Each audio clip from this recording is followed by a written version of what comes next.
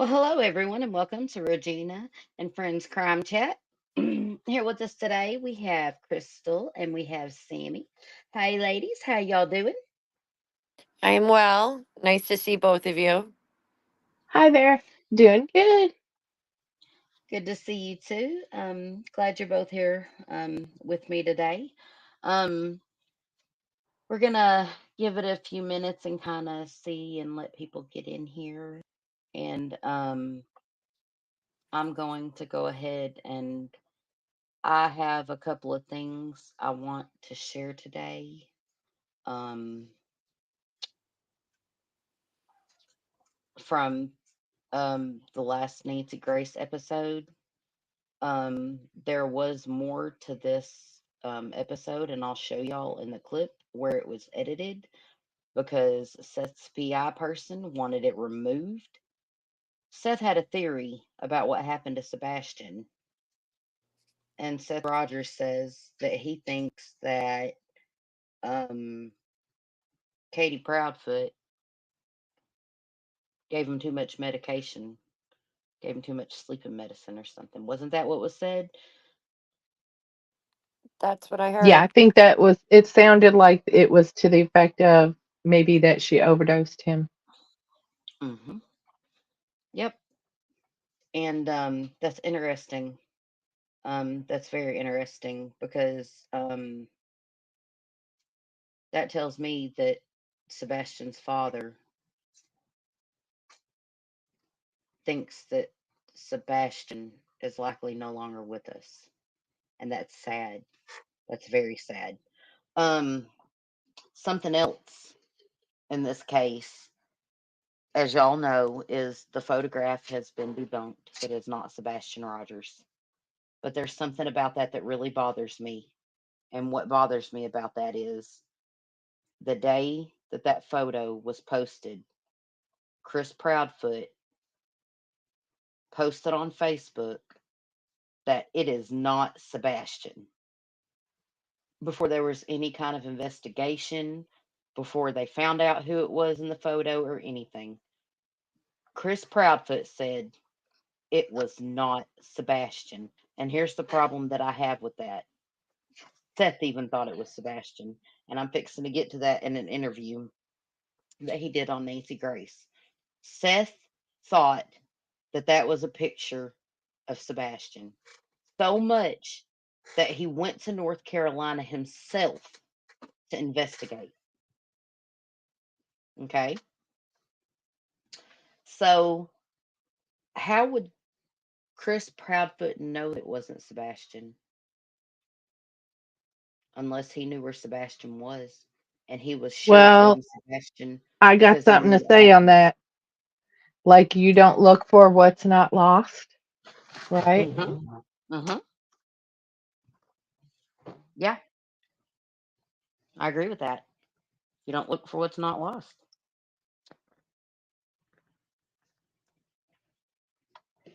Now, which also leads me to this. Why have not only they not searched for him, but if you'll remember, they've ran off everyone that's helped to search for him. Yep. They ran off JRL. They ran off CJ. They refused search dogs that TV and a woman helping search with search dogs that wanted to help search for Sebastian with the dogs that were Yep. approved by TBI.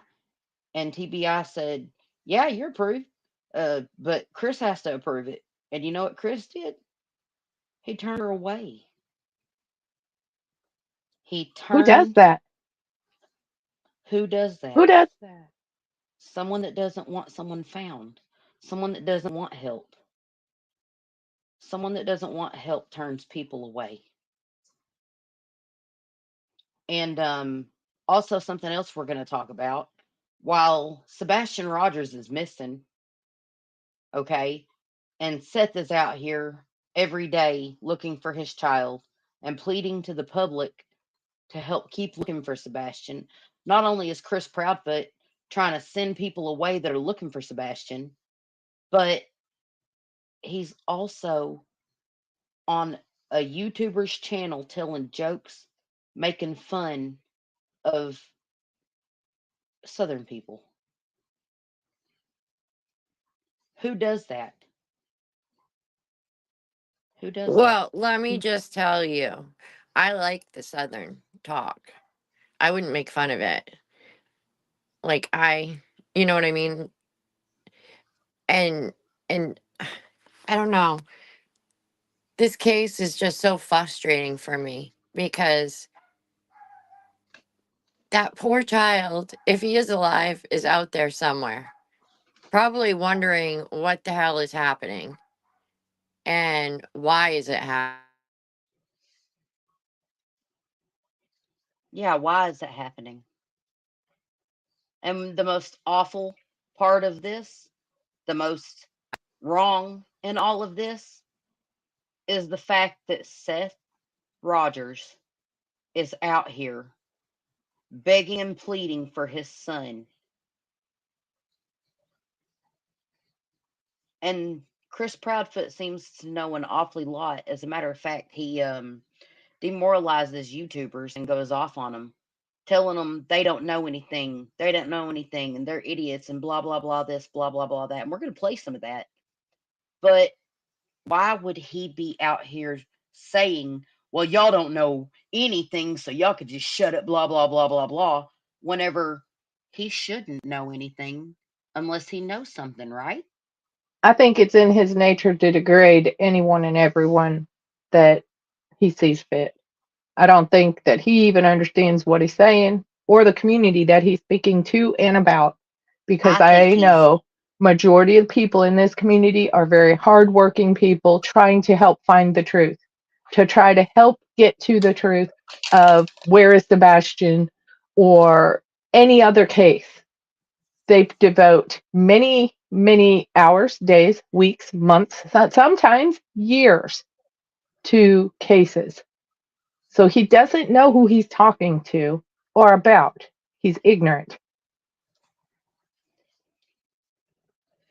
well. Do y'all remember in the first interviews with the Proudfoots where Seth said something about it taking 3 hours and like I think it's 37 minutes from doorstep to doorstep from where he was in Memphis to his house in Hendersonville?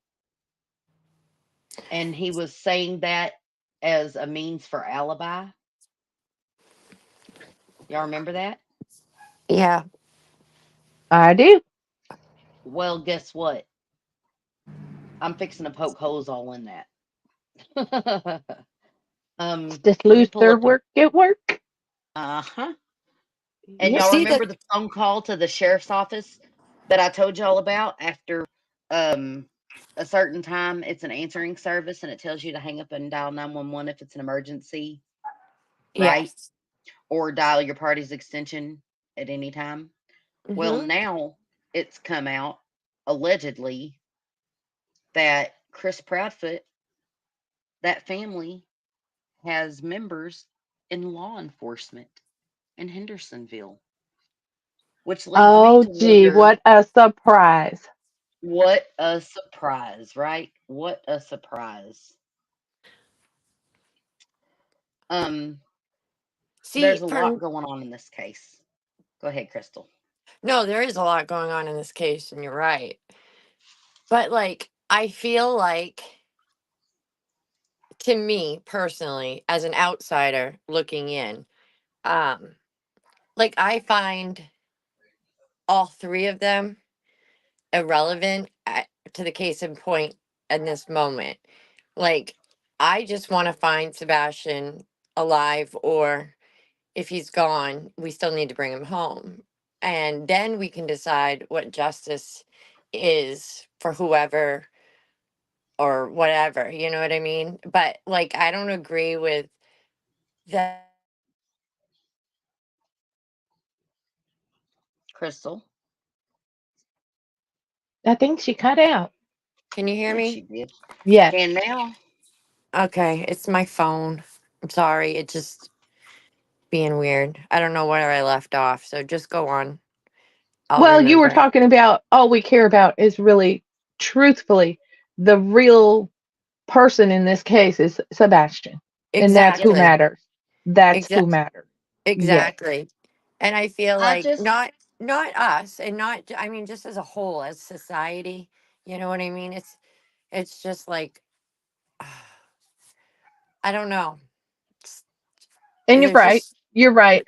But I'm sorry, I can't help but feel the way I feel because um, of the behaviors that I have seen come from these people are despicable in my book.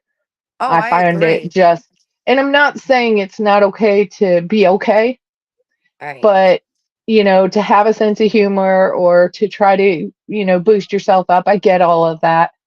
But something, it kind of helps if you're leading that charge to try to find your child.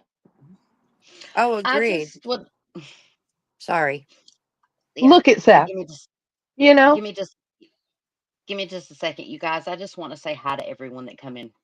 Um, I want to give a shout out to Low 12. Hey girl, it's good to see you. Um, she's one of our mods, and we have Paige. It's so lovely to see you. I'm glad you made it. And we have Sammy. Hi, Sammy. She's on panel with us. And Internet Waffles. Hello, hello. Nice to see you. I'm glad you made it. And we have Midwest. Hey, girl. I'm so glad y'all are all getting in here. I was wondering what happened to everybody. But I posted it earlier, and I think everyone was like, "Well, they're not live. Why?"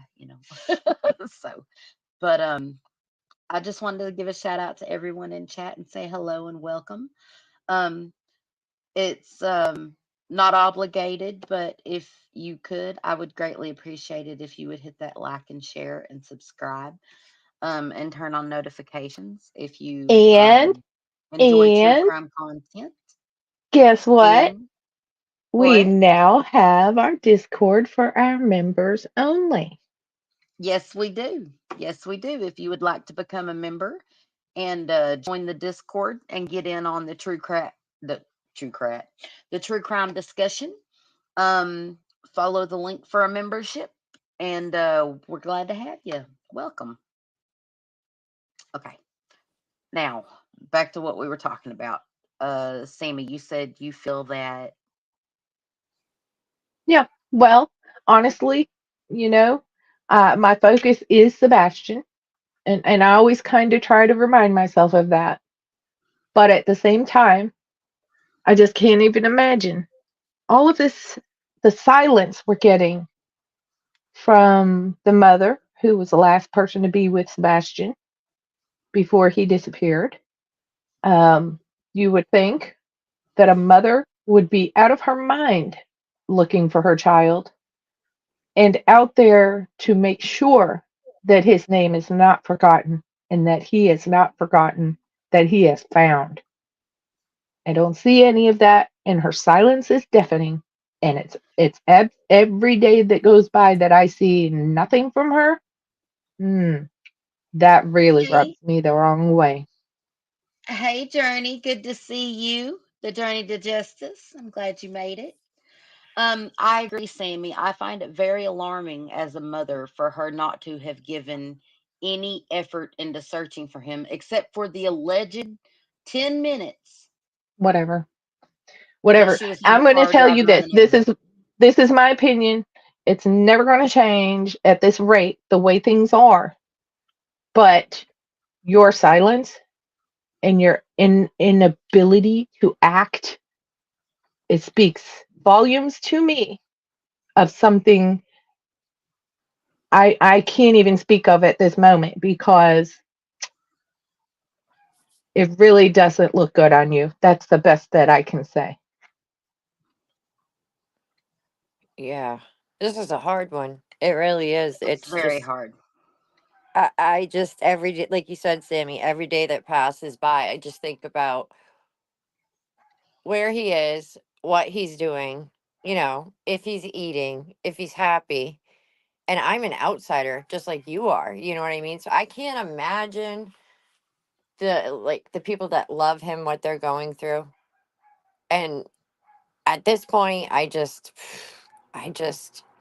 I don't know. I wish a miracle would happen and we could find him, because I think I lost hope when we found out that that photo was not him, because that was hopeful, you know? I think everybody had like a renewed hope, and then it was just very disappointing to find out that it wasn't him. Maybe, maybe, um, I'm a little bit of a pessimist in saying this, and I know it was not the popular opinion whenever I said it, but I always knew that was not a photo of Sebastian. I could tell from the boy's jawline and chin it was not Sebastian if it was a real photo. I even doubted it being a real photo. But I never, like, I prayed that it was Sebastian for Seth's sake, but I knew it wasn't Sebastian. The hair was too dark, his face was too long, his chin wasn't the right shape, his hairline next to his ear was too far back to be Sebastian's. Um, Anybody that didn't know Sebastian were basically guessing, and I get that because we Yeah. did not know him, and it makes it that much harder to determine or have an opinion about something like that. Hmm. But I was hopeful too. but Yeah. I didn't go off opinion of it wanting to be Sebastian. I didn't go off of emotion with that photo. I went off of it wasn't Sebastian because that's not what Sebastian looked like, and there were too many um differences in that photo and Sebastian. And See, I I pointed thought those. I noticed when you pointed out this, that, and the other about the length of the jaw and the narrowness compared to Sebastian's photos that we have been seeing that were him, and I could understand exactly what you were saying, but my thing was this: I was praying against all odds that was him for real, and that it was I just a wanted to be camera or an wrong. angle. Yeah, yep. Yeah. I wanted to be wrong more than I've ever wanted to be wrong. I wanted to be wrong for Seth's sake. I Hmm. wanted to be wrong for Sebastian's sake. But here's the thing. Now we know that the photo is not Sebastian Rogers. Without a doubt, it's not Sebastian Rogers. Right. Okay. And here's the thing. Where does that leave us? Right back at square one. And whether people want to like the Proudfoots, not like the Proudfoots, whether they think the Proudfoots are innocent or whether they think they're guilty. Let me explain this very, very simply. Katie Proudfoot, by her own admission, is the last person to see Sebastian Rogers alive. And whether she likes it or not, and whether Chris Proudfoot likes it or not, we have to start there with Bingo. them, period. That is the only way there is going to be any truth brought to light about Sebastian's whereabouts, period. And they know something because whenever that photo first got released, and this is before this is before I looked at the photo really closely. At first, I was like, that could be Sebastian, you know? It was before I really looked at the photo and compared Sebastian's photo to the young gentleman whose photo it was. And the family has requested not to show the photo, so I'm not going to show the photo. Um, but Oh, yeah. I you'll see totally. it. You'll see it in the Nancy Grace thing some. But I'm not gonna show the photo uh personally. You know what I mean? Like I'm not gonna pull it up and show it and stuff. But there was that hope for all of us that it was Sebastian. But before anyone could even get hope going, on Facebook, Chris Proudfoot posted, that is not Sebastian. Well, Hmm. you know, Hmm. Seth even thought it was Sebastian. And regardless, it was out of the hope for his son that it was Sebastian because he wanted Sebastian back so bad. or whether he, and I believe Seth thought it was Sebastian, and that's heartbreaking because it wasn't. But how would Chris Proudfoot know that was not a photo of Sebastian before law enforcement even knew that was not a photo of Sebastian? Because Seth, his own father, thought it was him. Unless Chris Proudfoot knew where Sebastian was, is the reason it couldn't be a photo of Sebastian. But I do have a question, real quick. Just Okay. looking at it from a different devil's advocate. I'm not.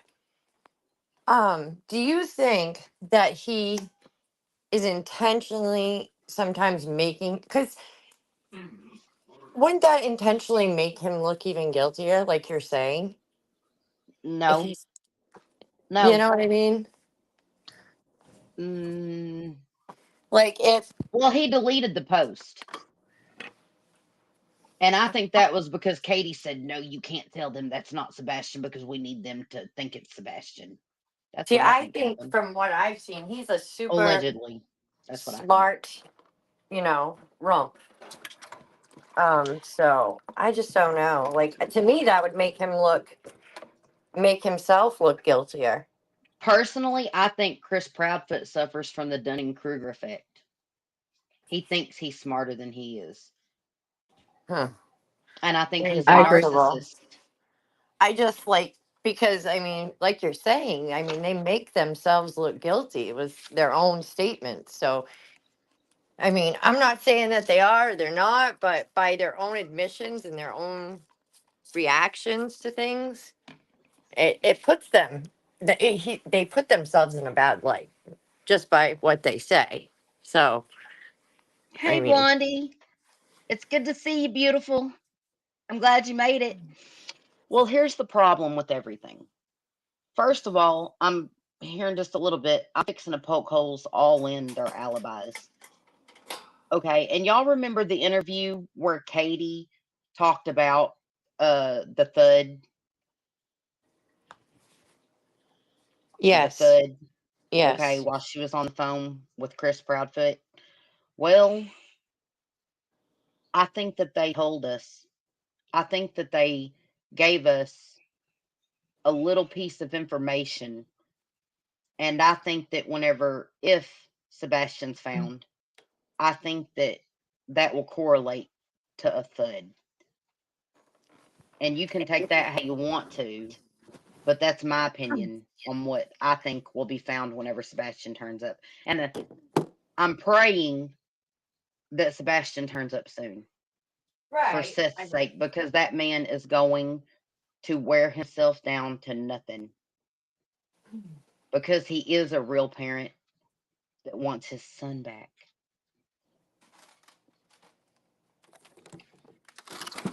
That's why he's out here searching every day for his son. No, I can't imagine. I really can't. I can't imagine being in that position. And my heart breaks for anybody that is going through this or has gone through it because it just, wow. It's a lot. And again, It we're is. outsiders, and we feel so many different ways about this and it affects so many people. I pray that he comes home. So, real quick, let me get past. Okay. Um, Nancy Grace. Nancy Grace did an interview, and Seth gave his opinion on what he thought happened to Sebastian, and he stated that he thought maybe Katie had overdosed him somehow on medication. Um, but the PI threw a fit and wrote a nasty message. It was on Twitter. Um, and I don't remember where it was on Twitter. Um, but in that letter, message, whatever you want to call it, he basically went off on the producers of Nancy Grace because they didn't delete that comment from Seth about what he thought happened to Sebastian. And now it's gone from the video. The video has been edited from Nancy Grace, and it's not on there anymore. And you'll see it in the video where it shows of the Nancy Grace interview, where it just goes to the Nancy Grace screen for a second during the interview, and you're gonna see it, but that clip has been deleted from the video, and that's what we're fixing to play real quick. We're fixing to play the Nancy Grace interview. Let me go ahead and get past the part about the photo. Let me get past that part real quick because we don't want to share that again. Let me just play this. Okay. Is pointing to any sign of Sebastian. That's pretty vague. Nothing credible is pointing to any sign of Sebastian. That's incredibly vague. It doesn't say this picture is a hoax, this picture is a fake, this is not Sebastian. They're not saying any of that. What do you make of that response, Seth? That they don't know what to say. Joining me, guys, also is Irv Brandt, renowned investigator, former U.S. Marshal Service, International Investigations Brandt, and author of Flying Solo, Top of the World on Amazon. Irv, thank you so much for being with us. Now, this is a conundrum. If this boy is Sebastian the way his father thinks that it is, I mean, look at it for Pete's sake. Look at the side-by-side, the chin, the jawline, the nose. That time. Let me get past this because we know it's not Sebastian. This is next. Nancy, I agree. I mean, the car is the most critical thing. If you can identify seeing him, and they may have, looked at that person, at that boy, at the people that he was with, and if a skilled investigator asks the right questions to these people, it can lead to crucial leads in this case. And Mr. Proudfoot, you have volunteered to take a poly? Yes, ma'am. If I were to set up a poly for you, would you take it? Name the place and time, ma'am. I'll be there. We all remember that moment when I put Sebastian's father, Seth, on the hot seat on national TV and asked him. Speaking of which, hey, Chris Proudfoot, if you're listening, you remember what you said about if there was a video of you tearing down flyers, then people needed to produce it to put up or shut up? Well, let me tell you something. You lied about taking a polygraph on Facebook, and we've already gone over that in a video. And you told Nancy Grace you would take a polygraph, and then you told Nancy Grace that TBI told you not to take a polygraph. Well, and now you're saying that you took a polygraph and passed it with flying colors? Hey, Chris Proudfoot, put up or shut up. Show the video or quit talking about it. Give us proof or shut your pie hole, because we're tired of hearing the circus and the rigmarole, Chris Proudfoot. Either you took a polygraph or you didn't. And the only reason you would be not willing to talk about a polygraph is because A, you didn't take it, and the reason you wouldn't be willing to show receipts that you took a polygraph is because A, you didn't take it, or B, you took it and failed it. Either which way, quit with all the lies and all the games and all the word salad. Put up or shut up, just like you said. Put the results up and prove it. Because let me tell you Come something. on. You're looking like a clown, Chris Proudfoot. You're looking like a clown. Okay. He's the Sorry. ass clown from the ass clown posse. Oh. All right, here we go. Would he be willing to take a polygraph? He said yes. He did take a polygraph. Straight back out to Seth Rogers. Joining us is Sebastian's father. And now joining us is a renowned polygrapher, Kendall Schule, former head of the entire FBI polygraph program in D.C., former special agent with the FBI in D.C. He is at Kendall Investigations. Also joining us, Tony Mathis, who is helping Seth Rogers as he walks this very, very rocky path. First of all, let me just get this out of the way. This is a yes/no, Kendall Schule. Did Seth Rogers pass his polygraph? Yes, he did. Okay, Seth Rogers, tell me about going and taking the polygraph. We want to hear every single word because I've got a stack of nasty online posts about you failing, about you not going, blah, blah, blah. A lot of trolls chiming in. Let's get to the truth of that polygraph. Seth, what happened? I showed up early for the polygraph. Mr. Kendall contacted me and told me that he'd be there well before the time that we had stated. So I showed up and I sat in the chair and let him attach those things to me and took the polygraph. Yeah, Have you ever he had a polygraph did. before? No, ma'am. And what kind of questions did the polygrapher Kendall Schewel ask you? If I had ever wanted to harm anybody, if I ever wanted to hurt my son, if I'd ever hurt my son, if I'd ever had anything to do with his disappearance. Hello, Eastern girl. Good to see you. Thank you for Question. joining us. You said they hooked you up. What do you mean by that, Seth Rogers? They put things on my hands. They wrapped cords around me. Um, they had a blood pressure cuff on me to measure my blood pressure, measure my heart rate, my breathing rate, things like that. How long did it take? It took a minute. It took 60 seconds. Could you be precise or more precise? How long do you think it took? We were there for 3 hours, 4 hours. That's about right. It's not easy. Okay, sit tight, Seth. And again, thank you for being with us. Out to Kendall Schewel, as I told you, former head of the entire FBI polygraph program in DC. Kendall, thank you. When we put out the word that Seth Rogers would take a polygraph, we contacted you because of your reputation. You quickly agreed, and I thank you for that. Again, this was not free. He was paid to do the polygraph. He owes nothing to.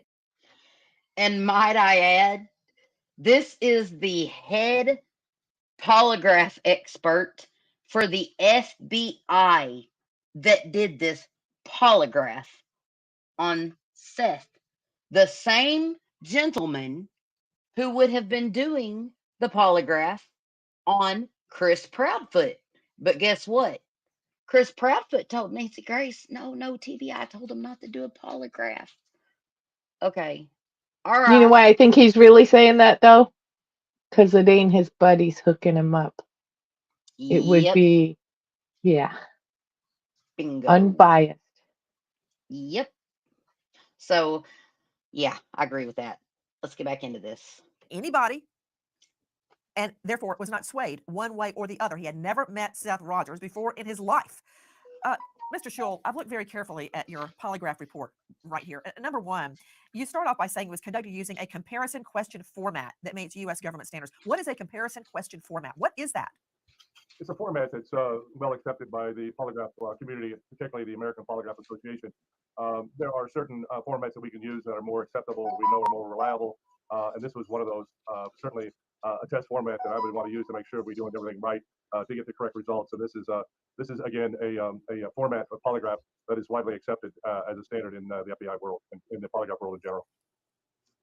Now, you also state that you used state-of-the-art Lafayette LX6, the computerized polygraph system. And I'm wondering, is that, for instance, when you get on an elevator and you see the last time it was inspected and you see the type of elevator it is, or you take a mammogram and you see the last time it was inspected and the type of equipment, machine that's being used. So you say the polygraph charts were evaluated, the data was collected using state-of-the-art Lafayette LX6 computerized polygraph system. What is that? And please, dummy down for me. I'm just a trial lawyer. And there are several companies that make polygraph equipment.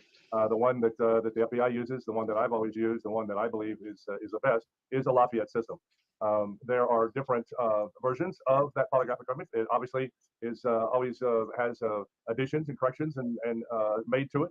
I started out with an LX4, I believe it was, went to a 5, and then the latest state-of-the-art equipment that Lafayette currently makes is the LX6, and of course we keep up with the proper software that's required as well. But that is the state of art. That's the best polygraph instrument, I believe, that is out there in the polygraph world.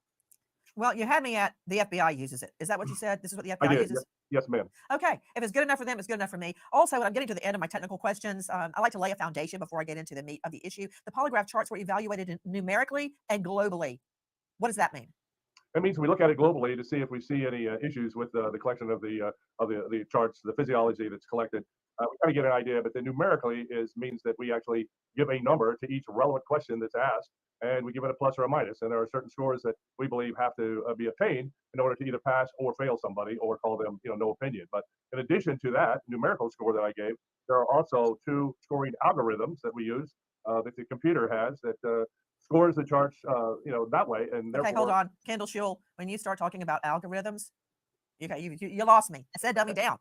You also said I love this opinion Nancy. is applicable only to these questions, not to be construed as an assessment of Seth Rogers' truthfulness in other areas. That makes sense. You also state there are 3 outcomes. 1, deception indicated. 2, no No deception. opinion, and the other is no deception indicated. Correct? 3 choices, right?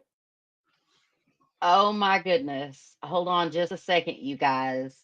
I have to shout out our girl, Low 12. Oh my goodness. You didn't have to, but Low 12, thank you so much. Like, I can't thank you enough. And that is so Yay. generous of you. Low 12 just gifted 10 memberships, you guys. Congratulations to all of the new members who got gifted memberships. And we now have a Discord for members only. And the link for the Discord is on our members only community page on YouTube. So, welcome to the Crime Chatters team. We are so glad to have you. And Low 12, you are so amazing. And thank you so much. That is so generous of you. Thank you. So, give me just a second because now I got to do this um, real quick. Um, let me see here. Let's go to. Give me just a second, you guys, and let me do this. Let me pause this. No sound. Pause. And here we go.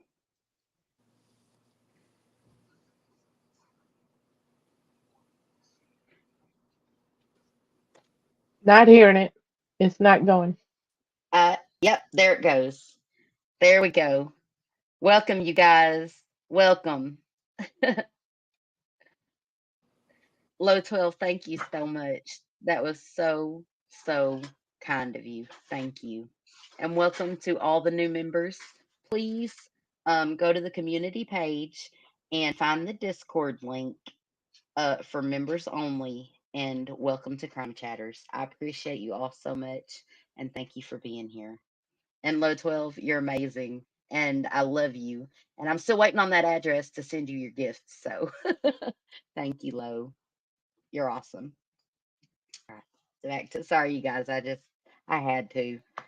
Lo is our head moderator, and we appreciate her so much for all she does. She's always getting the word out there and promoting the channel and her heart's in it.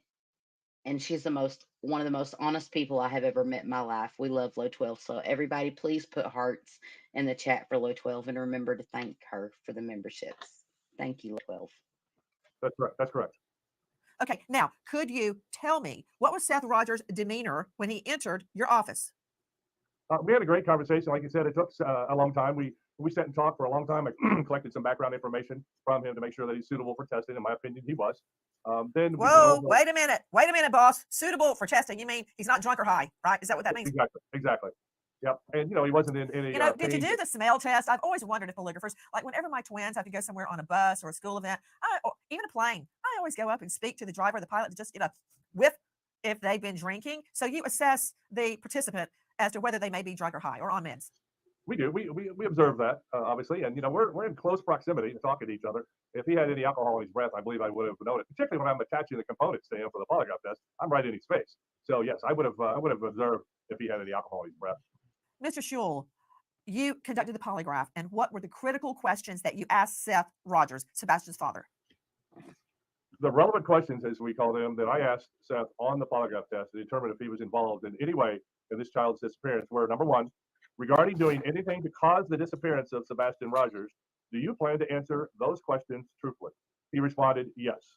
I then asked him, did you do anything that could have caused that boy's disappearance, who we discussed today? The answer was no. And the third question was, were you involved in any way in the disappearance of that boy who we discussed today? He responded, no. Yes, sir.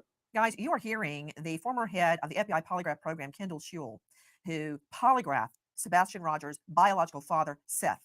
Now, before you ask these 3 questions, do you plan to answer truthfully? Did you do anything that caused Sebastian's disappearance? Were you involved in any way in the disappearance of Sebastian? Before you ask those, I assume you asked several lead-up questions to get a barometer of how the polygraph would respond to Seth Rogers, correct? There were Regina, what we call control questions. They might be, are we in the state of can you hear me? Yes, I can hear you.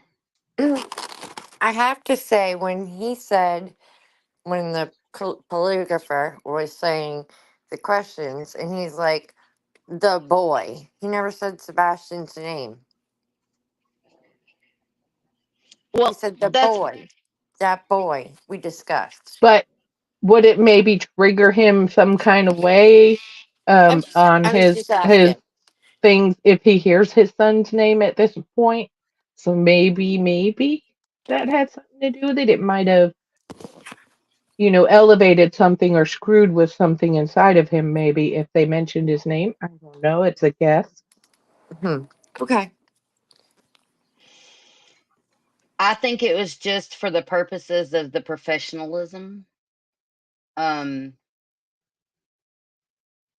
because he's repeating what he would have said during the questioning. And if Oh, they had been yeah, they talking said about, he didn't know. He didn't know the Seth Rogers, and Sebastian Rogers. And I bet you that was just part of the non-biased question. Like it was yeah. that's what I'm thinking. That's what I'm thinking. Okay. If that makes sense. But good question, Crystal. That is a good question. I'm glad you asked it. Thank you. You're welcome, sweetie. Tennessee? Is today Wednesday? Those sort of things. And those are the control questions that we get where we know he's telling the truth. Seth Rogers agrees to take a polygraph exam if Nancy Gray sets it up for him. An appointment is made with an established polygrapher. Seth Rogers is asked many questions, such as, did you do anything that could have caused that boy's disappearance? And were you involved in any way in the disappearance of that boy? In both instances, Seth Rogers said no. Based on a review of the physiological responses recorded at the relevant questions during the polygraph exam, in the opinion of the examiner, Seth Rogers was truthful. No deception indicated. With us is Seth Rogers, Sebastian's biological father. Okay, we're fixing to get to my favorite part because Nancy Grace is fixing to pull out some stops, you guys. She fixing to woohoo. I love Nancy. Okay, sorry. I'll just let y'all. We'll get Father. yeah. Also with us is the polygrapher who took the polygraph, Kendall Schule, and Tony Mathis, who is helping Seth weave his way through this very difficult time in his life. And Mr. Schule, let me ask you one more question. Isn't it true that you attempted a polygraph on Seth Rogers before this polygraph? I believe we tried to set one up, but it didn't go through for some reason. That he wasn't ready to take the test. Back to Seth Rogers. This is Sebastian's dad. Isn't it true, Seth, that you tried to take the polygraph a time before this one and it didn't work? What happened? I was on prescribed medication for nerve. I've got a pinched nerve in my C5 and C6 that caused me pain down my right arm. So they put me on prescribed medication for dealing with the pain and trying to get it to relax. What med was that? It was cyclobenzaprine, which is a muscle relaxer, and gabapentin, which is a nerve blocker. I happen to know a thing or two about these medications that he's talking about because my husband has a shoulder injury and was on these medications. They can actually interfere with a person's mood and heart rate and all kinds of things. And that's the reason that the first polygraph was no good. Yeah, well, Because they he was wouldn't on let him take it being on a muscle relaxer, you think? right, but that's the reason it was this. It was no good because he was on medication. Yep. So, yep, and his mother had made a post about that. If y'all will remember, Seth's mom did about the polygraph being inconclusive and it was now we know it's because he was on medication. And in this second polygraph, as you're fixing to hear, he was not on any medication. Yes, Eastern Girl, absolutely. Yes, they can. Seth, you have been the subject of so much hate online. I don't understand it. I've got a stack printouts of what people have put on Insta and Twitter and Facebook and blah, blah. For instance, Get this them, one says, Nancy. we had a meeting this evening, and one of the moms, her daughter is an intern and works with Nancy Grace. She said a rumor is that Seth failed the polygraph, total fail. And now Nancy's team is doing damage control. Nancy was cussing because she was in a, quote, pissy mad mood. She told them polygraphs are not reliable. And so we have to be fair and say it's inconclusive. Nancy's team was mad. They don't like him because he was rude not long ago, and they refused to cover for him. This doesn't, we don't have an intern, but this doesn't even make any sense. We knew all along from the beginning that Kendall tried the poly, that you were on the muscle relaxers, and you volunteered to do it again. All of this is true. This is just one of hundreds of people attacking you. Why, Seth? Why? Why do people get death threats for looking for their kid? Kendall Shule, again, did you find Seth Rogers to be cooperative? I found Seth to be extremely cooperative. He did everything I asked him to do. There were absolutely no problems with the interview that we had, as well as attaching the components and getting good physiology to show that he showed no signs of deception on this polygraph.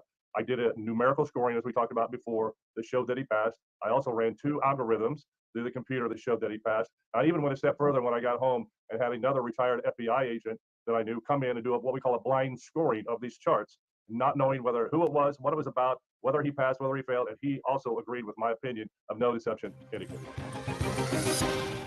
Over 2 months into the search for Sebastian Rogers, a hope for a lead comes out of the town of Goodlettsville, Tennessee. Could a pair of pants found about 12 miles north of Nashville be related to Sebastian Rogers? It hasn't been disclosed where the pants were found.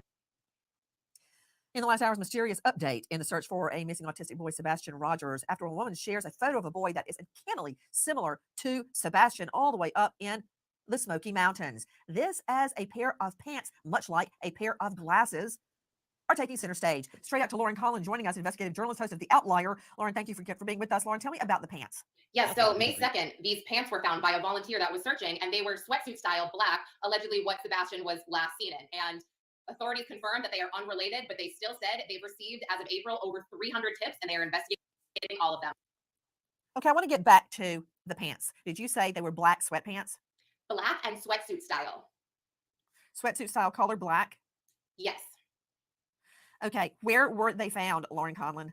So it has not been disclosed exactly where, but Goodlettsville, it's 12 miles from Nashville. It's part of Sumner County and Davidson County, Tennessee, depending which side you're on. So it's kind of nearby Sebastian's home.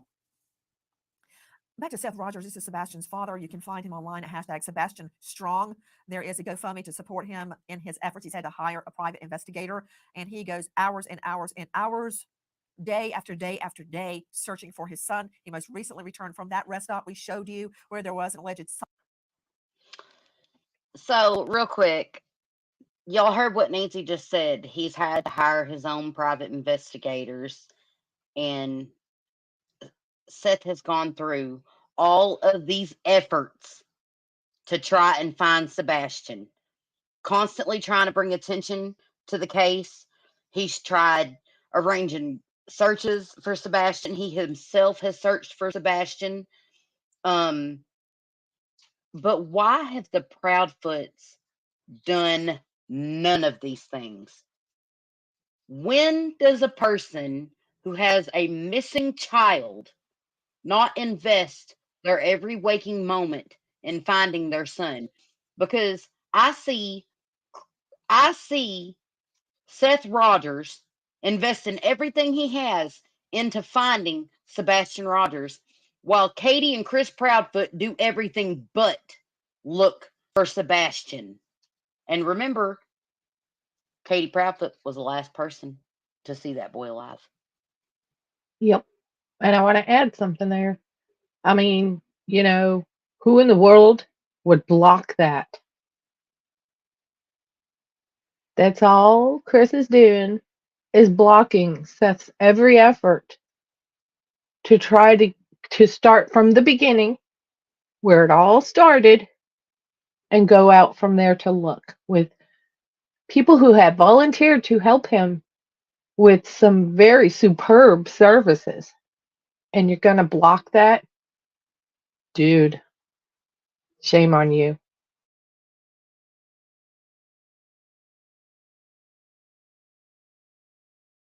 Yes. Yeah. Running people off, not letting search dogs look for Sebastian. You know what I think? people that don't want people helping search for a missing child either have something to hide or they're just mean, nasty, evil people that don't care about that child.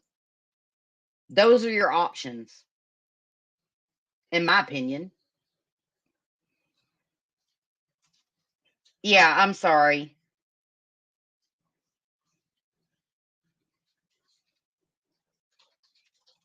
Oh no, I do. What do I have? Look at your Oh, hashtags. I see it.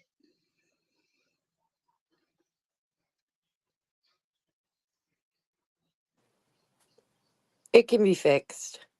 No, it's okay. It was a typo. Low 12 did a typo. It's okay. It's okay. No biggie. Yeah, no biggie. Oops. Oops. It's okay. Yes, all of these searchers have been exactly low 12. All of the people who have tried to help Seth search for Sebastian have been ran off. All of the YouTubers and whether or not you have something against YouTubers or not, any person that is willing to go help find a missing child, whether or not they're recording it to put it on their channel or not, any person that has their eyes open and boots on the ground trying to help look for a missing child, I would not care if I was a mother if they were getting views on YouTube and money from it or whatever from posting that search. All I would care is that you know what? They were there helping search for my child. So why does Chris Proudfoot and the Proudfoots want to and the Bowers as well, because they're the ones that were literally chasing JRL, if y'all remember. Okay. Why are they so invested on not letting search dogs look for Sebastian near their property? Why are they so invested in running off these searchers and these teams of searchers and everyone that is trying to help Seth find Sebastian? And why did the Uvalda group, why did they say they would no longer be offering their services in the search for Sebastian because they believed the Proudfoots knew what happened to him? Y'all remember that? I do. There is more going on here, and I did not want to be the one to say this, but I'm going to be the one to say this now.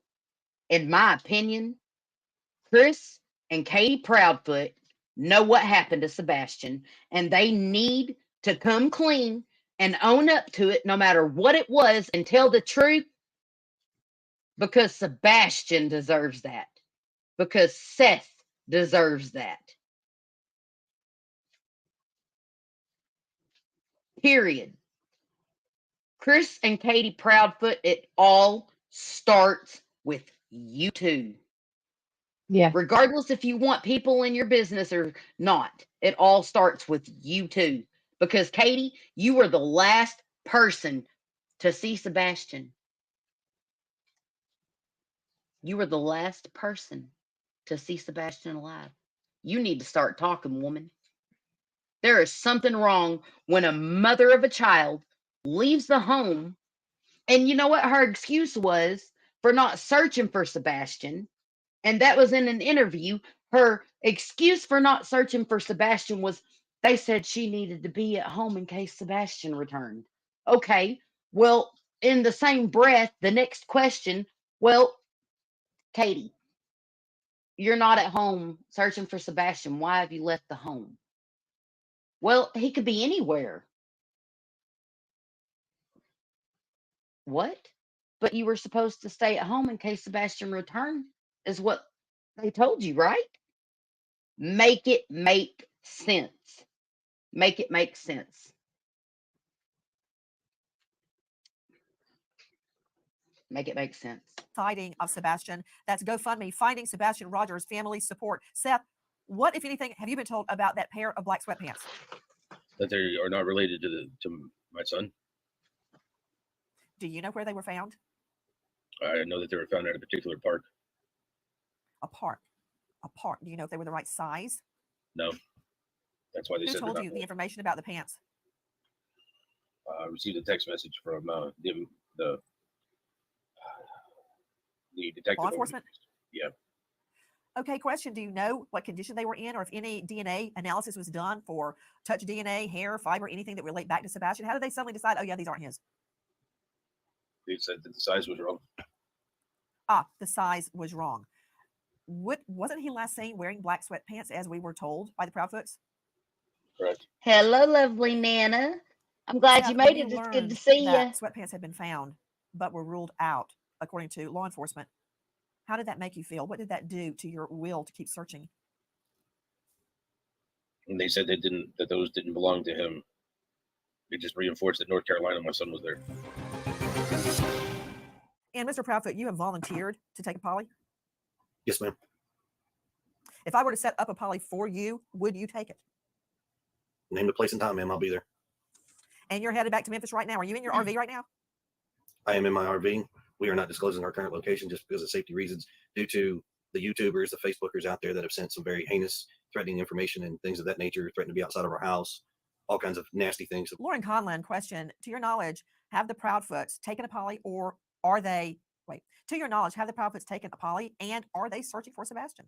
Well, Katie Proudfoot announced pretty early on that she did take a polygraph and she passed. As far as Chris goes, I cannot say that.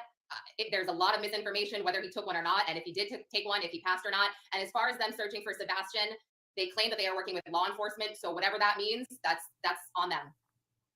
To Seth Rogers joining us, Sebastian's dad. Seth, how do you keep going with all of the hate, which I don't understand where that's coming from? How do you even put one foot in front of the other looking for your son? He's my son. They're not going to stop me from looking for him. The world's full of hate. I choose to ignore it and look for the good. Finding my son is the good. If you have information or think you have information regarding the whereabouts of Sebastian Rogers, please call 1-800-TBI-FIND, 1-800-824-3463. We stop and remember police officer Joshua Iyer, just 31. He was gunned down with 3 others trying to serve a warrant in Charlotte, North Carolina. A military vet, he leaves behind his loving wife, Ashley, and 3-year-old son, Andrew. American hero, Officer Joshua Iyer. Thank you to our guests. Thank you to MSM, but especially thank you to you for being with us tonight and every night as our prayers continue for the safe return of teen boy Sebastian Rogers. Nancy Gray signing off. See you tomorrow night, 6 to 9 o'clock sharp Eastern. And until then, good night, friend.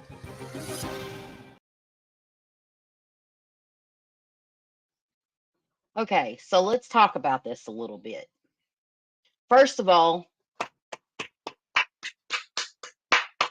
bravo to you, Nancy Grace, for putting the people that were full of spit about Seth failing the polygraph to shame. Bravo to you, Nancy. Bravo. Go ahead, Sammy. Sorry. Nope, I just said thank you. Yep. Yep.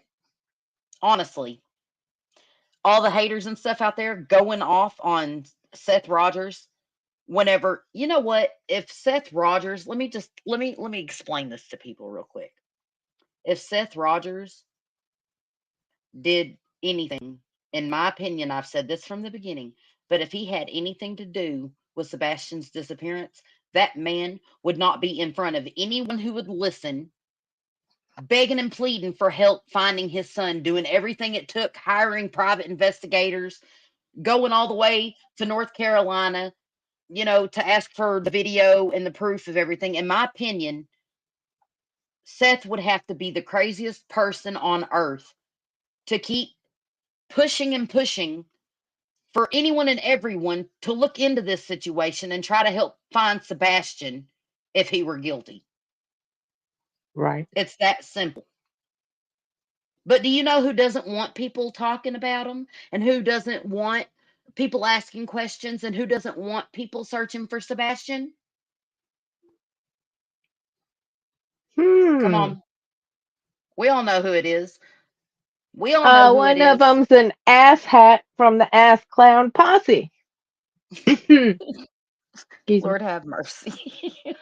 Every time you say that. Oh. Seriously. And do you know that he went on another YouTube channel and was telling jokes and making fun of people, hillbillies and stuff, and being all goofy and acting funny and telling jokes, whatnot. But he was Y'all, supposed I heard y'all Yes. y'all aren't gonna believe this. I heard he had a voice changer. Oh my Lord. It was ridiculous. It was absolutely ridiculous. While a 15-year-old child is missing and the biological father is breaking his back every day to try and find his missing son, Chris Proudfoot, and I'll just say the name, goes on Cluminati's channel, and Cluminati entertained this, which I'm sorry, Clue, but that was kind of, yeah, I that was in my opinion, sorry, Clue, that was in bad taste. That was in bad taste. To let him sit there and go on and ramble on and laugh and tell jokes while a child is missing. Who does that? Who does that? I've only seen one person ever pull some stuff like Honestly, that. honestly, who does that? The ass hat from the Ass Clown Posse. So Yep. I'm glad she got the footage though, honestly, because this shows more true colors. Yeah. Yep. But speaking of Chris Proudfoot's true colors, I'm gonna play it fast, on fast speed real quick. But there's something else I want to show y'all. And this was from whoop, that's not it. Let me find it. Hold on just a second. Oh, here we go. Chris Proudfoot talks a whole bunch in this interview. Now, I'm not going to play the whole interview. I'm only going to play parts of it. But I want y'all to listen to what he says because I believe in this interview, he told some truths that were unnoticed, if you will. So I'm going to play that real quick. Let me make sure the speed. We're going to go to 1.5 because Chris Proudfoot talks a whole bunch. So here we go. It causes speculation, and it causes people to call in tips that don't mean anything, that you're taking sources away from the investigation because Joe Schmo down the street thinks that my family owns a cemetery. We own a funeral home. Like, where in the hell do you get up with this stuff? Not you. I'm saying the public.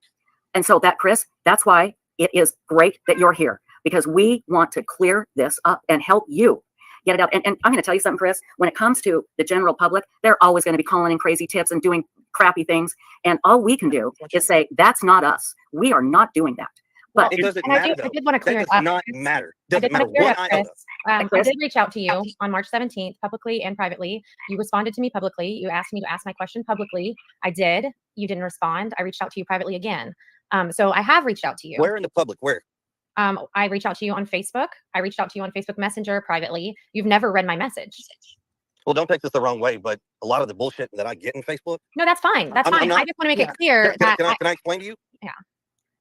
You send me messages along with thousands of other people. I understand that. And that's why I took it public. And you did respond to me and asked me to ask my question publicly because you wanted whatever answer you were going to give to be public to clear it up. What was the question that you asked me? Since I neglected your question. And that's not what I'm question? saying. That's not what I'm saying. I want to make it clear that I haven't not tried to reach out to you. And Chris, I know you're mad. God, I can feel it. I can hear it. And I understand it.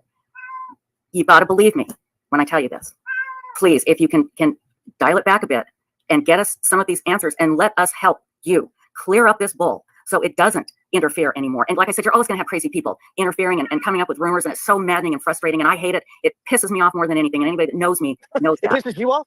You're not in our shoes. I know. You haven't been in our shoes. Okay, well, you don't know that, but I haven't been in your shoes and missing a child, no. But believe me, I can understand what you're going through, and what I'm saying is we can help you, Chris. We can help you, all right? Anybody here in this chat that asked about the cemetery, it's because somebody else brought it up. Just tell us. Exactly. And my question comes back to, where do these people come up with this crazy crap? That's $1 million question. I don't know. Yeah, online. Let's clear it up. let's clear it up for you. Let us help you. I believe, Chloe, you're saying online. Is that what you're saying? No, I'm sorry. I said that. There's a lot of Stacey. crazy. Okay, let me pause it right there for a minute because I want to explain something. Can I say something real quick? Is Yeah, go that ahead and cat on the video? yes, Because it's on the okay, video. It's for on the the love video. of God, I'm looking around. I'm trying to figure I out did who's the crying. same thing the first 2 times I watched the interview because I have a Okay, cat. I just wanted to So, make sure I yes. wasn't losing it. Okay. And something else I'd like to say. Why is Chris Proudfoot going on these different YouTube sleuth channels and web channels and all that, talking about the things that are not true in the case that we all know are likely not true and misinformation? Why? In my opinion, it's so he doesn't have to talk about the truth. And the way he behaves here in just a second is going to back that up. Don't just take my opinion for it. He He is, never really ever just answers the question. well, he does, but he only answers the questions about stuff that is utter bullcrap.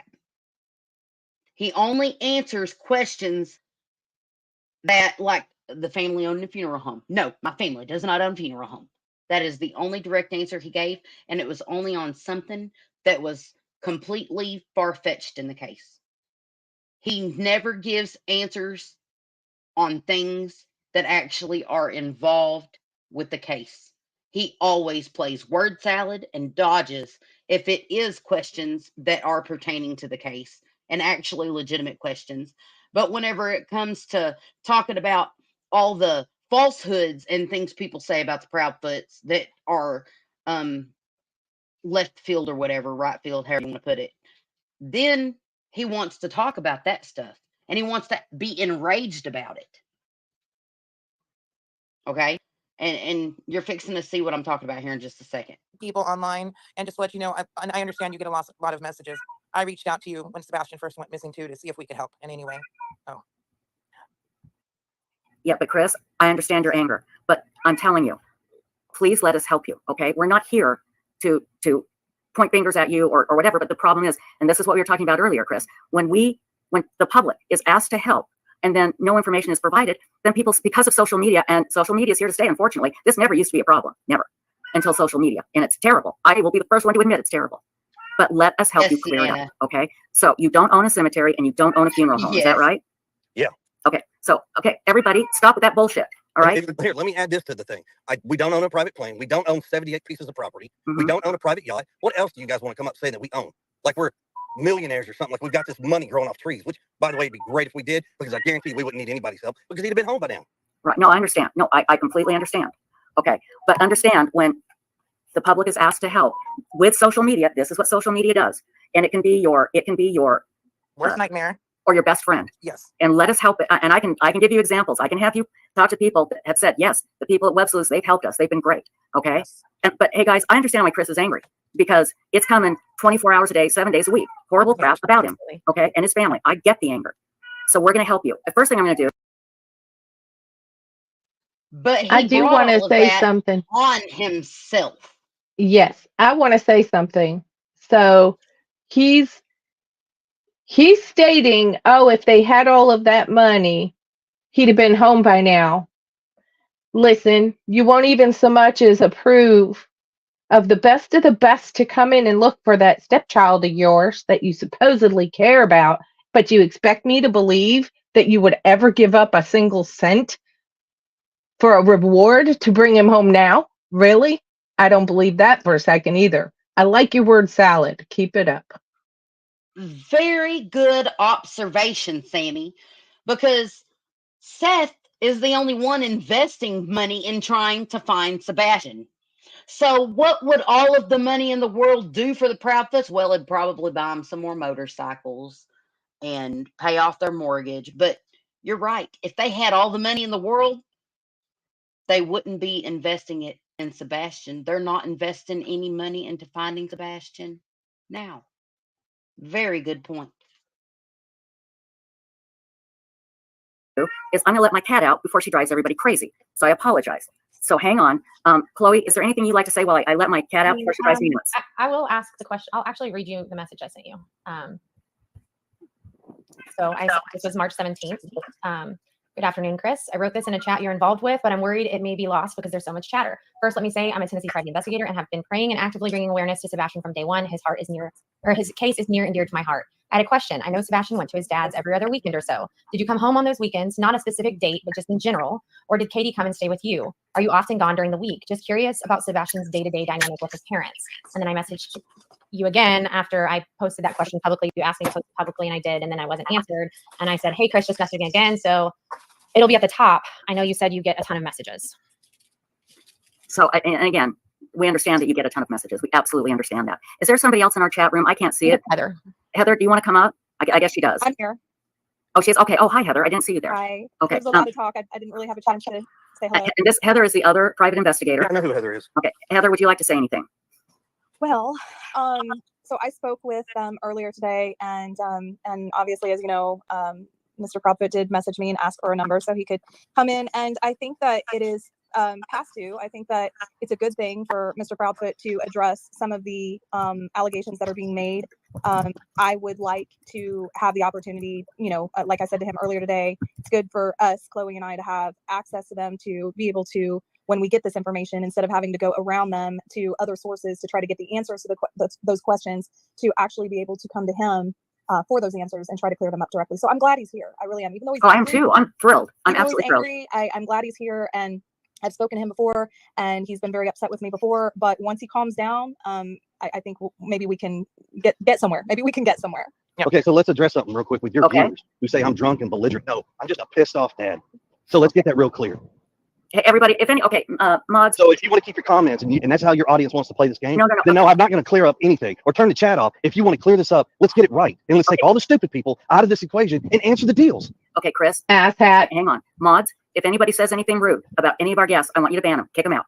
Okay? It's like this. If you ain't got nothing factual about me to say, keep your mouth shut. Well, okay, but Chris, they don't know if it's factual. Exactly. So that's the best recommendation I can give them. Well, but they want to ask questions, and let me tell you why. Questions are one thing, not a statement where I'm belligerent and I'm drunk, because guess what, folks? I could read the comments that you post. I know. And I'm telling everybody, if anybody says anything rude, they're booted from chat. Mods, if you could boot them. Stacy, could you get Ping over here to help us? Anybody? And the other part of this is if it's nothing in regards to Sebastian, I really don't give a shit, people. No, and I agree, Chris. And I mean, I don't know if you heard, I didn't want to discuss. Oh, I asked a lot of questions and she wouldn't discuss it. Absolutely. I think it's semantics at this point. He's been missing for 2 months, and I don't know how his bathroom habits are going to help me find him. Exactly. Mind you that children with autism do have bladder and bowel movement issues to control themselves, but I'm not really worried that people can't read and do their own. Well, but Chris, let me tell you, I mean, I'm not going to sit here and care about that either. Let me tell you why that was brought up. Okay, it's because of what said. I would just like to say something about that right there, because I have an autistic child and he has no trouble controlling his bladder or his bowel movements, and he hasn't since he was fully potty trained. The only time my son has ever had any kind of accidents or anything after he was potty trained, whenever he was younger, was whenever he was completely stressed out. That's it. That's it. And that time I can specify, because they had switched his medication, and the medication that they put him on was making him have nightmares so bad he was afraid to get out of bed and go to the bathroom. What did I do? I took my child back to the doctor and said, put him back on the medication he was on, because the medicine that he's on now, I refuse to give to him anymore, because it was making him have severe nightmares. But I do not agree that all autistic children have bowel and bladder issues. That is incorrect. Completely incorrect. And for him to categorize all autistic children as having bowel and urinary issues is ridiculous. It goes to show what you know, Chris Proudfoot, which apparently ain't much. Or do you know more than everyone else? And is that why you are berating everyone who has an opinion on it and telling them they're stupid, they don't know anything, because you have all the answers? Do you feel mighty and powerful having all of the answers and berating everyone else who doesn't have the answers for having questions? Yeah, that's exactly what you're doing. In my opinion, that's the reason you're doing it too. Seth said. Seth said at his Yes, house he didn't yes, need you it. are correct. No, you are correct. You just hit the nail on the head. Mhm. You just hit the nail on the head. Seth has opened his mouth. He has said a lot of things he probably shouldn't. And he needs to learn how to close it because, quite honestly, none of that has anything to do with finding Sebastian. Right. And you know what? But Chris, let's keep it that way because Seth has said he is not going to do that anymore, and he hasn't. Bullshit. Let me explain to you why. That Okay. that Sunday when I went to that vigil and spoke to Seth very calmly, very respectfully, we were having a good conversation while everybody stood behind me and was snapping the little pictures and stuff. Heather came up in the conversation. She saw us. It was not a aggressive conversation. It was actually a good one. Mm-hmm. But see, it That's wasn't 3 something to hours say. later. Seth was on YouTube on somebody else's show, sitting there. He's blaming. So you're the stepfather, and I'm sorry, Seth is the biological father. You don't have the right to shut him up. Sorry, man. That's wrong. You're trying to Thank you. intimidate him too. It's Yep. wrong. He's the Yep. daddy. I completely agree with that. And here's something I'd like to add to that, Sammy. I think it's very important for Seth to tell us what was going on in Sebastian's life because I Exactly. think from the beginning, Seth knew that I whatever know there's some happened to stuff he's Sebastian, finding out. I'm hearing that there is stuff he's finding out now for the first time, some of it. So yeah, I totally understand. yep, yep. There's also a court hearing coming up for Nina and Chris Proudfoot, and I'm going to share that with y'all here in a little bit. Let's just say that the witness list for Nina has shortened. It's been edited. You know why? Who is missing that Nina in her interview said was supposed to testify in the custody hearing? Oh, a Sebastian. 15-year-old autistic child named Sebastian Rogers. Rogers. Bing bong.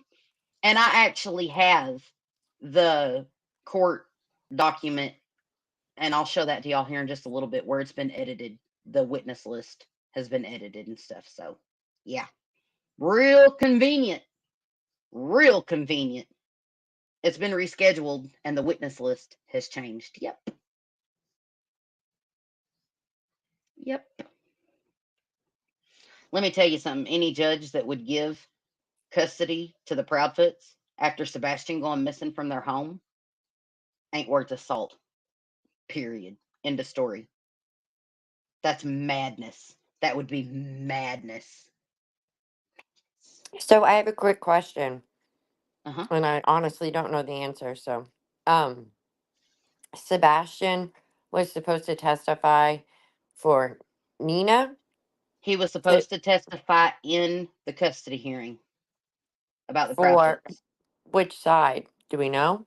Nina said that he was supposed to testify about the Proudfoots in her interview. Okay. Okay. Sorry. I just didn't understand that. So thank you for the clarification. Hello, Angela Lester, and welcome. Good to see you. I'm glad you're here. We appreciate all of you for being here. And it's good to see you all. Thank you. I agree, Angela. Everyone failed Sebastian, even CPS. Even CPS, because you know CPS never even reported to Seth the allegations against Chris Proudfoot. CPS, the only person that I don't think let Sebastian down was Seth. I don't think Seth let Sebastian down. I don't think Seth had a choice after the allegations were made against him of the abuse. And that, the judge said, well, y'all go out in the hall and work this out. Y'all remember that? I think Seth has done everything in his power for Sebastian, but I think he is the only one.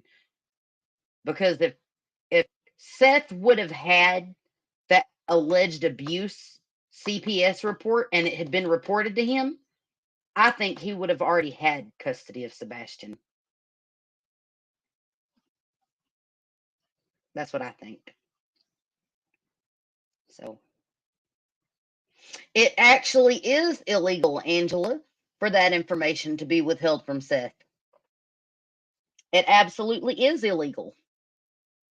And if I were Seth Rogers, I would be filing a lawsuit against CPS in a heartbeat. In a heartbeat. Yep. So, all right, let's get back into it because I want y'all to hear more of of Chris Proudfoot. Katie, my wife, for Sebastian's disappearance. Now, unless you got cold hard facts, which you don't.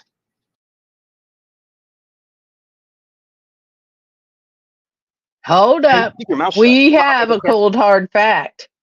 We do have a cold hard fact that points the finger directly at her. That is that she's the last person he was seen with, that was around him before he vanished. Oh. Exactly. Exactly. And that is a cold, hard fact. But let's get back into it because he's fixing to say something else, and I think he answers why he acts this way and his behavior completely. So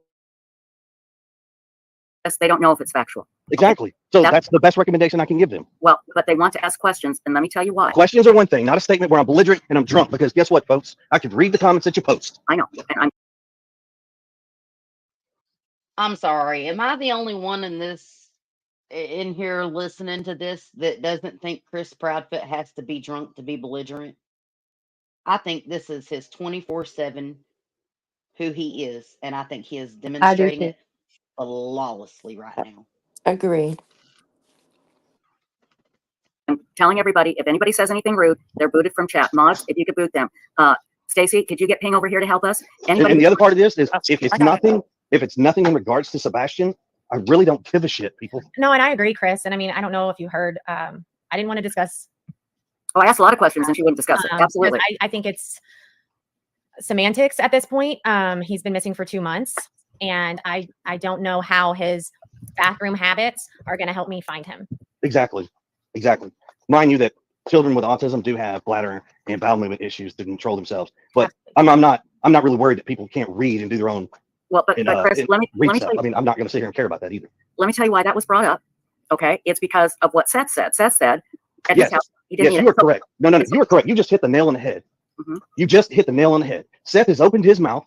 He has said a lot of things he probably shouldn't, and he needs to learn how to close it, because quite honestly, none of that has anything to do with finding Sebastian. Right, and you know what? But Chris, let's keep it that way, because Seth has said he is not going to do that anymore, and he hasn't. Bullshit. Let me explain to you why. That Sunday when I went to that vigil and spoke to Seth very calmly, very respectfully, we were having a good conversation while everybody stood behind me and was snapping the little pictures and stuff. Heather came up in the conversation. She saw us. It was not an aggressive conversation. It was actually a good one. But see, it wasn't 3 hours later. Seth was on YouTube on somebody else's show, sitting there. He's blaming Katie, my wife, for Sebastian's disappearance. Now, unless you got cold hard facts, which you don't open your mouth. Because all you're doing is making an ass out of yourself because you're assuming. Say that everybody is grieving and handling the situation differently. I won't comment on if I agree with any of the ways that people are acting at this point.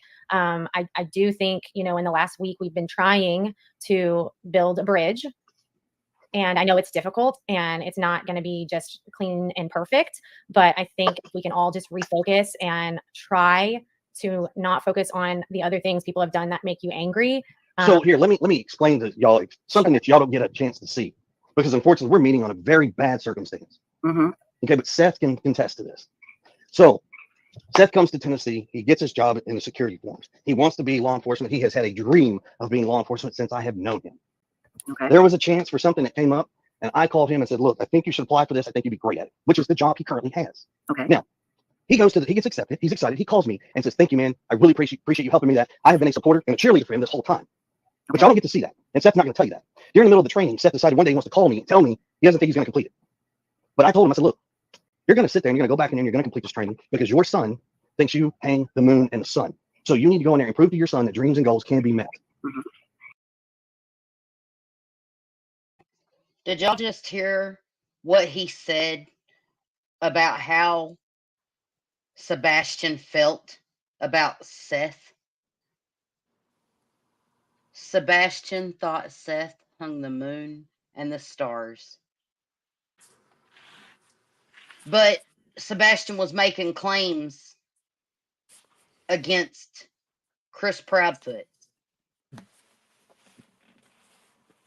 That should tell y'all something right there about the difference in the way Chris Proudfoot treated Sebastian and Seth treated his son. Right there. That should tell you the difference.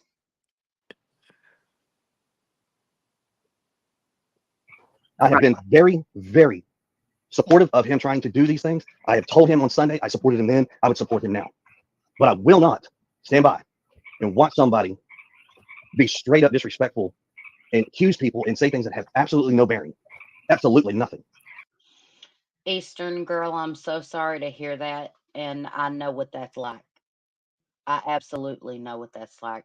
My children's father was an abusive alcoholic. So I understand what you went through, and I'm glad that you're no longer in that situation. Good for you, girlfriend. Good for you. Okay, well, again, I just, if I could just Yeah, step in. I mean, Chris, I would love for us to refocus and talk about not necessarily the investigation that we can't talk about, but what has been done, what you understand about dog tracks, what you understand about the circumstances. I mean, we could go on and on all night, and I know we have a lot of really big feelings that are valid. But I think Heather would agree. We would just really love to redirect this back to Sebastian, because the anger doesn't solve anything. It's not truly all anger. It's discipline. No, and I'm not saying that. And I mean, I'm not saying you're wrong. I'm just saying, at this point, it's just not helping find Sebastian. Yeah, and it's like an energy vampire, Right. and we're all tired. And I mean, I can't imagine how tired you are. Exactly. Chloe just hit the nail on the head. Nothing Chris Proudfoot is saying in this interview is helping find Sebastian Rogers at all. Word salad, denial, attacking other people, and trying to make himself look like a hero when I'm sorry, he's not. He's not. I know how tired I am. So I would love to redirect back to what you know and what you think. And then I have some questions that I hope you can answer that will help clear things up. I'll answer questions unless it's something I have been told by law enforcement that I cannot answer. I've said that from day one, and I'm telling you now, it has not changed. So ask your questions. Did you pass the polygraph? Yes, I sure did, with flying colors. And it was TBI that gave it to you? Yes, TBI gave it to me along with another agency. Prove it, Chris. Receipts or it didn't happen. I'm sorry, but put up or shut up. That's what you said about the video with the flyers, remember? Show the video and prove it, or shut up about it. Show us the receipts, Chris Proudfoot, that you took a polygraph, or quit talking about it and quit answering the question that you took one. Because at this point, none of us believe you. Receipts or it didn't happen. Period. Put up or shut up. Put up or shut up. That's right. Okay. No, that was kept quiet because it's nobody. We kept it all quiet. Well, no, I mean, I think it's great that you're telling us now. Right, and Seth knew about it the day on that Tuesday when I took it, passed it. They called and told him that I passed it.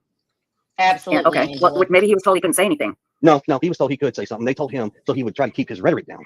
That's why they told him. And I have the text message where they asked me if they could tell him, and I said, I've listened to y'all from the beginning. I'm listening to you now, so please do what you feel is best. Okay. So you passed the polygraph with flying colors. Let me ask you this. People in chat are asking, did you tear down any posters of Sebastian, you or anyone you know?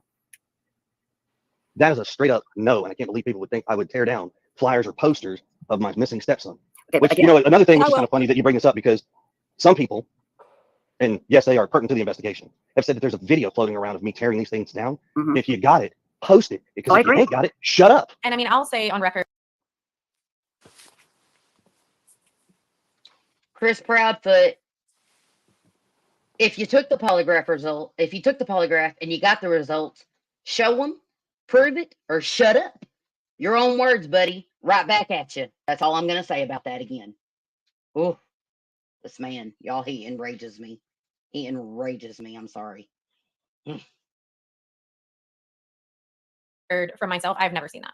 And I Exactly, also want to because say, it doesn't exist. I'm sure it doesn't. and I want to say on record that in my conversation earlier with Chris and Katie, Exactly, Chris. That's why you haven't shown the polygraph results, because they don't exist.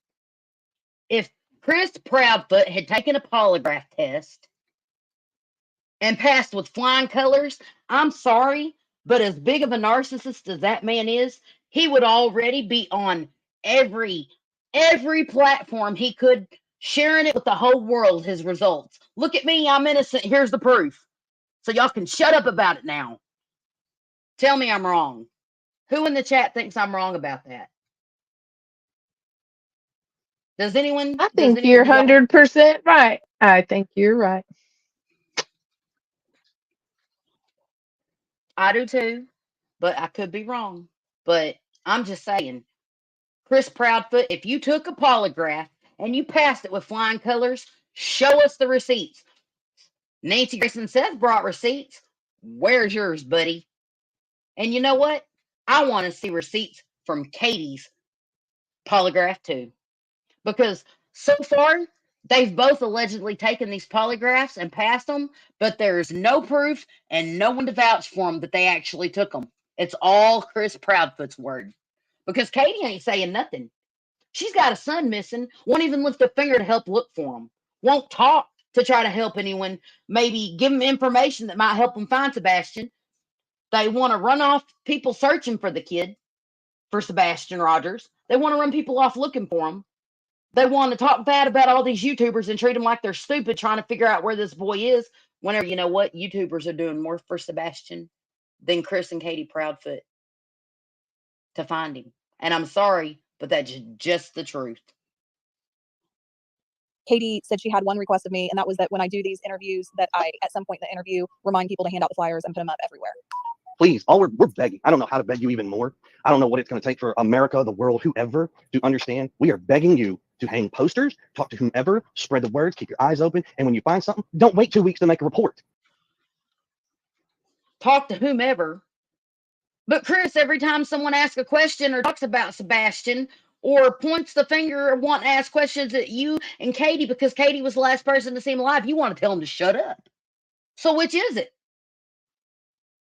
It's like a double-edged sword. Even wanting to find out any information about Sebastian. They want to shut people up and belittle them and berate them. Well, except for Katie. Katie ain't saying nothing. Mm-mm-mm.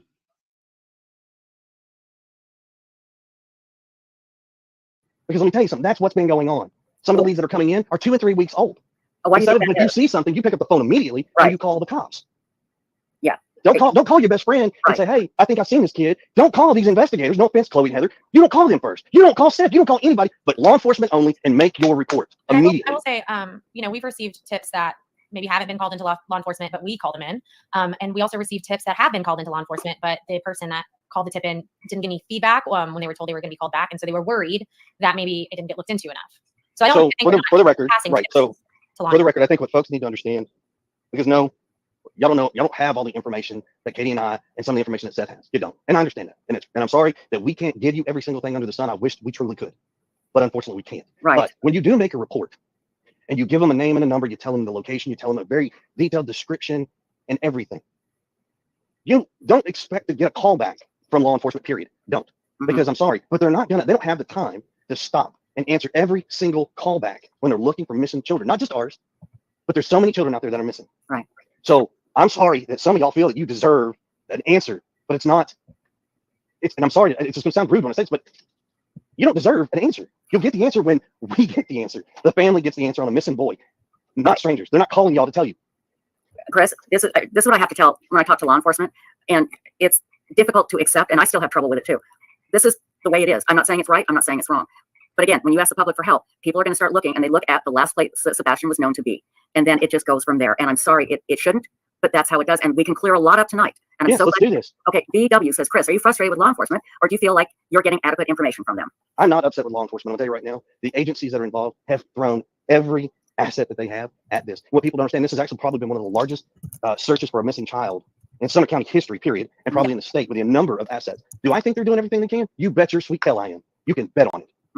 I don't think, I mean, just sort of making everybody in this United States go hand in hand, start on one side of the country and sweep through hand in hand. That's probably about, I mean, I don't know what else to tell you. I mean, I'm very happy with what they've done. I know there are some other folks that don't feel that way, and I'm sorry because they are not in the know. But you do have to remember one thing. They're not going to expend every single asset, every single minute of the day on one child. Of course. You have to keep in mind how many children are missing, and it has to be equally dissolved among everybody. And I'm not going to lie to you. It hurt. It hurt the day that they came in on day 8 and told us that they have to pull back. I mean, it ain't nothing. There was more of a gut punch to take than being told that. I mean, I can imagine. I mean, that's yeah, because you're not expecting them to say that. You're not expecting them to say, yeah, we're going to pull back and put less. I do expect that, but here's the thing. I'm also a realistic person. I would love for them to expend every aspect and every asset of every single second of the day finding Sebastian. That's not realistic. Yeah, it's not. I want to read you a comment, and I like this comment from Brittany Cole. It says, sometimes you have to block out the noise, Chris. The public will do what they do, and that's the truth. A lot of us are just trying to offer help. It's the bad ones that you remember, and not all the much bigger crowd of good people who are not doing this. And I mean, weeks ago, somebody asked me what I thought, and I had some information from court documents that could have been a lot of quote unquote tea for the internet to have. And I refused to release it because Court documents on, let me ask you this, on who? Me, Seth, Katie? Katie. Okay. I refused to release it because number one, I didn't think it would help find Sebastian. Number two, it was a deeply personal thing. And also, when she was young? Yes. Okay, so let me finish, and I referred to the Michael Vaughn case. I agree. Where his parents I agree. got completely slaughtered yes, they by did. the public for a very long time. And they didn't do anything to that boy. I do not believe. They didn't. Now they have proof.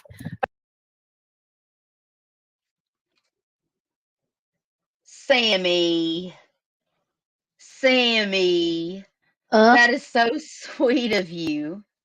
That is so Welcome sweet to of the you. Crime Chatters. Thank you, Sammy. And you guys, welcome all the new members. It's so good to have you here. By the way, you guys, we do have a new Discord for members only.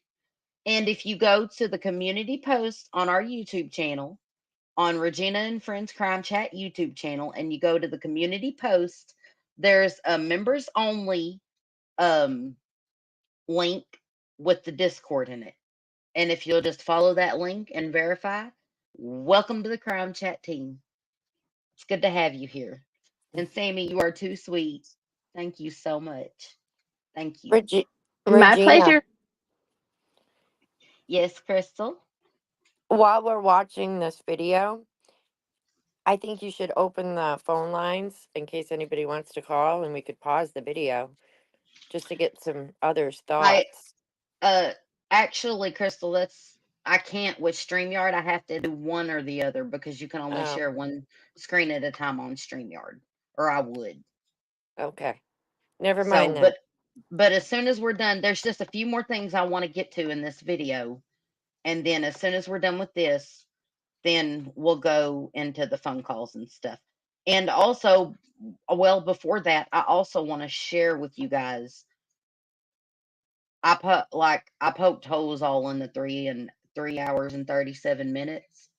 It doesn't require 3 hours and 37 minutes for Chris to be where Katie is. If Chris is in Memphis and Katie is in Hendersonville, it doesn't take 3.5 hours for either of them to be where the other one is. I'll show y'all what I'm talking about here in a few minutes. So, okay, let's get back to it real quick and get this over with, and then I'll show y'all what I'm. But they just got slaughtered. And if people can say without a shadow of a doubt that they just know what somebody did, and they don't. Well, if you know, take it to the police and let's solve this. Yeah, tell all the Sherlock Holmes and Watsons out there, since they have their PhDs in criminal justice and forensics and all this, since they got it, by all means, we welcome you to the case. We welcome you to come in here and show us and show these law enforcement officers that have so many years of experience that they don't know anything. We'd love you to do it. Chris, this isn't helping. I know it's not helping, but this goes back get the to public what's on your being asked. side. Let's get people on your side, and then we can all work together. Because I know that's just the thing. This isn't about sides. This is not about sides. Exactly, and that's This is what not. we're This is trying about to do. Sebastian. It is, but if we're not, I'm Team Sebastian. You know, I was brought in to do one thing. Same. Okay, guys, let me just say, coming from the other side, you want the public's help.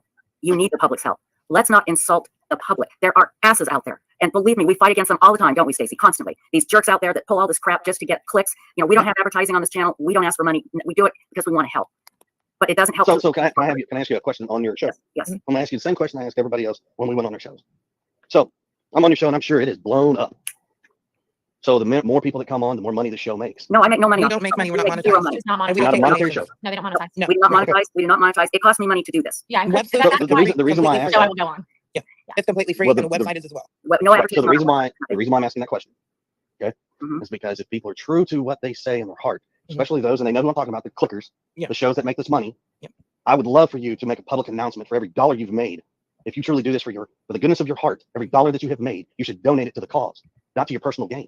Well, yeah, we don't, like I said, we make zero money. It costs us money too. And I appreciate it and I respect that. Thank y'all ladies for that. I will give you that. So, but no, I understand what you're saying. But again, it's just like with, Nancy Grace or with news media, they report the news. Unfortunately, this is social media. And I agree, there's people out there, and I'm not gonna even say their names, but they know who they are. They do this crap to get clickbait so they can make more money, and it's disgusting. Oh, Absolutely. very much so. Very much so. And I want to add something to that. Like I told Chris earlier, everybody that's involved in this case is under a microscope. I've been ripped to shreds.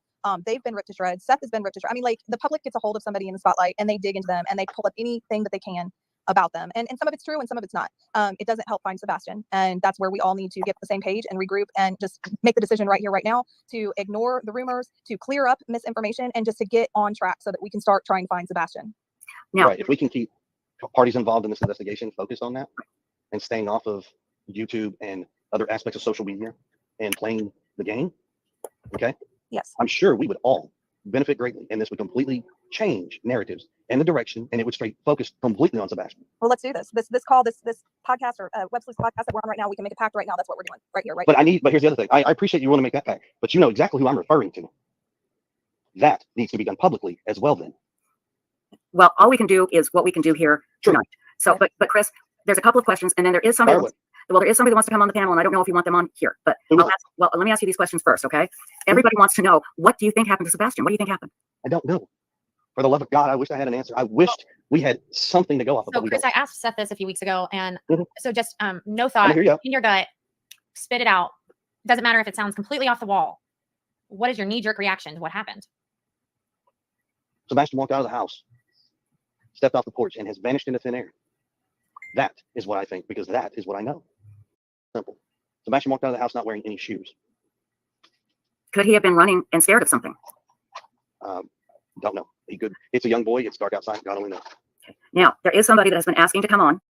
So I don't know if we're saying the same thing or something different, but are you saying there's 3 different possible shirts he was wearing? Like he had 3 shirts, multiple Halloween shirts. So it's likely he had a shirt. Australia, the 2 parents that were sitting there and they just didn't look quite right. And everybody blamed them. They're really suspicious. And like, Yeah, oh, great. oh, If somebody can tell me how that's abuse to a child, explain to me what was said and what people heard are 2 totally different things. I heard you Because say it- you hit him with a belt. Okay, so let me finish, because that's the problem. When I go to make a statement, people want to interrupt and try to say, well, this and that. No, you wanted the answer. I'm giving you the answer. Now,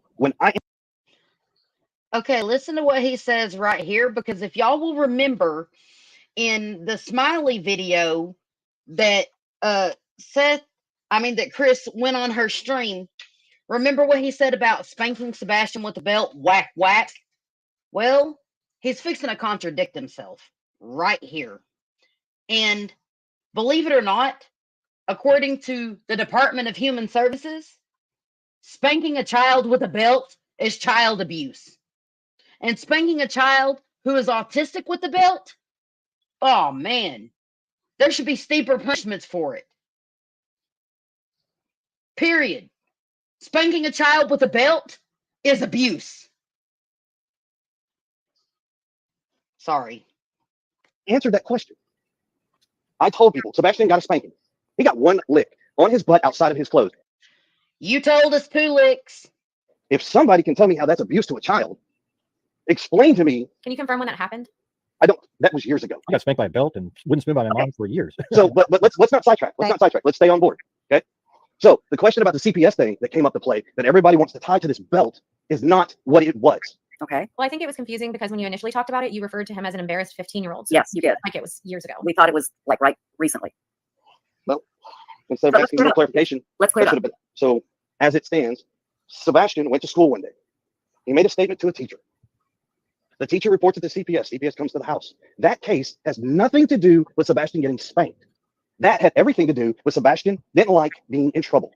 So he thought by reporting it to a teacher, they were going to come to the house and they're going to take me out of the house and do this and do that. That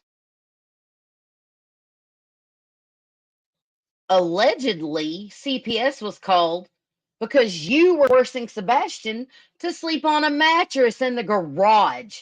Chris Proudfoot, allegedly, according to the neighbor that called in to JS for Justice podcast.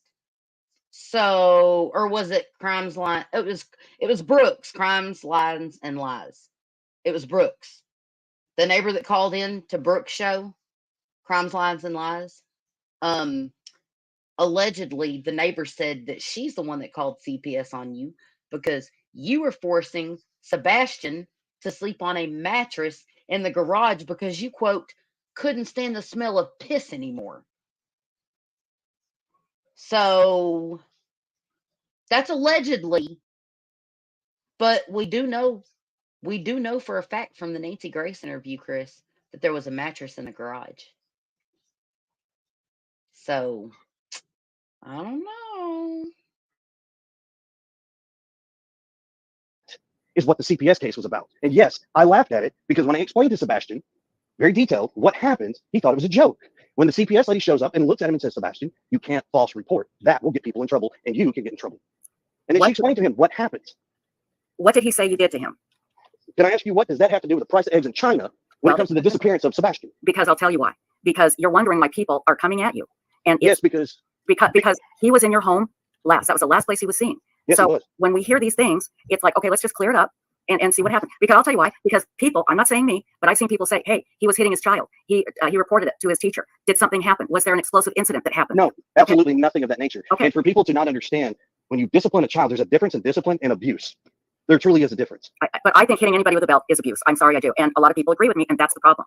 And so guess what? That's the great thing. That's the great thing about having your opinion. Yes. That's an opinion. That's not a fact. That's opinion. Okay. I think a belt is abuse, but that's my. Again, well, if I was leaving bruises and marks on a child, that's abuse. That would be considered abuse. Okay. Yeah. I mean, so by definition, that's weird. That's what I'm trying to get you to understand. You can say your opinion, and that is fine, but you have to back it up and say, what I'm stating is just an opinion. There's no fact to it. When you don't say that, you'll leave it open to interpretation for a lot of people to take it and run with it. That was a lot of the problems with this.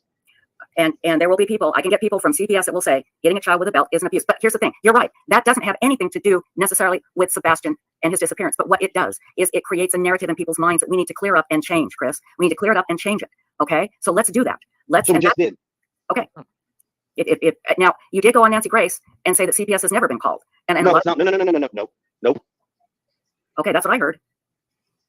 What did you say? She asked the question about the situation, and she asked me if I'd ever had CPS called on me, I believe is what the question was. I'm going to tell you right now, I don't exactly know what the question was without hearing it again, so I'm not going to answer you with something without having it in front of you. Okay, that's fair. That's very fair.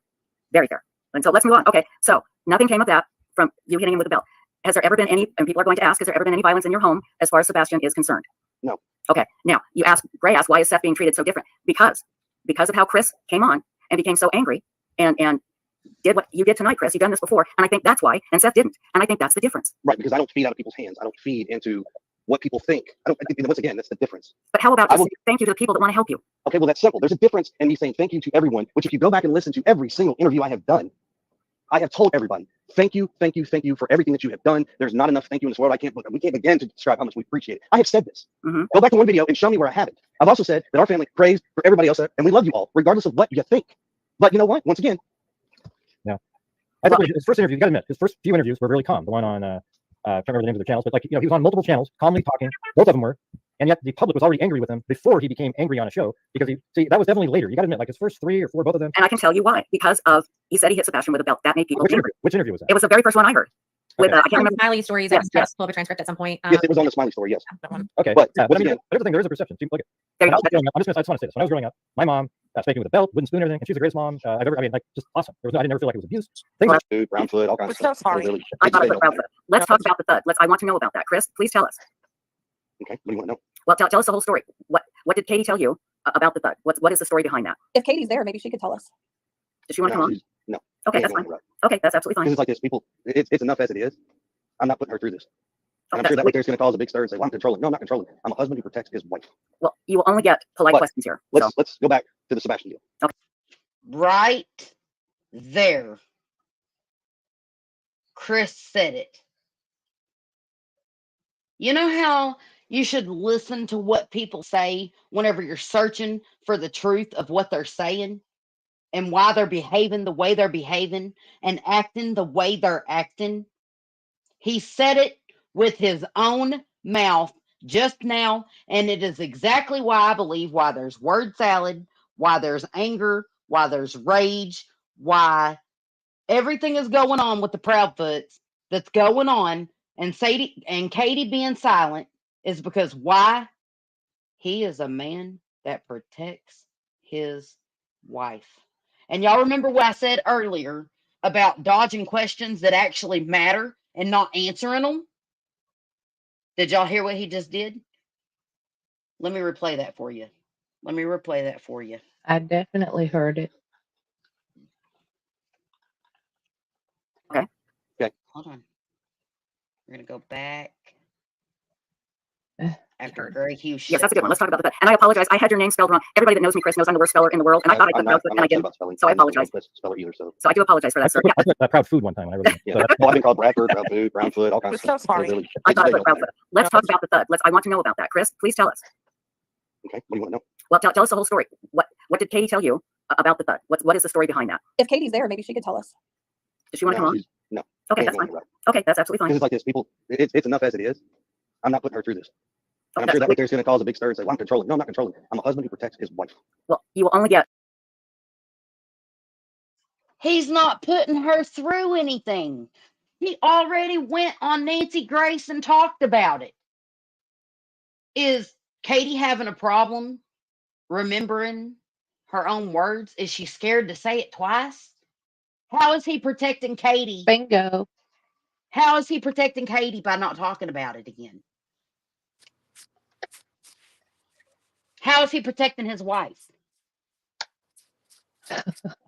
I Well, personally find that statement difficult to be believable, in my opinion.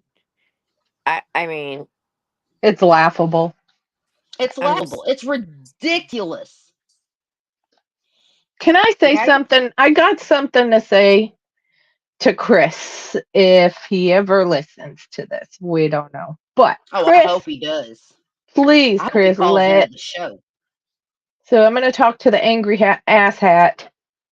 Um, let me explain something to you. Oh, wait, let me repeat that. Let me explain something to you because it's clear to me you don't have the facts.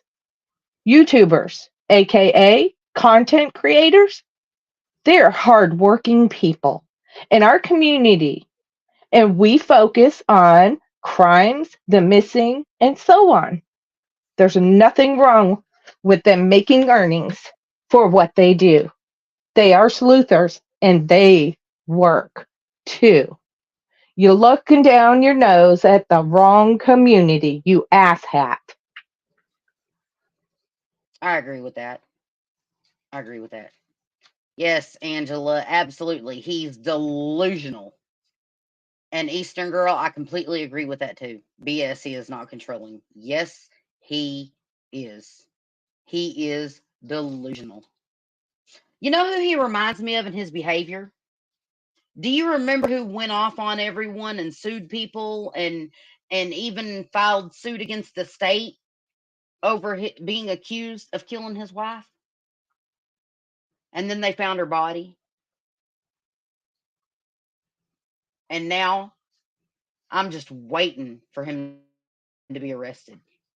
Barry Morphew. He yeah. acted arrogant and behaved just like Chris Proudfoot. Just like him. The same behaviors, all of it. Well, in my opinion, I feel like Barry he's like delusional and completely delusional and lost in his own behavior. Like, do you know what I mean? I almost think he's going for like the insanity plea. I think he's trying to go that way with his current behavior that I've seen with him. But we're not talking about that case. We were only briefly talking about that case, but that's, Yep. I just had to put my 2 cents in about Barry. Okay. Yeah, I agree with that, though. I really do. I'm going to fast forward this a little bit because there's something important going to be said, and I'm going to slow it down when we get to it. And for everyone that's just joining us and stuff, we are going. Listen, these ladies are amazing.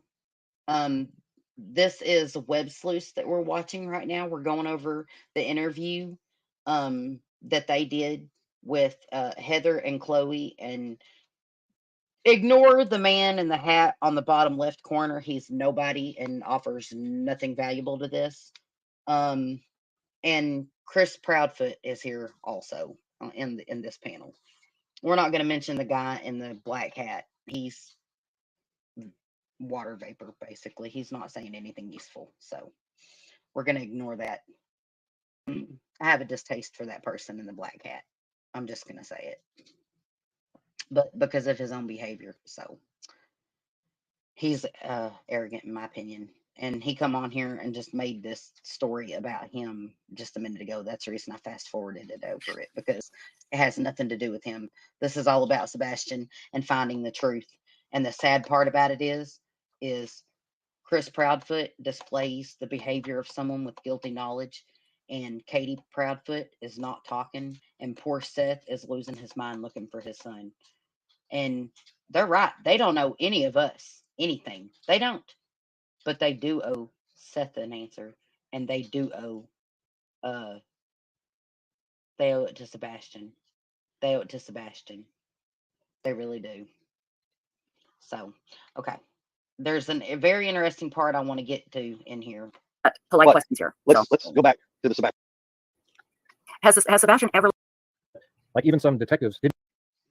That's a few months. I'm trying to think of something that maybe would have changed his behavior. See, can hear you. Hey, Chris. So here we go. See, can hear you. Hey, Chris. So why did you texted me the other day about something I'd already sent Katie an email? Say it one more time. All I heard was something about an email sent. Why did you text me about an email I sent on Monday to Katie? Because I didn't see the information in what you're referring to as Tony Mathis's phone number. I didn't see it. So that's why I asked for it. I mean, come on, Chris. If we're going to work together, more than a week communication between the people that I'm sending stuff to you and Katie. Okay, so hear me out. I told you. I told you. Okay. I told Let's you not come Seth, into that we will work okay? together. All right. I explained to you I'm willing to work with you. You asked me some questions in regard to this dog handler. You asked me questions in regards to going on a social media platform. You've asked me questions about hiring a PR person that will speak for all of us and keep everybody off of these platforms. That's what you asked. Now, if you think I'm not going to do my homework and dig into people and find out who they are first, you're crazy. Because I would expect you to do the exact same thing if I gave you a name.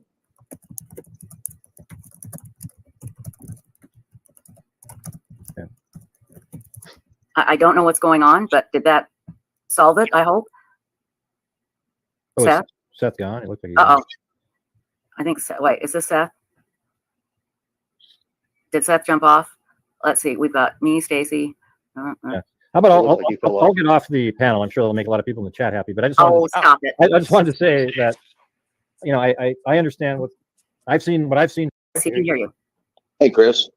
So why did you texted me the other day about something I'd already sent Katie an email? Say it one more time. All I heard was something about an email sent. Why did you text me about an email I sent on Monday to Katie? Because I didn't see the information in what you're referring to as Tony Mathis's phone number. I didn't see it. So that's why I asked for it.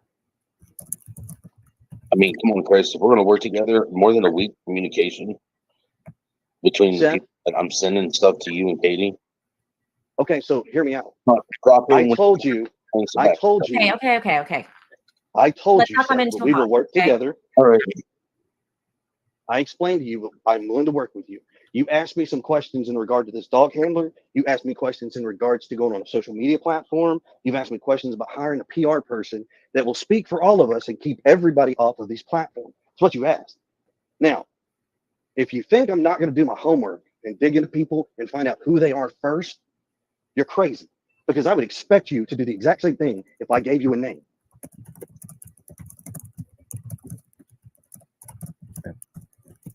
I don't know what's going on, but did that solve it? I have like the greatest signal, because a lot of times when we talk, his You know what? phone, he will drop. Do you want to ask him if he wants to call me rather than go on the internet? Just call me on the phone, and I can put him on and be a really, really strong signal. I mean, it'll sound really good. Well, I think it's just like his cell signal up there is not the greatest. Oh, it's a cell. Okay. Yeah. But if he wants to, I mean, if he's on his cell phone, let me.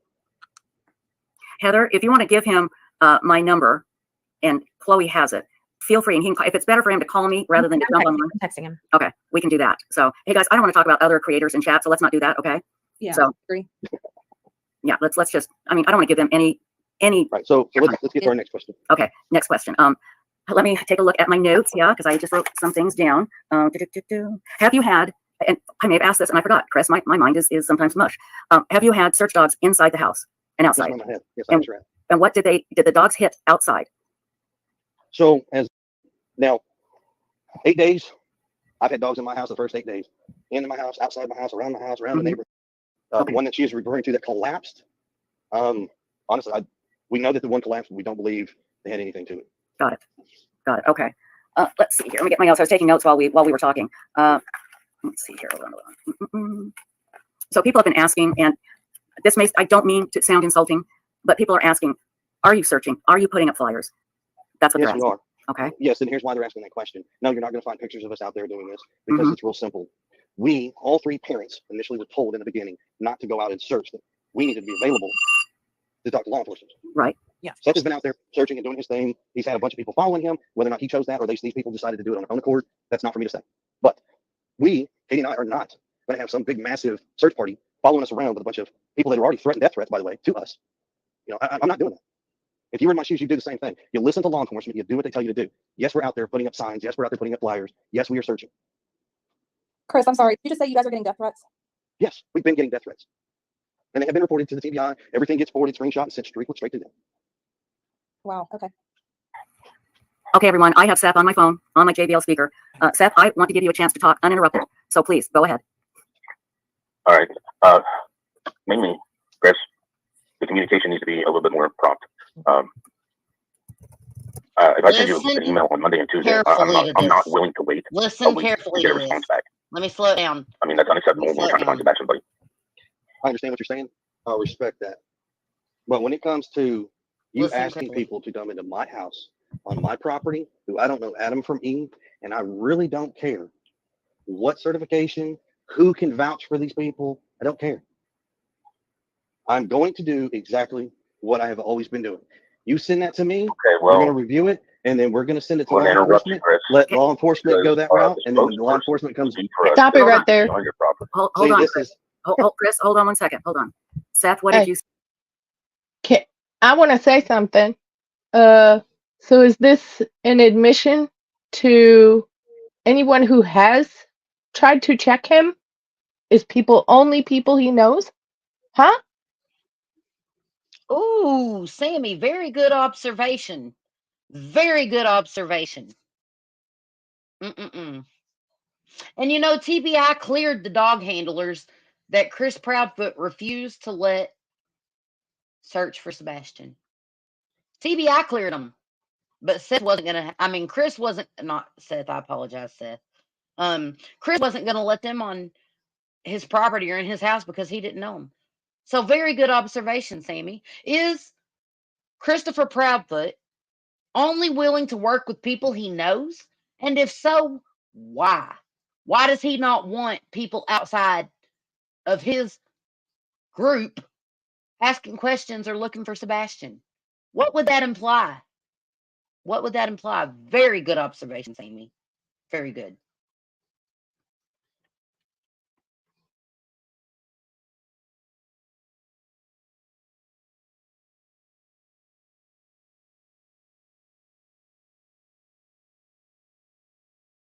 We're not hearing.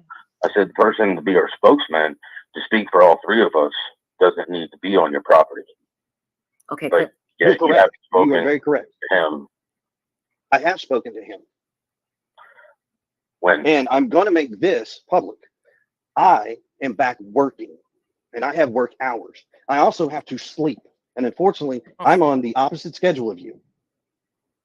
So respect that.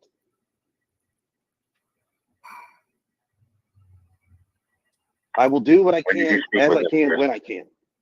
I'm sorry, Seth, go ahead. When did you speak with him, Chris? What does that got to do with finding Sebastian? If he's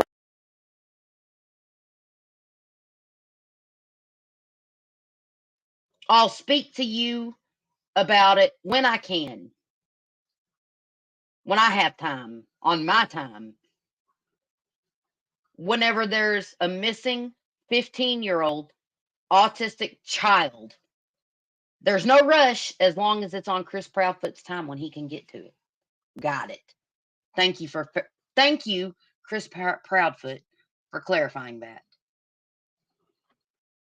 But then in the next breath, he says this is about Sebastian. Okay. When you have time, it's about Sebastian, you mean? going to be our spokesperson, I was just asking when you spoke with him. Regina. I haven't come up with an answer yet. We've spoke with him. We told him we'll get back with him. Yes, Crystal. I just wanted to point out that Seth and Chris have a very weird dynamic between the two of them. Like, I almost feel like Seth kind of bows down to him, and then it's almost like Chris can pick on Seth, but then he comes around and defends him right after. You know what I think? I think Seth is very smart, and he's letting Chris bury himself. It's I just don't a think weird it's the dynamic. dynamic. I don't. Let me I don't remind think it's you. that dynamic at Let all. me remind you, ass hats have many faces, in case you didn't know. Right. Mm-hmm. I just wanted to, put my 2 cents in before we went any further. No biggie. Yeah. No, I appreciate that and everything, but I see why you're saying that, and other people have speculated that. But in my opinion, and that it's cool, but that's your opinion. But in my opinion, I think Seth is way smarter than Chris Proudfoot, and I think Seth knows exactly what he's doing to try to get more and more information, because all these little scraps of information coming out in these interviews are adding up. They are adding up, and I think that Seth knows that, and I Right. think that he gives Chris Proudfoot the illusion that he's bowing down to him, because Chris Proudfoot is a narcissist and Seth knows that, so he knows how to handle a narcissist. Seth is doing this for the sake of his son. Son, Oh, exactly. I Everything he agree. does. I Yeah, I agree. get what you're But saying. I get it. Yeah. just listening to this, I don't know. But Yeah, at I the mean, same time, I I don't see doubt what he's Seth. dealing with too, looking at this bull crap. Yeah, I mean, I Also, don't. real quick, you guys, also for those of you who are just coming in, this is the interview that was done by Web Sleuths. Their link, I have it up on the screen right now. If you have not gone over there and check out their channel after the show, don't do it yet. Please stay tuned with us. But after the show, if you would like to review this interview and hear all of it, because I'm not playing all of it, go over there and check it out. Web Sleuths did a very good job with this interview, in my opinion. Sorry, Crystal. No, No, that's all I had. It was just an observation. I mean, I just feel like they have an odd dynamic between the two of them. Like, I don't know. It's just weird. Angela, I feel the same way. I feel the same way. They don't want Sebastian found because it's going to implicate them, in my opinion. That's and not Seth. I think Seth 100% wants his son found. That's all that matters to him. But Oh, Chris I Proudfoot agree. and Katie, I do not think, in my opinion, allegedly, I agree with you, Angela Lester. They don't want Sebastian found because it's going to make them. It's liable to imprison them, in my opinion, if he's found. So, yeah, I agree. Okay. Was there anything else you wanted to say, Sammy and Crystal? I'm good. Okay. No, I'm good. All right. Now listen to this part right here, you guys. This is important. After we've done some consideration and talking with law enforcement, we'll get back to him and we'll let him know our decision. So I know you're on board with that. I do. I mean, I know you're 1,000% on board with Mr. Mathis. I got that. I'm not taking that away from you. So Chris, I understand like every marriage is different and husband-wife aspect. You seem very protective of Katie and her having conversations with or without you. But like I said before you came on, I do believe that Katie is the one who, and I'm not saying it's because she knows what happened to Sebastian, but she was the last person that was with him. And so she does hold the most information, at least up until the point that he went missing. What information do you think she holds? Well, I'm going to get to that. Well, then do me a favor. Let's just get to it. Okay. Don't pour gravy on the mashed potatoes. Just serve the stuff up. Chris, I'm really trying to be respectful, and this is a very I am too. So please just get to it. Okay. No, so you're we would okay. really love to hear from Katie about his body language that day. You know, we've heard from others who are you know, not necessarily good sources about his body language at the bowling alley and his body language here and there. And so we're just really trying to pick up on Sebastian's mood because it could help us understand what led to him walking away off the front porch out the front door. Well, that is something that if she decides to answer, that's on her. But what I know is even on video, Sebastian was having a great day. He was in a great mood. He got to go to BJ's. He had a colossal popcorn. He hung out with family. He went and played video games at Strike and Spare. After that, he went and had dinner at Roadhouse, Texas Roadhouse. He ate his whole meal. I mean, everything in the video, even the videos that Seth has seen, he doesn't show any negative signs of he's upset or anything like that. As far as we all know, Sebastian had a great day. No, I mean, it sounds like a really great day. I mean, they did a lot. I was just curious. And like I said, I mean, every relationship is different and you're protective of Katie and who she communicates without you. And I think that, I think that has been a little bit difficult. But right, hold on a second. But for the record, Katie can speak when she so chooses. And she's done interviews without me. No, I'm not talking about interviews. But she spoke without me. Okay. I want to clear up something that Chris said about Sebastian going to live with Seth. And Chris, you may ask, what does this have to do with Sebastian missing? It's all part of the narrative. It could mean he ran away. And that is, Chris, did you not say that he was not looking forward to going to live with his father? Yes, I did state that. Seth, did you know this? Nope. Chris, do you want to elaborate? And I'll tell you why. Yes, ma'am. Yes, ma'am. I will be glad to elaborate. Become a question. Hold on, Chris. Hold on. I'm sorry, Seth. Start over. And then Chris, we'll go to you. Seth, go ahead. But I know why I was putting him in online school. He needed his therapy to actually have been started with ABA, so on and so forth, before I put him back into the situation. Not ready for certain things. Okay. So he was going to go. I'm not going to set my son up for failure. I want my son to succeed. He was going to homeschool until he was ready to go back to regular school. Is that what you're saying? Correct. And it's not really homeschool. I mean, it's just online school. Okay. Online, right? Online school. That's a better term. I'm sorry. I shouldn't have said homeschool. Right. Online school. Totally different. Really quick, Chris, the day that they had on Sunday with the spaghetti pancakes and bragging to family and BJ's and Texas Roadhouse and bowling and all of these, like, it sounds like the best day ever. Was that like a normal weekend for them, or was it like, I don't know. Was that like their normal weekend? Right. Well, do me a favor. Let's pause that question because you just diverted away from what she asked, and let's clear this out. Okay. Go ahead. We want the facts. Let's get the facts straight. Okay. So yes, I did tell you Sebastian was not excited about going to his father's house because online school. Seth was aware of this because Seth stood in my house with me, Katie, and Sebastian in my kitchen and had this conversation where Seth asked his son about, you don't want to go to online school? And Sebastian's retort was, no, I don't. But I don't really care about playing tit for tat. I understand that this may be a reason why he wanted to run away, so to speak, if that's the case. Right. But we're not. Okay, Chris Proudfoot just insinuated.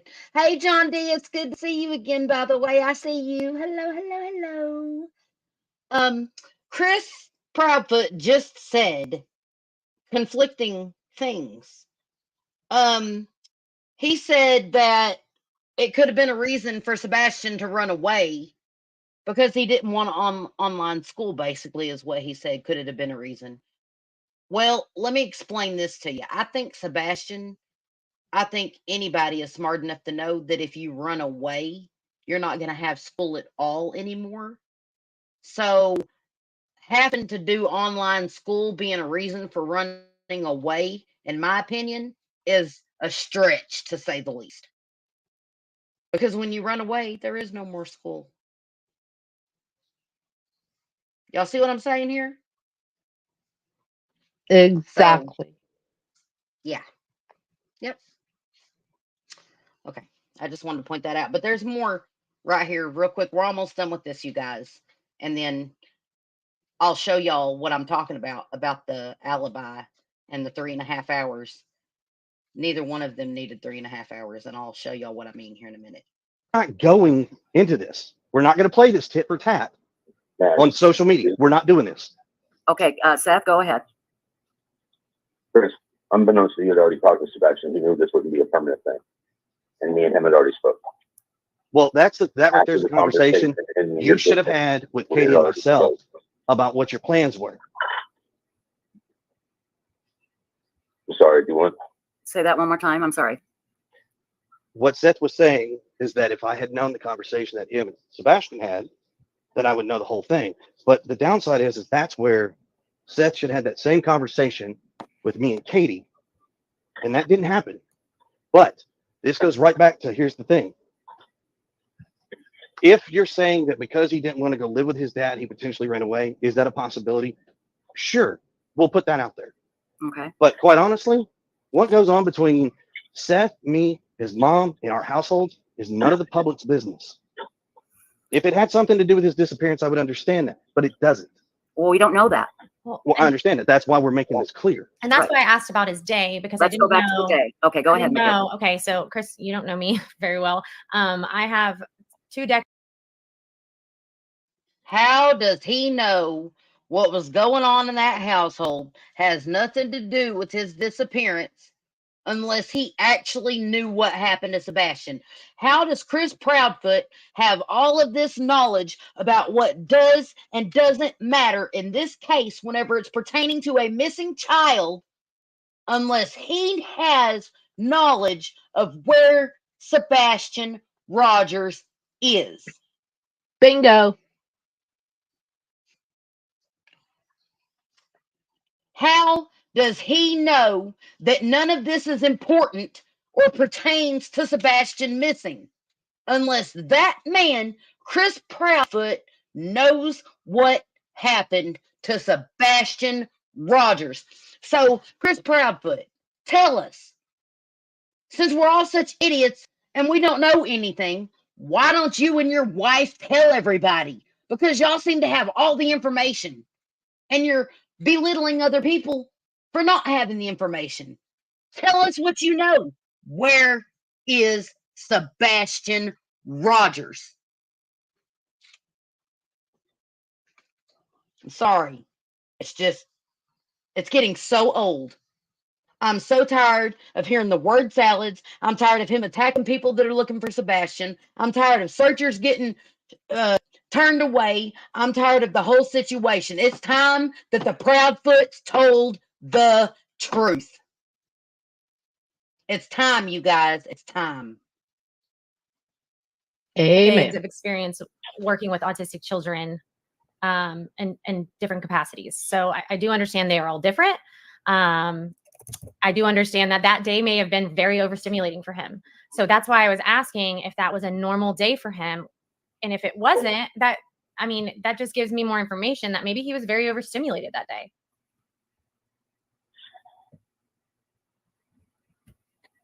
Chris? All right, so one more time, I'm so sorry. I was just saying, in my experience with autistic children, obviously they're all different. But if this was not a normal day for Sebastian on Sunday when he went and did all of these things, and it sounds like he was gone from home for a while, if this wasn't a normal day for him, would this have been an overstimulating day for him? Is this something normal does he normally go to BJ's and bowling and all of these things on a weekend, or was this kind of like a special thing? And if it was a special thing, what caused it to be special? Was there an occasion? If it was a special thing, a mother and a son bonding and just having a good time. I'm not being ugly at all. I'm not. I'm making the I mean, statement. is this a normal day for them on a weekend? It very for them to do all our days fluctuate. Monday through Friday, we're a working family, just like everybody else out there. And when the weekend comes, that's when you get a lot of stuff done. You go a lot of places, you do a lot of things, and a lot of times that's where you go and spend time with your kids and do extra things. Sebastian's not in sports like most kids, so we don't spend ball time at the ballpark. When Seth has Sebastian on the weekends, he goes and does fishing and things like that with Sebastian just as well. I mean, Seth works long hours. I work long hours. And I'm not saying any of that is gotta, suspicious at all, Chris. I'm just asking if that was normal. Because if it wasn't normal and he was overstimulated, that could be a reason for him to have ran out of the house. No, he Okay. was not overstimulated. Okay, so that wasn't one of the possible reasons for him to leave. Here's what I'll say. Everything is on the table. Nothing has been taken off the table, period. That's the same statement law enforcement has made. That's the same statement I'm going to tell you So every there's a single day in and possibility day out. Katie gave my son to your mother and father. I'm sorry, I shouldn't say that. Say it one more time. Do you not want to say that? But well, we can move on. So No. I want to hear it. There's a rumor out there, Chris, that your mom and your dad have Sebastian. It's been brought up to me.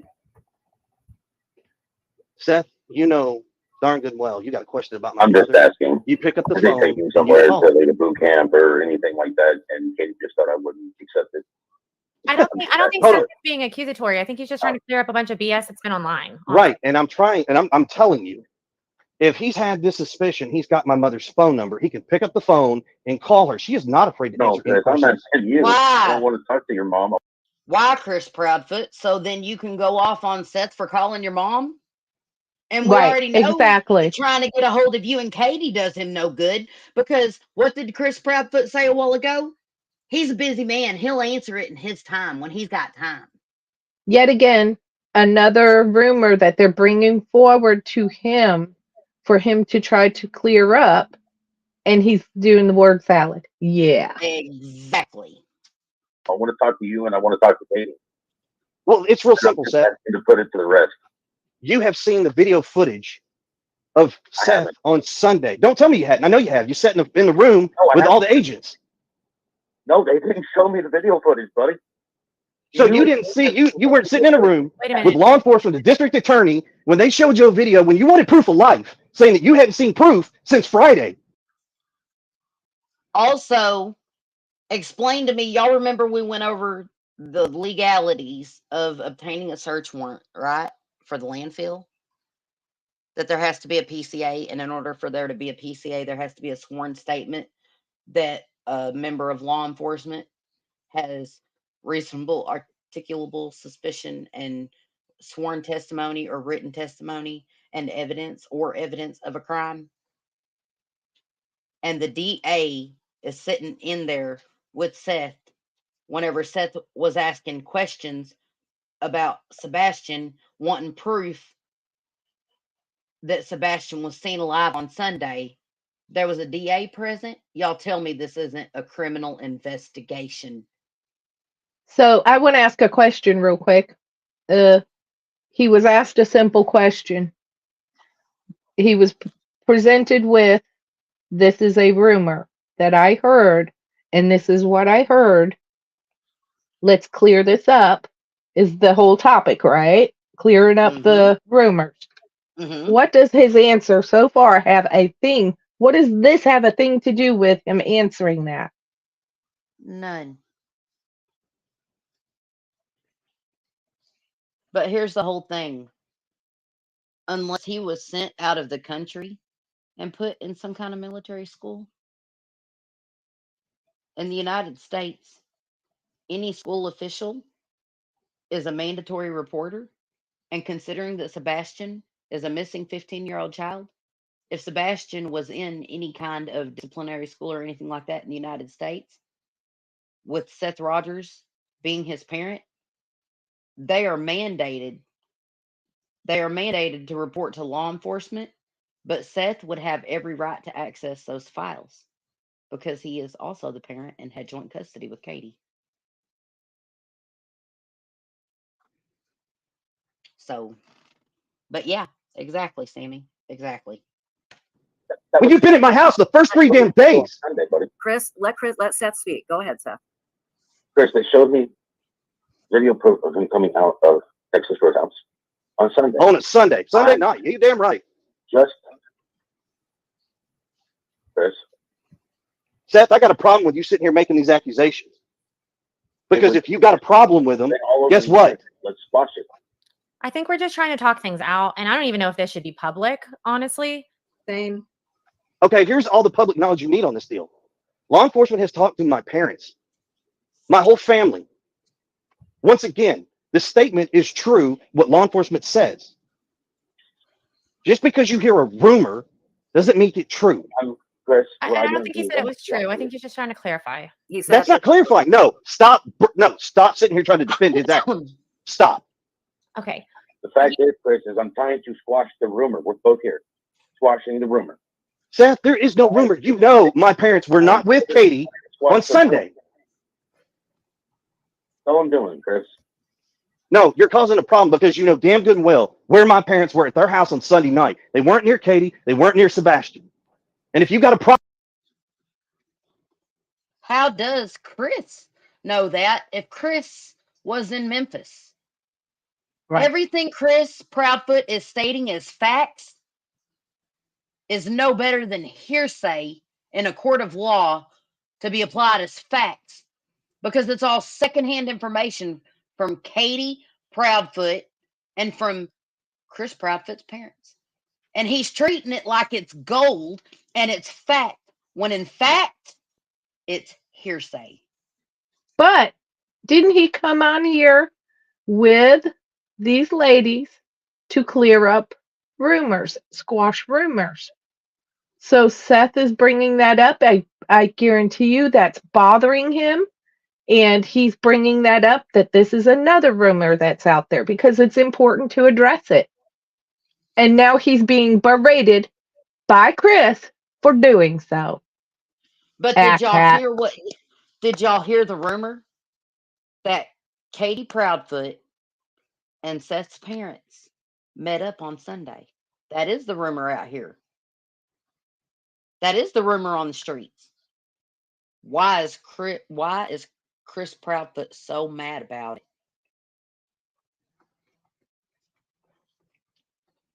Problem. All you got to do is pick up the phone and call her. Be an adult. Be a responsible adult.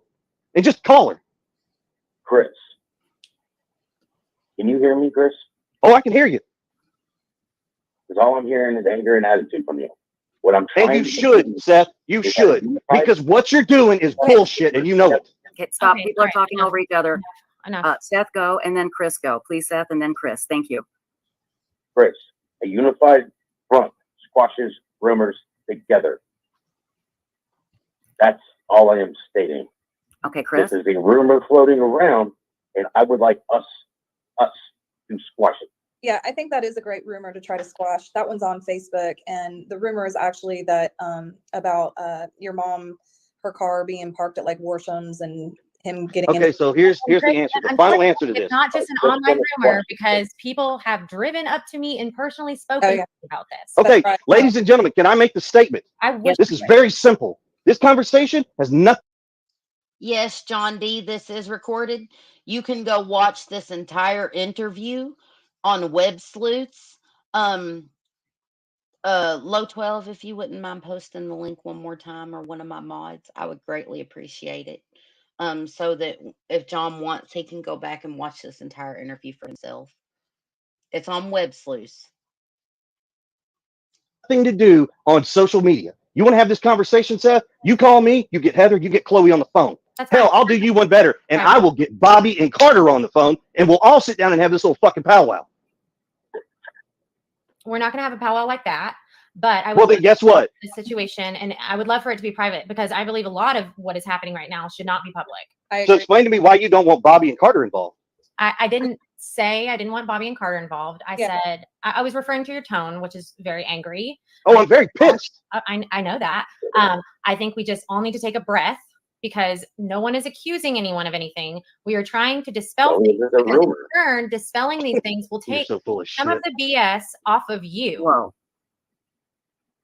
That was uncalled for. And Chris, I mean, I do understand your anger, but I know these ladies. I don't know Seth. I just know what I've seen. But these ladies are not full of shit. I didn't say they're full of shit. I was referring to being full of shit with his comments. Well, that doesn't help matters. No, it doesn't. So when you brought him on the show and he wants to start this shit, that isn't going to answer questions. It's going to spiral into the shit that it's in. So we can set this shit aside and answer the questions that you got. Okay. I would like to move on very quickly, but I will say the public opinion is not going to improve unless we can take a deep breath. That's exactly right. And I know you are frustrated. You have no idea what I am. I'm not saying I know how frustrated you are, but I know you are frustrated. And I'm not saying that's not valid, but this is not helping. If it's not helping, then you shouldn't be talking about it on social media. But here's, as a PI, you should have said, you know what, we're not going to answer that question. We're going to do that privately. That's where that should I have did went. say that actually several times. And you can listen to that recording later. So let's move on to the next question. I just got to say one thing. You want the public's help. You want them to be behind both of you. And we need them to find Sebastian. Exactly. And it's a very good chance that somebody in the public will find that's him. my biggest frustration is that we all collectively have to deal with all of this instead of focusing on Sebastian. Right. And it's a disadvantage to Sebastian. Really, it's sad because we're not any closer to finding him as long as we're all arguing like those. Yeah. And mods in chat, you're removing these comments, I hope, because I've been removing some too. And we've got extra people, extra mods in chat. Anything rude that said, they're banned, they're gone. Okay. So we'll get them out there as quickly as possible. And let me go through chat really quickly here to get some more questions here. You've been on here for many hours and I so appreciate this. I really, really do. So yes, you can. Can you, well, you can't throw us in a back room so we can talk real quick. I wish I could. I wish I had that ability, but I don't. I can take you both off and you can call him. Do you want to do that? Let's finish this first and we'll do that after the fact. Let's get these questions out of the way. Listen, you may not like my opinion, but when we got rumors out there, if you and I squash these rumors, then they stop being rumors and everybody just looks at the people who are spreading them like they are shit. I was not trying to upset you. I'm trying to squash these stupid rumors that are literally filling up my privatized email address, their inbox with crap, which is crap. It's not helping find Sebastian, so if it gets squashed, then people will stop. Not everybody. Lord knows there's still going to be stupid people out there. But it will stop. It will, I mean, literally, it will stop.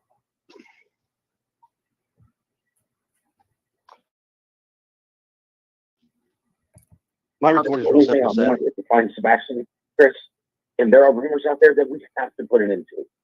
You may not like them, but we have to put them into them publicly because right here we can end rumors, so people know. When I told them to fuck off, if they doesn't like it, they know that I meant fuck off because they don't like it.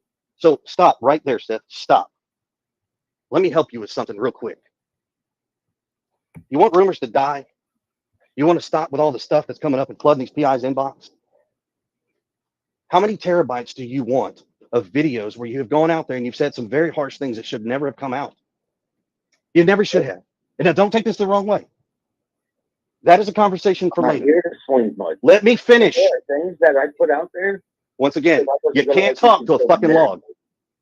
Okay, wait, okay. Chris, Let me finish. Chris, that's not productive. It's not. So let me finish. You all are playing one-sided here. No, we're not. I don't think that's fair. So then tell Seth when I'm talking, let me finish. Okay, Seth, let him finish. Yes, Seth, please let him finish.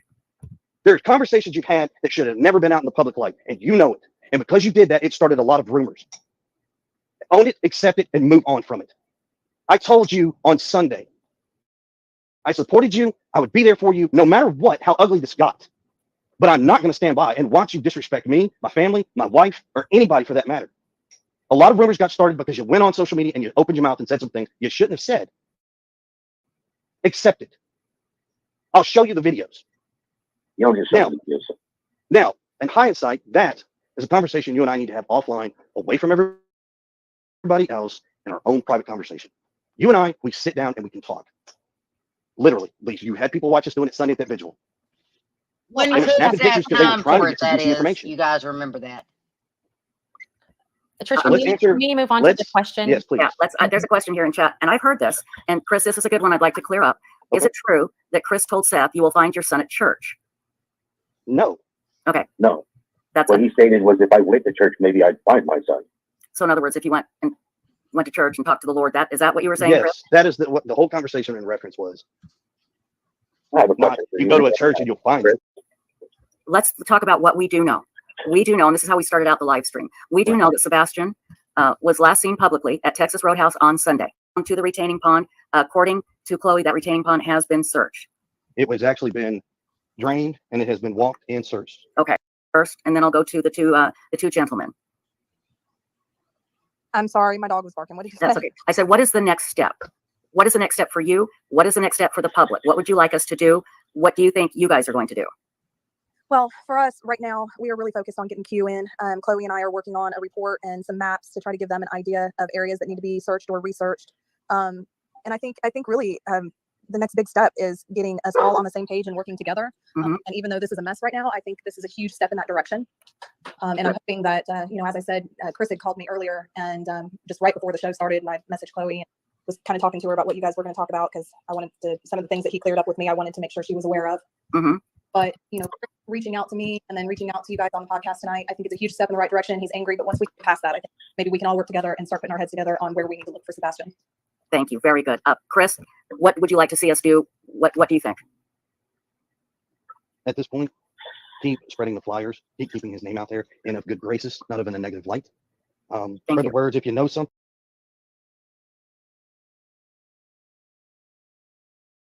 Okay, I'm sorry. I cannot take his self-promotion acting like he cares after everything that just come out of that man's mouth. He's I can't his take own it. hero. He's his own Yep. hero. Yeah. So I want to show y'all something now. This is something, if y'all will remember.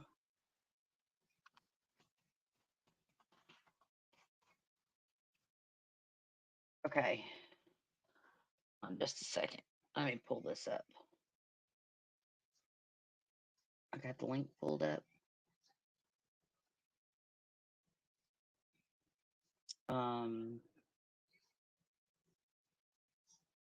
No.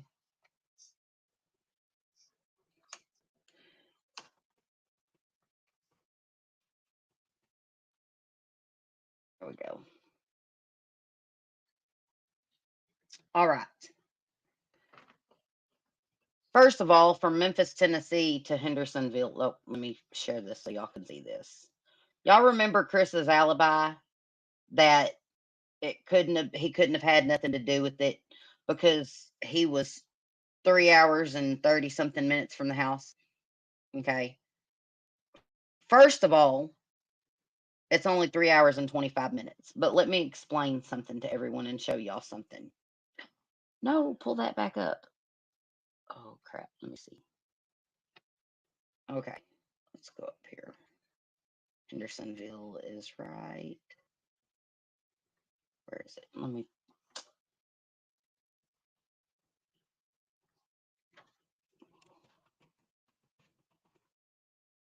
Okay.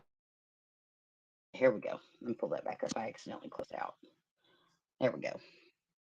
If you will notice on this map, it is 3 hours and 25 minutes from Hendersonville to Memphis. Okay. And if y'all will remember, apparently because Chris Proudfoot was at work at, what was it, 5:15, 5:30 in the morning, it would be impossible for him to have anything to do with the disappearance of Sebastian, right? And allegedly he got off the phone at midnight with Katie. So there's no way he can drive all the way to from Memphis to Hendersonville and then drive back to Memphis, right? Remember that? That was his statement. That's what he said in the interview with, I believe it was either Nancy Grace. Yeah, it was Nancy Grace, I do believe. Okay. That's what I But heard. yes. But here's the whole thing. I'm fixing to blow that completely out of the water. Because while it is true, if Chris Proudfoot drove all the way from Memphis to Hendersonville, that would take 7 hours, right? Mm-hmm. But according to Chris. according to Chris. But what people have to think about that, like, I don't know where this come from out of my mind. Maybe it's just, that whole folding a piece of paper in half. You know what I'm saying? Is the quickest distance between a straight line if you fold the paper in half. Well, think about this. There wasn't one person that had to drive the full trip to meet Katie in Hendersonville. There were two people. One was allegedly in Memphis, and the other one was in Hendersonville. So that means if Katie drove half the distance and Chris Proudfoot drove half the distance, that would only be an hour. What, an hour and 45 minutes? Or if Katie Provided he even had to drive halfway.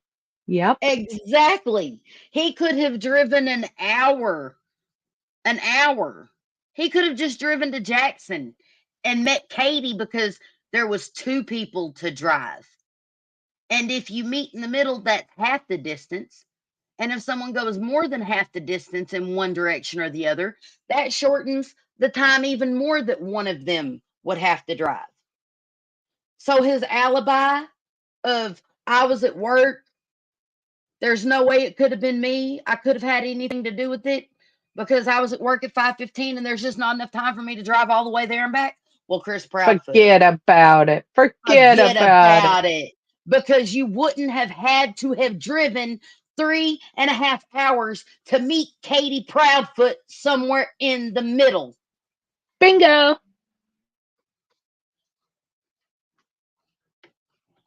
So your alibi that you were at work at 5:15 and it couldn't be you?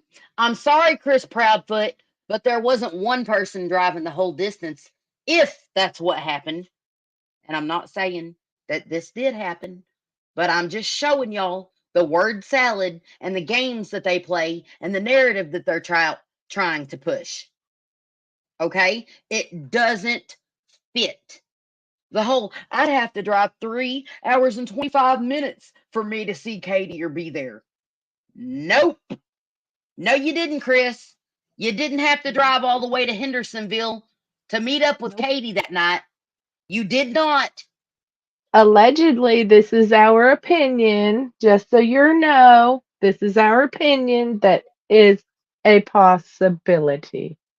Right. I'm not saying either of them drove either, but I'm saying he did not. This is a fact. He did not have to drive 3 hours and what was it, like 37 minutes, what he said, from doorstep to doorstep? Oh, yeah. Yeah. Okay? You did not have to drive 3 hours and 25 minutes to meet up with Katie Proudfoot because Katie Proudfoot could have driven 2.5 hours towards you. And guess what? That leaves you only driving an hour and being back home, what, 2, 3 a.m.? Enough time to get a nap in before you had to go to work, Chris Proudfoot. Let's be real about this. Let's really look into your statements and what you have said so far, Chris Proudfoot. No way you could have had anything to do with it because you had to be at work. You had to be at work at 5 yada yada in the morning. But Chris, you might be speaking word salad, but we're following. Yeah, let me tell you something. I'm pretty good at picking apart salad because I don't like peas in my pasta salad. I don't like peas. So I pick things out of my pasta salad. And what you're serving me, the pasta salad, Chris Proudfoot, I'm sorry, I got to remove the peas out of it, dude. And the fact remains, it is a fact that you did not have to drive. You did not have to drive 3.5 hours to meet up with Katie Proudfoot, because Katie Proudfoot could have driven part of that distance herself. And if there's two people meeting each other, guess what? Either one of them can drive any distance to meet the other and cut that time in half or even less. And what time did Katie tell you that she called you back that morning? What was it? 6:15?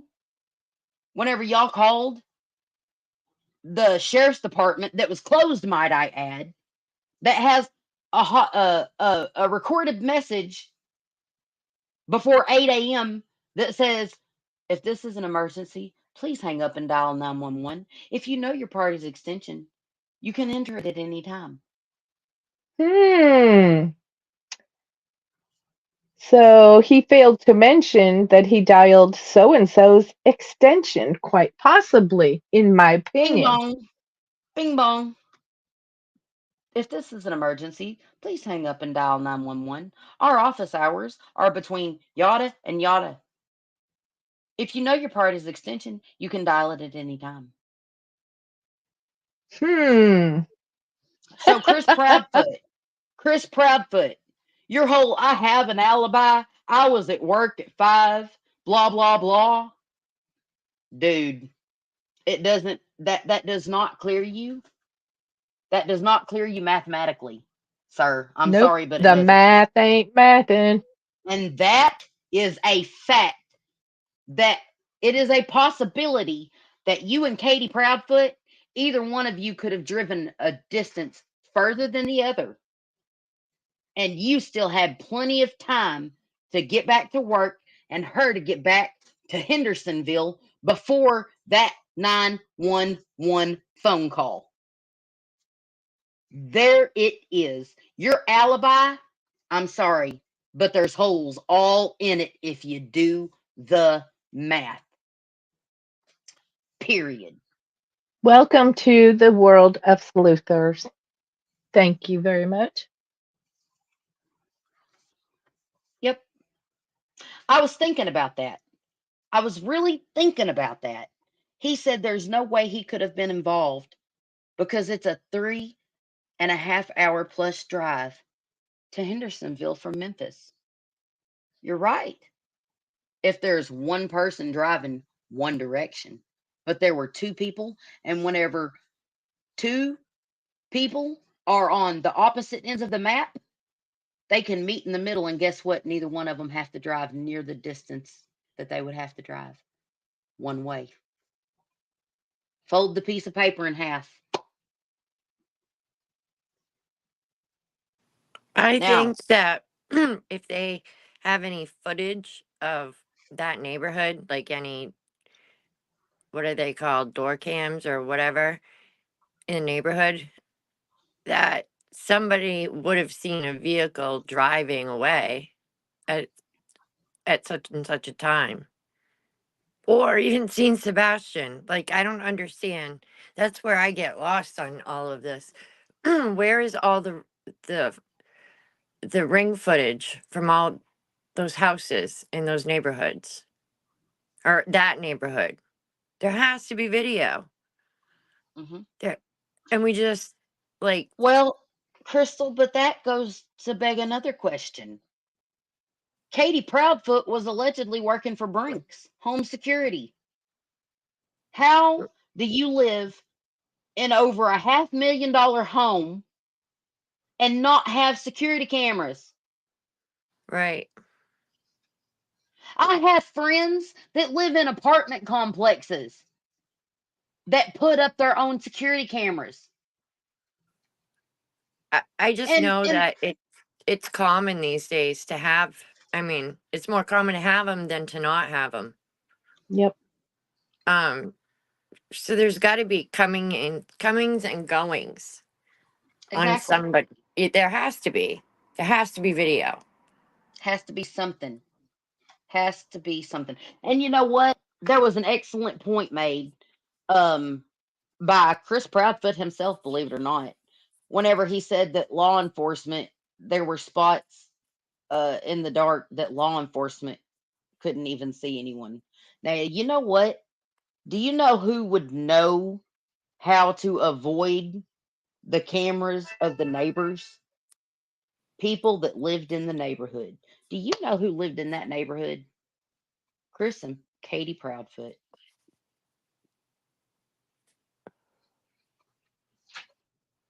And allegedly, a neighbor was the one that called CPS on Chris over the bed in the basement. I mean, the bed in the garage. So I can promise you they would be avoiding the neighbor's ring cam that had already called CPS on them, if that is true.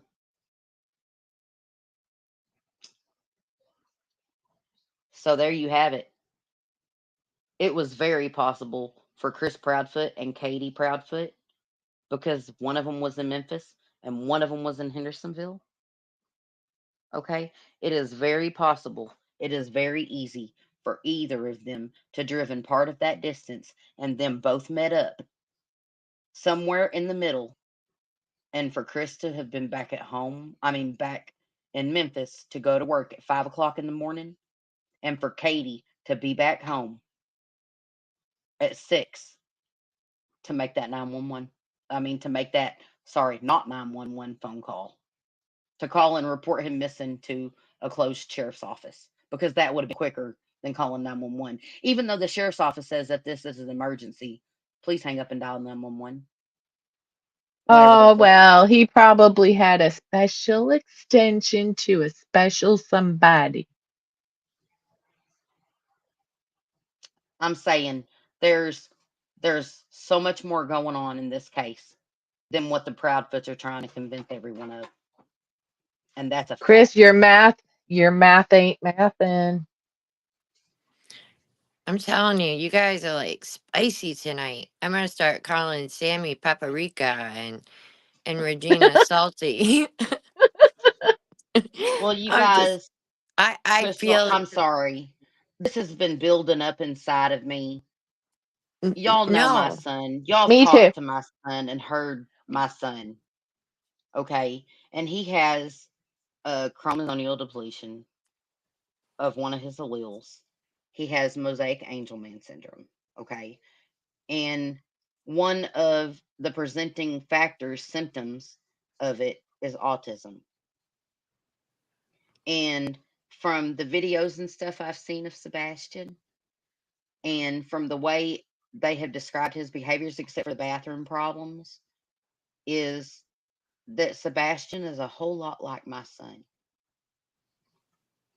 And to find out the treatment that he was going through, and to know that Seth was not notified of the abuse, alleged abuse through CPS and stuff, and to hear all of these things come out of Chris Proudfoot's mouth, and all of the joking around on, y'all know who, Cluminati's channel, the jokes and stuff he was telling, laughing and all of that, while there's a missing child out here, and the math that he's throwing out here, I just cannot help. It enrages me to listen to that man, because nothing he says makes sense. And in my opinion, he is acting like someone who his own statements lead me to believe that he has 100% guilty knowledge of what happened to Sebastian. That's why he can debunk anything or any like the photo. Yeah. He was on Facebook the day the photo was posted. And you know what? It took me days looking at that photo and comparing it to Sebastian for me to come to the conclusion that it wasn't Sebastian.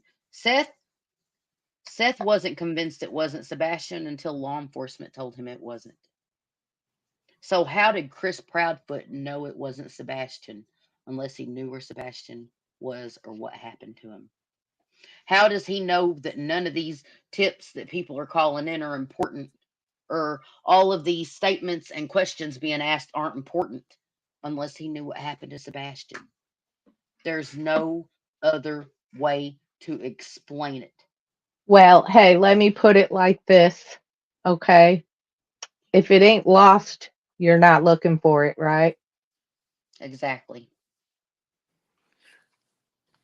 No, I understand. I do. I understand the frustration with the case and the passion that you feel for it. It's just Eh, it's so this is hard. what gets me. It's so This hard. is what this is what gets me. My children's father wouldn't be out there looking for my son because he doesn't have love for my son like I have, and that's the truth. Okay.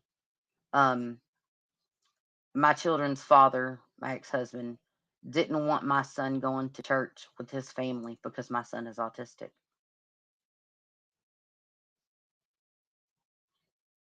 He's always treated my son like an outsider. And I have seen a lot of the same behaviors from Chris Proudfoot that my children's father displays. But I know how I would be doing if my son were missing. I would be doing what Seth is doing. Everything in my power to find my child. And the fact that Katie Proudfoot is not talking and Chris is doing all of the talking and nothing good that's adding up at all is coming out of his mouth speaks volumes. Because if my son came up missing while he was in the care of his father, I'm sorry, but I'd just go hunt my husband down and probably just end him. Because if my son went missing and my son and in his father's care, I would know why he was missing.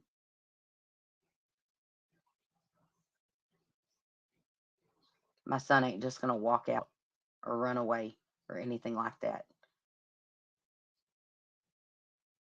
And that's a fact. My son loves me and he's happy to be with me.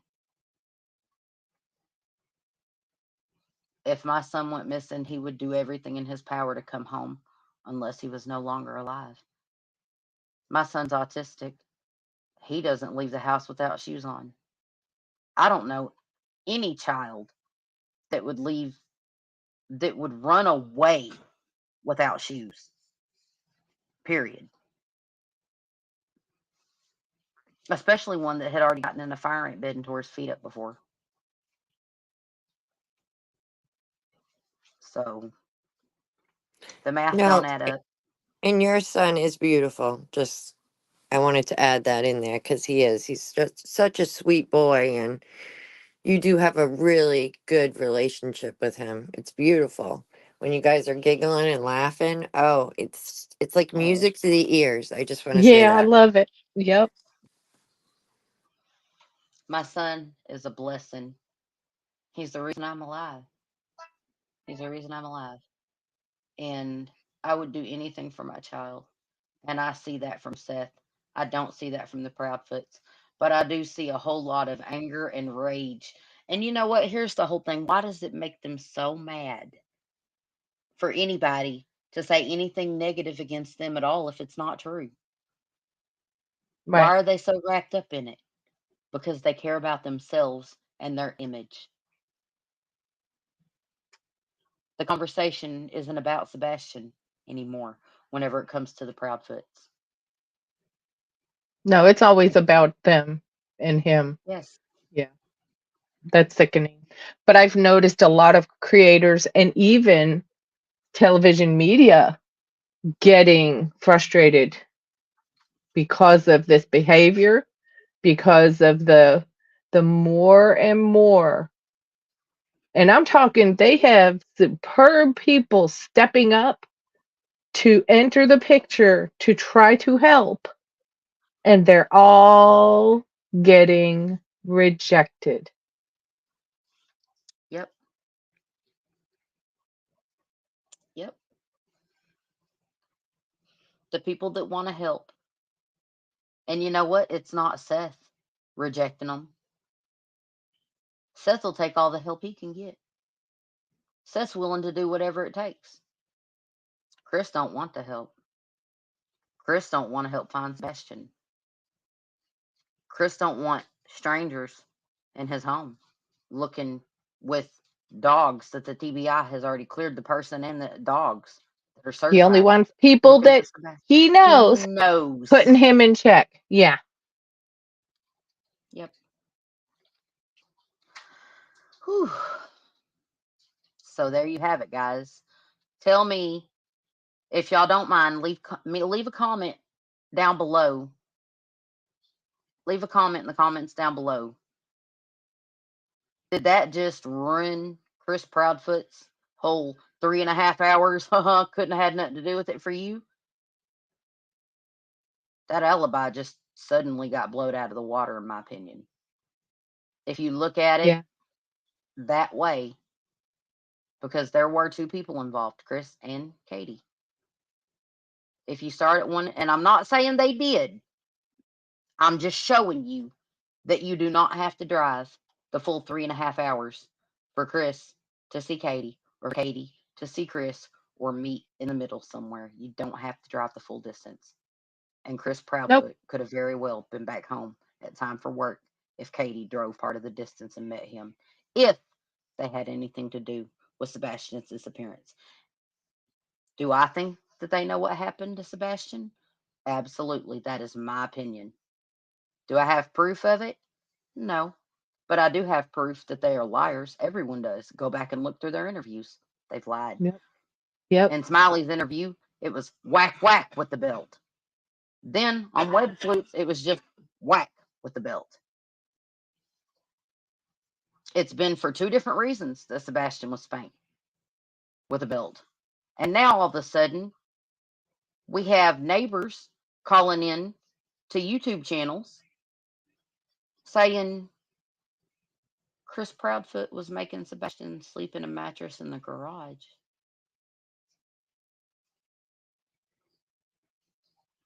Because he wet the bed. But Seth didn't have a problem with Sebastian having those issues. Why was that problem happening at the Proudfoots?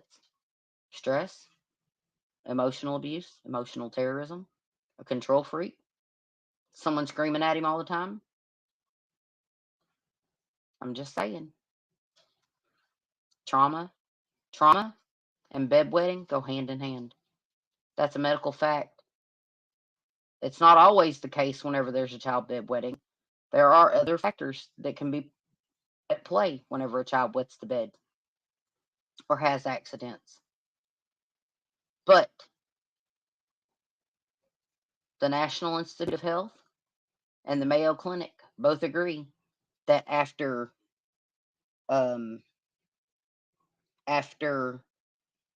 physical factors have been removed from the equation with a child wetting the bed, the first thing to look for is trauma, whether it's emotional, physical, or assault type against the child trauma.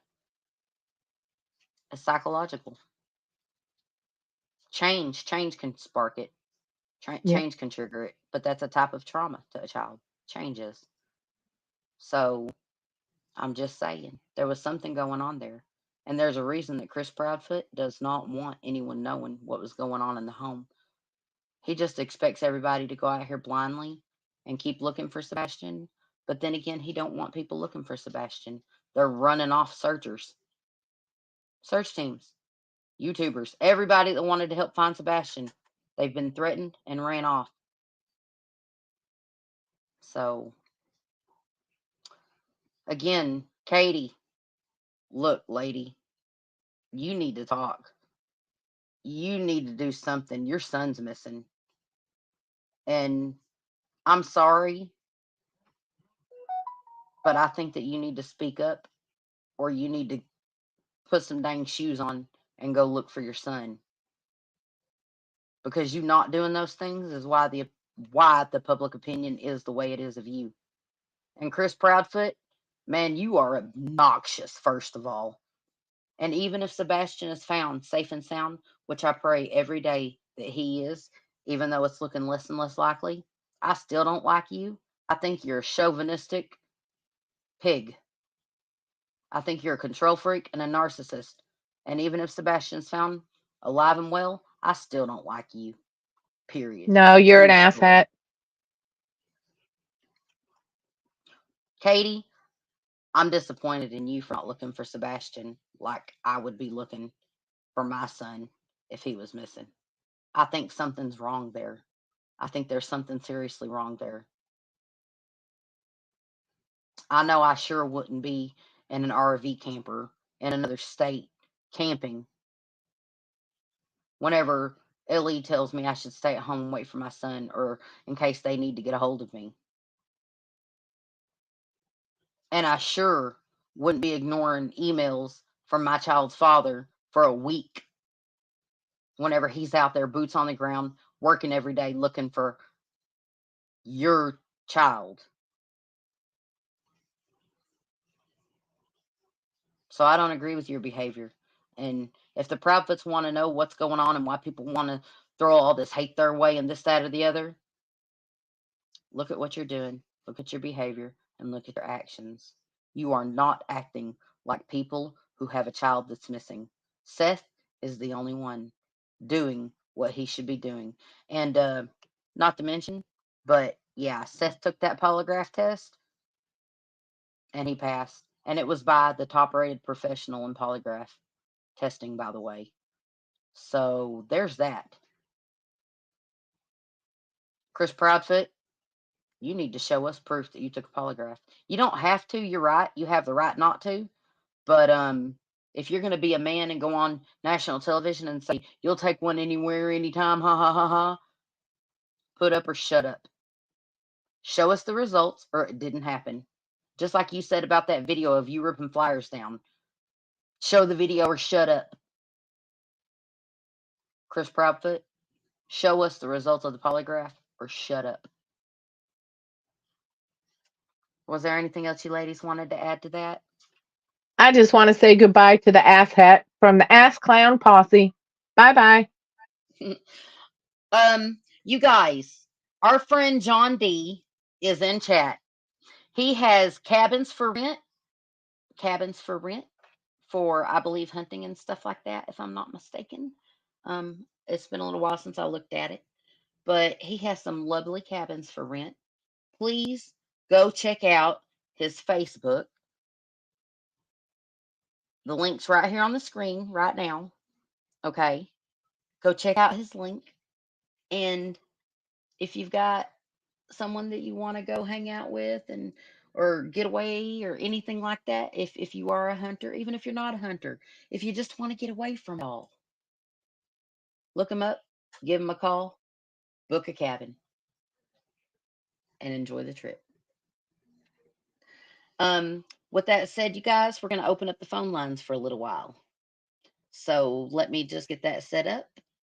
Going to do phone lines for a little while. Right here. Let me just, I had to see what y'all think.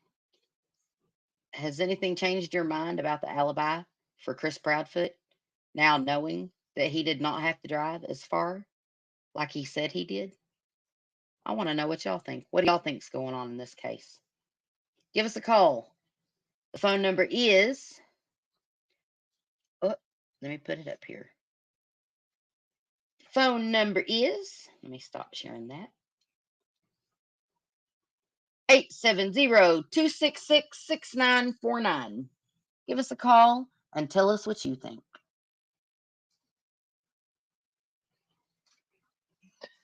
Honestly, I think, I could have a different opinion about them both if only they had not been behaving this way. It's impossible for me to feel any empathy for either of them, and especially finding out the things we have found out has been going on to Sebastian over there. It explains a lot to me about his either bedwetting or having accidents in one place as opposed to another, because I feel like maybe Seth didn't have the same problem with it because he has more patience, number one. And I believe that Sebastian felt safer with his father than he did anywhere else. I would just like to give a shout out to the newcomers in chat. Lisa Road to Waller Bridge. It is such a pleasure to have you here. Welcome. Welcome. Yeah, I don't get certain creators either. I don't. I agree with you there. It makes no sense to me. Um Here everyone is welcome to argue, debate, and disagree, even if that's what it takes to find the facts and the truth. The only uh mandatory rule on my channel is don't start calling someone names in the chat, arguing with them, because whenever you start calling someone names, you've already lost the debate. You've already lost the argument. That's my rule. So, but yeah, not everyone is going to have the same opinion, especially whenever people are so controversial, such as Chris Proudfoot. So, yeah, I agree. John, you should call in. We always like to hear from you.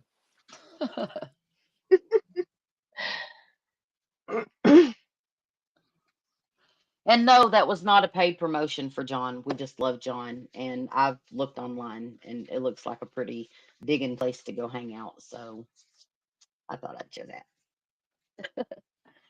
Exactly, Sammy. We question everything here. Everything. Well, yeah, that's half the time the only way you can get down to the bottom of anything. You have to question everything, even if you think that it goes against what you really feel is the truth, because you've got to look, you have to dig, you have to question. Yeah. He has a phone call. Call from Hi, John D. Just chiming in. John D. in You know, the flesh. as usual, I try to chime in when I hear something interesting. Hello, John. Hello, John. Hello. Yeah, so let me get this volume turned up a little bit. Oh, it's about as far as it's going to go. Okay. How's everybody doing tonight? I'm angry at the Proudfoots, but other than that, Sounds like it. I'm blessed, and every day is a blessing to be alive. And I'm just keeping the prayers going and hoping that Sebastian's found soon. How are you doing? I'm doing good. I came in late to the show. Sorry, we just actually got back from the cabins. We had some problems up there this week, so plumbing, but we got that all resolved, and we go back and we're opening up on Thursday. So I try to get you up there in the cabins, but internet's a little sketchy up there, as you can imagine. Yeah, I can't imagine. It's in the middle of the boondocks, but you know what? It's in the middle of nowhere. It is. It is. You know what? The boondocks is giving it credit. You know what I'm saying for location. But I hear you. but you But know there is what? one That thing. is so awesome having all that.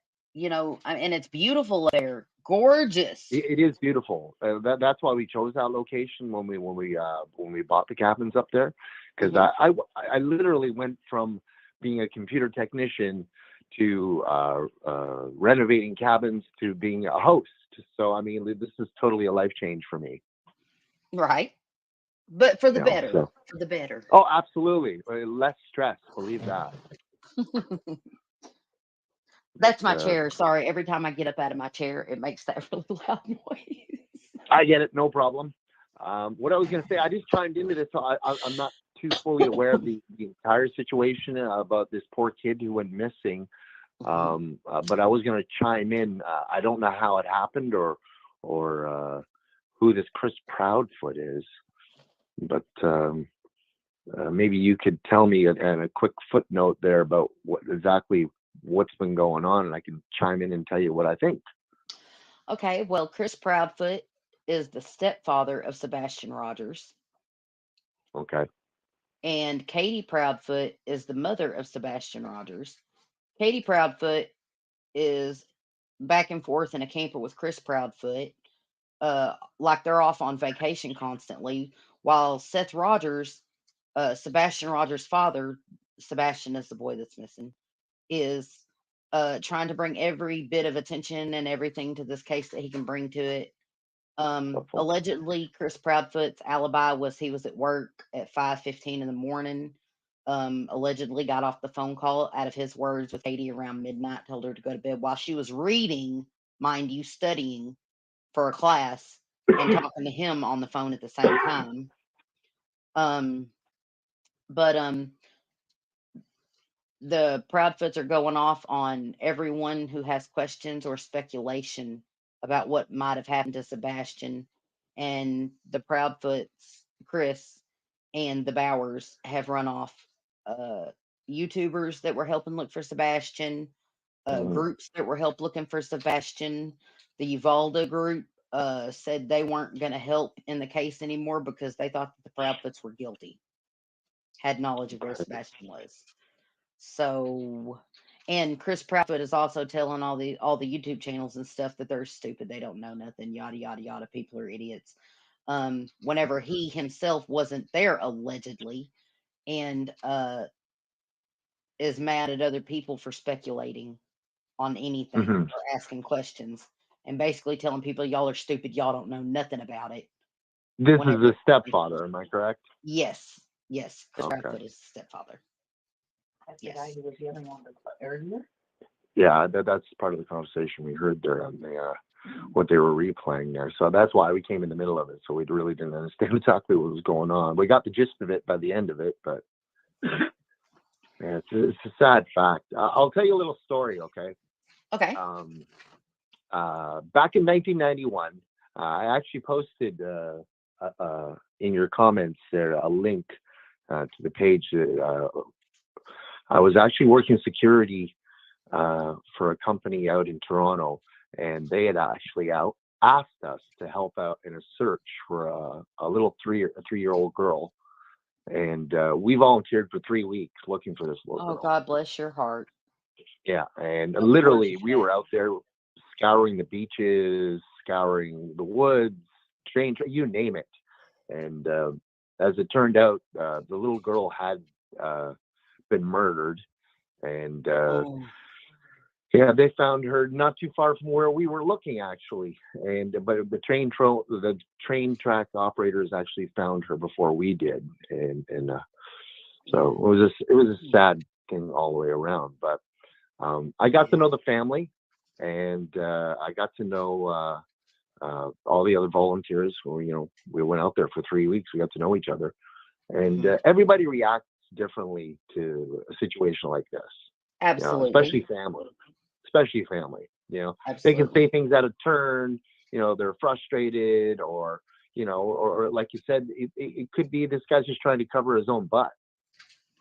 Yep.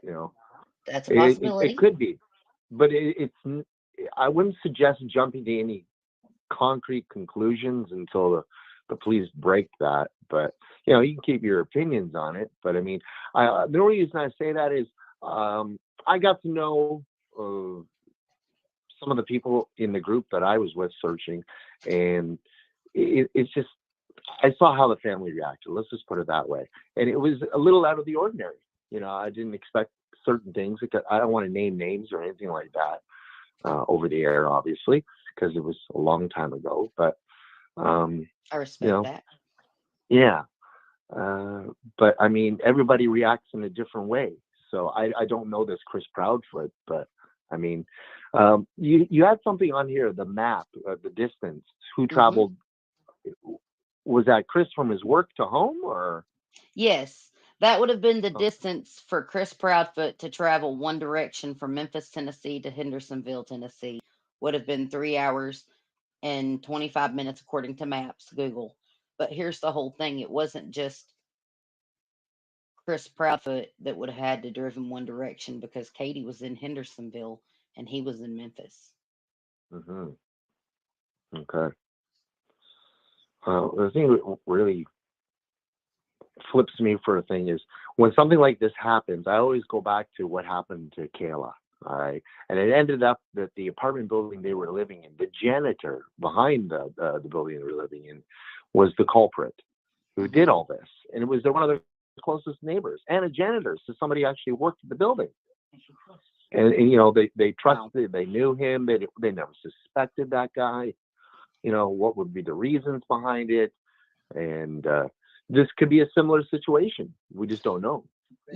And I agree with that. I agree that it is possible that Sebastian did leave his, like I said earlier, it would have to be someone in the neighborhood that knew the blind spots for the cameras. Right. Exactly. You know, and that makes sense as well. I'm not ruling out that this guy might have had something to do with it. All right. But I mean, usually the cops are pretty quick about nailing somebody like that. And if he's not in jail, which I don't know where he is, or or they haven't made any arrests on the guy, or I don't know if he would actually be the one. But Can I I'm not there. Oh, hold on a second. The alarm's going off. Huh? There we go. can I ask you a question about you said her name was Kayla, the little girl? Yes, Can I ask you a question? sure. Were her parents looking for her? Yes. Did they actively search themselves? Yep. But and the reason I wanted to, I don't want to say anything is because I'm going to say this. I won't say whether it was a family member or a volunteer or whatever, but one of the people involved was actually at a bar drinking when all this searching was going on. Okay. And I found that when I found that out, I found that a little odd, for this individual being so close to Kayla.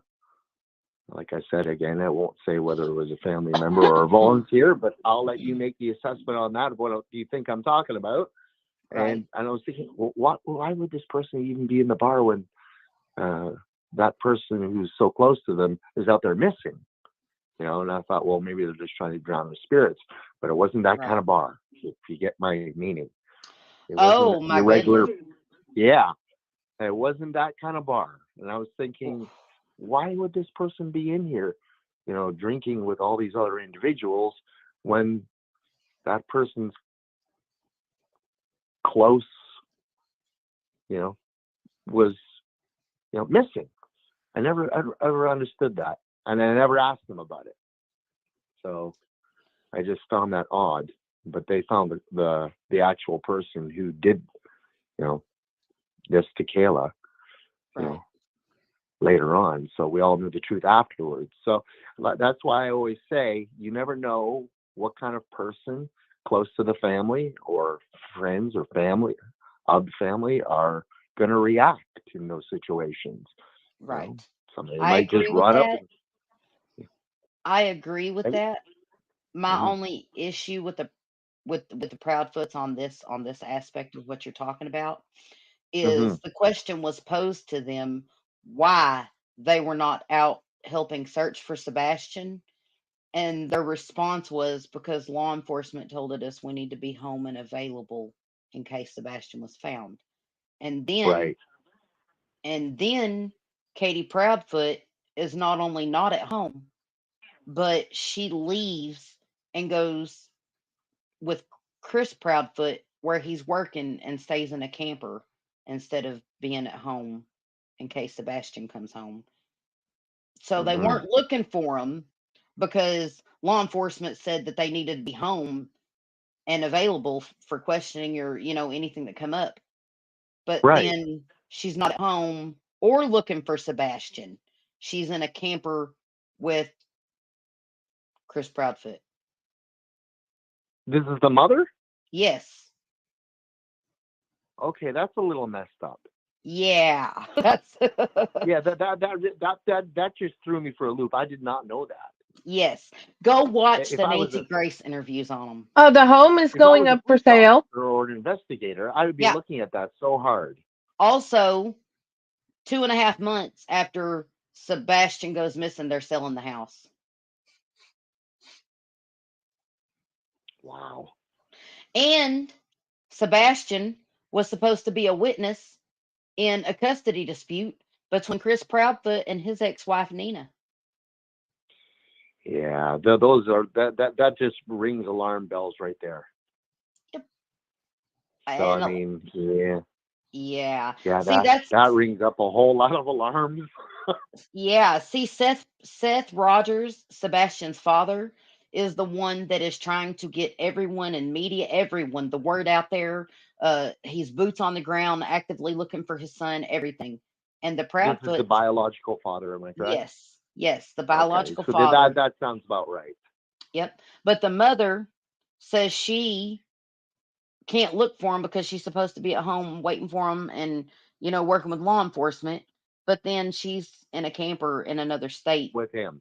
with him. Okay. That sounds like a cover up. That's what it sounds like. I'm not saying that's what it is, but that's what it. If I had to make a Bingo. first impression, I would say, okay, well, it's the biological mother and the stepfather are probably in cahoots together, and they're trying to cover this up in some sort of way by dismissing everything. Well, there's more to that actually. JLR is someone who's known for going where there's missing kids and stuff like that and actually being boots on the ground searching for people, but he's a YouTuber. The Proudfoots Okay. and the Bowers ran him off, threatened him. And then they ran off the Cajun Navy, started a bunch of rumors and stuff about them and ran them off. And then CJ, which is another YouTuber that was out there looking for Sebastian, threatened him and ran him off.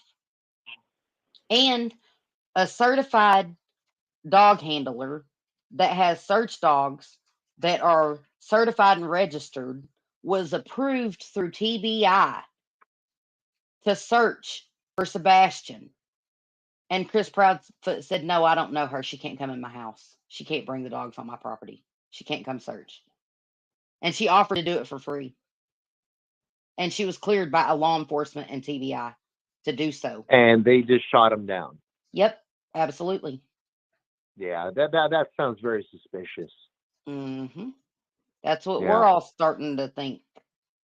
Well, yeah, I mean, like it's a matter of deduction, right? When somebody comes around, and, you've just lost your child, or you don't want anybody to help, they're refusing help. That just tells me that they're trying to cover it up, or they're trying to get away with something. That's They don't want people to know.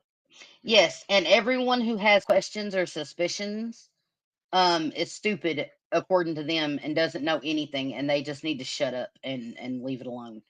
But they were the ones, Chris and Katie Proudfoot were the ones to go on television and ask everybody for help, but now they want everyone to shut up and leave them alone. Yeah, when I hear something like that, it's going to be a prove me situation. The police and the investigators, they're all going to have to prove that those two are involved. And if they can't prove it, unfortunately, they can't bring charges. It would just fall through. I agree with that. You can't charge on suspicion without proof and evidence. And if they were smart, which they probably aren't, and they might think they're smart right now, but later on, it could be weeks, months, or years down the line, sooner or later, they will get caught. Yes. And you know what? Sadly, it's probably going to take Sebastian being found. I think that there are bits and pieces of truth and things that the Proudfoots have said. But there are so many lies and so many words, like word salad situations and stuff. Yep. That they'll snowball it. Yep. It's just like allegedly Chris Proudfoot called the sheriff's office because it would be faster through the sheriff's office to get help with their child missing. But he called at 6:15 in the morning for that emergency help from the sheriff's department.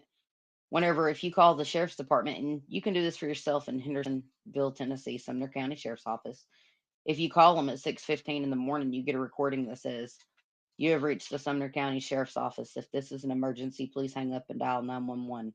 Our office hours are from da da da da da to da da da da da. If you know your party's extension, you can dial it at any time." Right. So how is that quicker than calling 911 if it was an emergency? Yeah, that doesn't make any sense. That sounds like an intentional delay. Yep. But also, now there are facts coming out that are alleged facts coming out that Chris Proudfoot is related to a law enforcement officer in Sumner County. So I wonder whose extension he dialed. Yeah. Or Yep. somebody's coaching him. Yep. Yeah. I Yep. won't go as far as to say that, but I mean, that's sure It's a what it suspicion. sounds like. It's a Yeah. suspicion. Yeah. Absolutely. Yeah. Yep. It's sad. How old? He's 15 years old and he's autistic? 15 years old, yes, and he's on the autism spectrum. He has uh a genetic A defect. learning impediment, speech impediment? He actually has a genetic defect, and he's got Okay. a deleted chromosome, a partially deleted Okay. chromosome. I have a son with a Mm, similar condition that displays autism because of his um, chromosomal. It's not a full deletion. It's where the chromosome is not active, or the right. allele in the chromosome is not active. Hmm. And I have a son that's very similar to him. And from what I've seen and everything that I've heard, was probably close to the same level of functionality Right. that my son is. So Okay. Is your son cognitive of the situation there, or is absolutely, okay? absolutely, So same with this boy, probably. yes, yes, Okay. my son, So and he's aware. yep, and Sebastian played video games and stuff like that, and he had a phone he knew how to use. I bet he Um, is very good at it too. yes, my son is too. He's phenomenal at video I games. used to work with autistic children when I was younger, so I was a volunteer at a place up in my old hometown. So yeah, I know. I learned a lot there. Hmm. Can I ask you a Yeah. question? Sure. They're alleging that Sebastian left the house and supposedly just vanished into thin air, but they're saying that he left the house with no shoes on. He left the house with no shoes on. Uh huh. Okay. Has he ever done this before? I mean, like he's gone out for a walk, or um, Allegedly, no. allegedly no, Yep. or maybe they That's just don't want any people to know. yeah. Because that could be seen as a sign of abuse. Mm-hmm. You know, you sending the boy out with no shoes on, or better, you letting the boy out with no shoes on. Either way, they might want to cover that up. It doesn't really give him, doesn't make him guilty, but that's That makes them, definitely, for a lack of better terms, and forgive me for saying this because I don't usually use such colorful language, but it makes them pretty shitty, don't it? If they have an yeah, autistic son yeah. that You're not keeping an eye out on your son. You're not taking care of maybe they're more afraid of getting charged for abuse than they are well, of, oh my God, could the boy have gone missing? Maybe he went off for a long walk. Maybe he was upset, got lost, got hurt. I'd Um, rather be a shitty person and have yeah, people looking at me for not keeping an eye on my son than I would rather have people looking at me, pointing a finger, asking me, where is my son? You're not answering questions because I'm afraid they're going to think I'm shitty, which already, yeah. because of his own behavior, people do not like Chris Proudfoot. I So, think people, I just think people like that should take in consideration to themselves. If they're listening to this channel right now, I would hope that they would think, to look back on themselves and go, okay, I've made mistakes in my life, but you know what? Everybody makes mistakes. Doesn't matter who you are, but it doesn't mean you can take the time and change that. All right. No matter what has happened in your past, you can go forward straight and narrow. All right. But some people just don't think like that. They're too scared of what's going to happen to themselves. but that also brings to beg the question, what's worse, having people think you're shitty or having your child missing? Exactly. I rather have people thinking I'm a total idiot, Yep. and not a good father or a parent than to actually not do something or say something if I know something. Yep. And you know what? This goes back, I don't know if you remember it, but the Audrey Cunningham case. No. The little no, girl sorry. that went missing in Texas, and it turns out that the guy that was living with the grandparents had kidnapped her, assaulted her, and threw her in the water tied to a rock. No, when did that happen? Oh, oof, like maybe 2.5, 3 months February. ago. Yeah, it happened in February. Oh, really? February. Yeah. Yeah, And you know I what? missed that one. Cassie, this little girl's mama, the girl I'm talking about right now, Audrey Cunningham, her mom, Hmm. Cassie, the grandmother and the dad pointed fingers at the mom and were like, look her way, even called the cops and took them over there to Cassie's house. And do you know what Cassie did? Cassie Mm-mm. opened up her house, said, "Come in, search everything you got to, ask me any questions you need to. I just want to find my child. That's all that matters to me. If y'all got to call me names and think I'm guilty of something, go right ahead. But could you please keep looking for my child while you're doing it?" Those were her words. Right.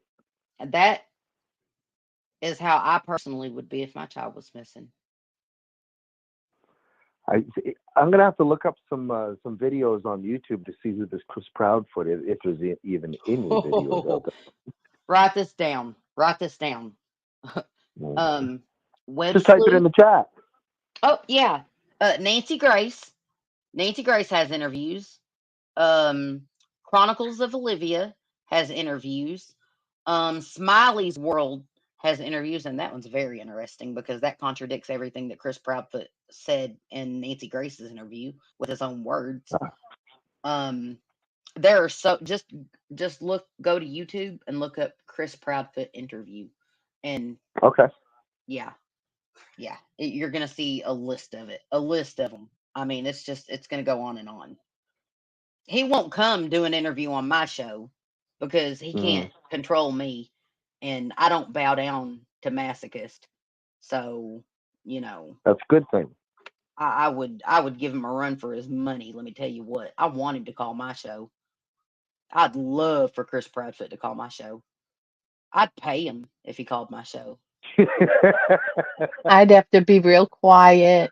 I'd be as nice as I could. Yeah, I really hate hearing stories about this, unfortunately. 'Cause I think, after I was involved in that search with Kayla, that really changed my perspective on things like that. It's hard to take.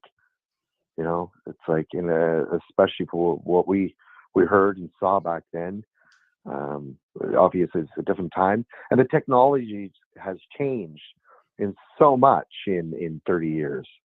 Right. You would think by now that they would have a clear picture of what's going on. And how many weeks has it been now? He disappeared on February the 26th, and So today, February, so March, April. God, this is over 2 months. yeah, almost 2.5 months. No, yeah, 2.5 months.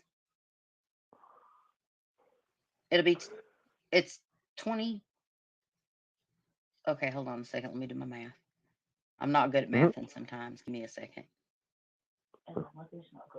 See, that'd be Oh, I'm 30 sure. days. Yeah, that's the whole thing. The mother doesn't want, is kept her mouth pretty much shut. Yeah. Now she's done some So interviews. She's done some interviews, but she didn't say much. she didn't say much. She didn't say much. I'd be going crazy. Most people would. Exactly. Probably why it's being so treated so unusual, because the mother's not freaking out, and the stepfather is being very evasive with his answers and very evasive with his tone with everybody else. He's refusing help, and that doesn't look good. But the father, the biological father, is out there screaming his head off. Yes. That's what a parent should look like. Bingo. Exactly. And I want to ask you real quick about Kayla's case. Sure. That person that was at the bar drinking, Yeah. at least that person had gone out and searched, right? Oh yes. Okay. And I mean, we all came to the conclusion, like the ones who saw that individual that night, that he was at his wit's end. He Like, was messed up about the situation and was trying he to blow really off some was, steam. and I think he just went into any old bar and just wanted to forget and be comforted, because I know at the time that the people he was hanging around with were, you know, everybody was having a bad time of it. Yeah. So Yeah. I understand that. At least afterwards, I understood it. At the time, I kind of shook my head a little bit, but you know, later on, you kind of get it. But it was rough. I'll never forget that day. And we spent 3 weeks, Nate, from like literally, I get off work, meet up with the boys. We meet over at the community center in Toronto, and we'd cut up our search areas, and for 3 weekends and 7 nights, every night we would be out there. You know, just right after work, go search till early in the morning. Go home, get some sleep, go to work, finish my shift, go back and search again. That went on for 3 weeks. Yeah. Yep. And And it's tough. except for the bar thing, that person would Yeah, have been searching though, actively searching. Yes. absolutely. Yeah. There's the Absolutely. difference. In there like a There's. dirty shirt. Yep. In Yep. there like a dirty shirt. Yep. So, Both of the parents were. Yes. yes, absolutely. Absolutely. Absolutely. Yeah, and it wasn't until afterwards when we had the news broken to us about, you know, they had found her body and they had found the guy that had perpetrated the crime, that, you know, we put our own pieces together afterwards to find Oh out. my goodness. Can I ask you something? Was that little girl found in a storage room near a hot water heater? No, Okay. no, she was Different found case. near a railway track, Oh yeah, not that's too right. far from where we were assigned to searching too. We never got that far. Oh my goodness. Yeah, Oh my and goodness. it was. Yeah, mind you, I was searching at night, so we had flashlights, and we even had my car at the time had a CB with a speaker attached to it in the front grill. And we were calling Wow. out her name in areas and woods, in you name it, we were out there looking. You know, there was hundreds of us. Yeah. You know, 3 years old, but you know, I don't think there was. Allegedly, the only searching that Katie Proudfoot did was for 10 minutes, driving around the neighborhood searching for Sebastian. And That's that's, it. for me, that's just a telltale sign. You know? People don't look for. It's like Sammy says. People don't look for things that they don't think is lost because they know where it is. You don't search for something you know where it is. Precisely. Yep. I would just like to know what the investigators are doing. I think that they are. I We think that think they Chris are. knows them. Yeah, I highly suspect that Chris Proudfoot has ties to someone in law enforcement. And if I'm not mistaken, there was an interview where he himself said that he had a family member, a sister-in-law, I do believe, um, or an aunt or something that was law enforcement. Um, Mm-hmm. I don't remember exactly which one it was. I've seen so many interviews, like it's hard to pick them out anymore. Is it a But big then, police department? uh, it's the Sumner County Sheriff's Office. Okay. And why isn't the FBI not involved in this? Because they have no proof that this case is crossed state lines or they would take over. But see, the whole thing is TBI is in charge of the investigation. And until they invite the FBI in, the FBI is not going to come in and step on their toes.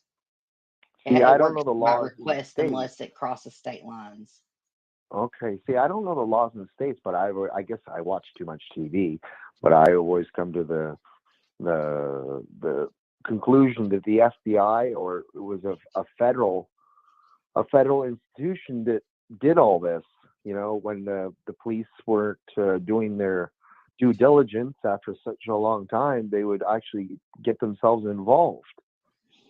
Unless a federal crime's been committed, or unless they have proof of a federal crime, or unless TBI invites the FBI in to the investigation, then the FBI is not going to just come in and supersede the state. You know what I'm saying? Well, That's then how it what I works. would suggest is that the people who are following this case write into their governor, and have the governor get the FBI involved. Yep. I agree. The FBI needs to be involved already. It makes sense, And you know what? There's a petition. Go to. I don't have a link for it right offhand, but not Sebastian Rogers. Seth Rogers has started a petition to petition the FBI to get involved in the case. This is the father, right? Yes, the biological The father. father. Yep. Well, if the biological father's petition for the FBI to be involved, I don't see why they wouldn't be involved. I Right. don't know why they would deny him that. Because that later on down the line, if it turns out, and they will find out sooner or later, if the police were trying to cover it up, which I hopefully is not the case. I would never insinuate that, but if it, I can't say that it wouldn't happen because it's happened in the past. Well, from what we With other understand, cases tell him with law that enforcement, Seth family is members not being involved, communicated with. And Seth, then Chris claims that I they're got getting information daily. I know. Sammy wanted me to tell you that. Okay, Sammy, break that down in parts again because it was too much fun. Okay. The authorities are not communicating with Seth, the biological father, Okay, hold on right there. The authorities are not communicating with Seth, the biological father. Okay, go ahead, Sammy. but apparently, according to Chris Proudfoot, But he's according getting all to kinds Chris of Proudfoot, contact and information. he's getting all kinds of contact and information from law enforcement. Mm-hmm. Yeah, that's Seth, the father, both Chris Pratt, and you can go watch the Nancy Grace. You've got to go watch the Nancy Grace interviews, man. They're crazy. I'm definitely going to take a look at that tonight. Yes, and also Smiley's World. Don't forget that. Just pull up the list of the interviews of the Proudfoots and Seth Rogers. Okay. Nancy Grace asked Chris Proudfoot if he would take a polygraph test, and he said, "Name the place and time. I'm there." Well, whenever it came time to take the polygraph, Chris Proudfoot said, Mhm. "No, TBI said I don't need to take a polygraph test because I have an alibi, and that I shouldn't do it, and I can't talk to you anymore." Okay, so Nancy Grace asked Seth Rogers, Sebastian's dad, to take a polygraph, and Seth Rogers said, "Absolutely." Well, he took his polygraph, the first one, or was going to take the first one, but he was on medication, so it was inconclusive or whatever. So Okay. he took it whenever he was off his medication, completely off his medication. He took another one, or took one by the FBI polygraph examiner for the FBI. Okay, Uh-huh. and A the former. polygraph, the former, sorry, the highest ranked guy you can get polygraph wise, right? Period. Mhm. Certified wise by the FBI, and he passed this polygraph. Seth did 100%. Well, Chris is now saying he took a polygraph, but he hasn't shown any results. Whenever he's so ready to shut people up and stuff all the time with their Mhm. speculation, in my opinion, if he had taken a polygraph and had proof that he passed the polygraph, he would have already plastered it over every social media platform out there, in my opinion. Right. So, but that's just my opinion. I can't prove that, but that's why I say, Chris Proudfoot, if you took a polygraph, I'm going to use your own words against you. You said if there was a video out there of you tearing flyers down, to either show the video or shut up. Chris Proudfoot, if you took a polygraph, show us the results and quit talking about it, or shut up. Put up or shut up. Just like you said. Mhm. That's my, to him. So, It sounds like he consulted with a lawyer as well. oh, he's had a lawyer the whole time from his daughter Faith's custody battle. Yeah. If I was his lawyer, unfortunately, I'd probably say the same thing, right? I'd tell him to keep his mouth out of the news and off social media. But I mean, that doesn't excuse the help that he's been denying, which makes him look guilty. Yeah. And then he wants to go off on everybody for having speculation on him when he's behaving this way and doing these things. Makes Hmm. no sense. Makes no sense. Telling everybody they're idiots and they don't know what happened to Sebastian. They need to shut up and quit speculating. Well, how do you Yeah. know that? How do you know that none of those are possibilities? Just like there was a photo of it, what it turned out not to be Sebastian, but Seth thought it was his son. But Chris Proudfoot, the day the picture got posted on social media, Chris Proudfoot goes, "No, that's not Sebastian. That is not Sebastian." Before law enforcement could investigate it or anything, and law enforcement they didn't even know whether it was Sebastian or not, but Chris knew. So they couldn't even verify it themselves. Yeah, exactly. Oh my God. But They then he eventually removed did. that post. Eventually, they did. Eventually they did. But Sebastian's own father went to North Carolina because he thought it was a photo of his son. But Chris Proudfoot going to come out and say immediately, before there was any investigation or anything, that is not Sebastian. Whenever everyone thought it was Sebastian. The sheer fact that the law enforcement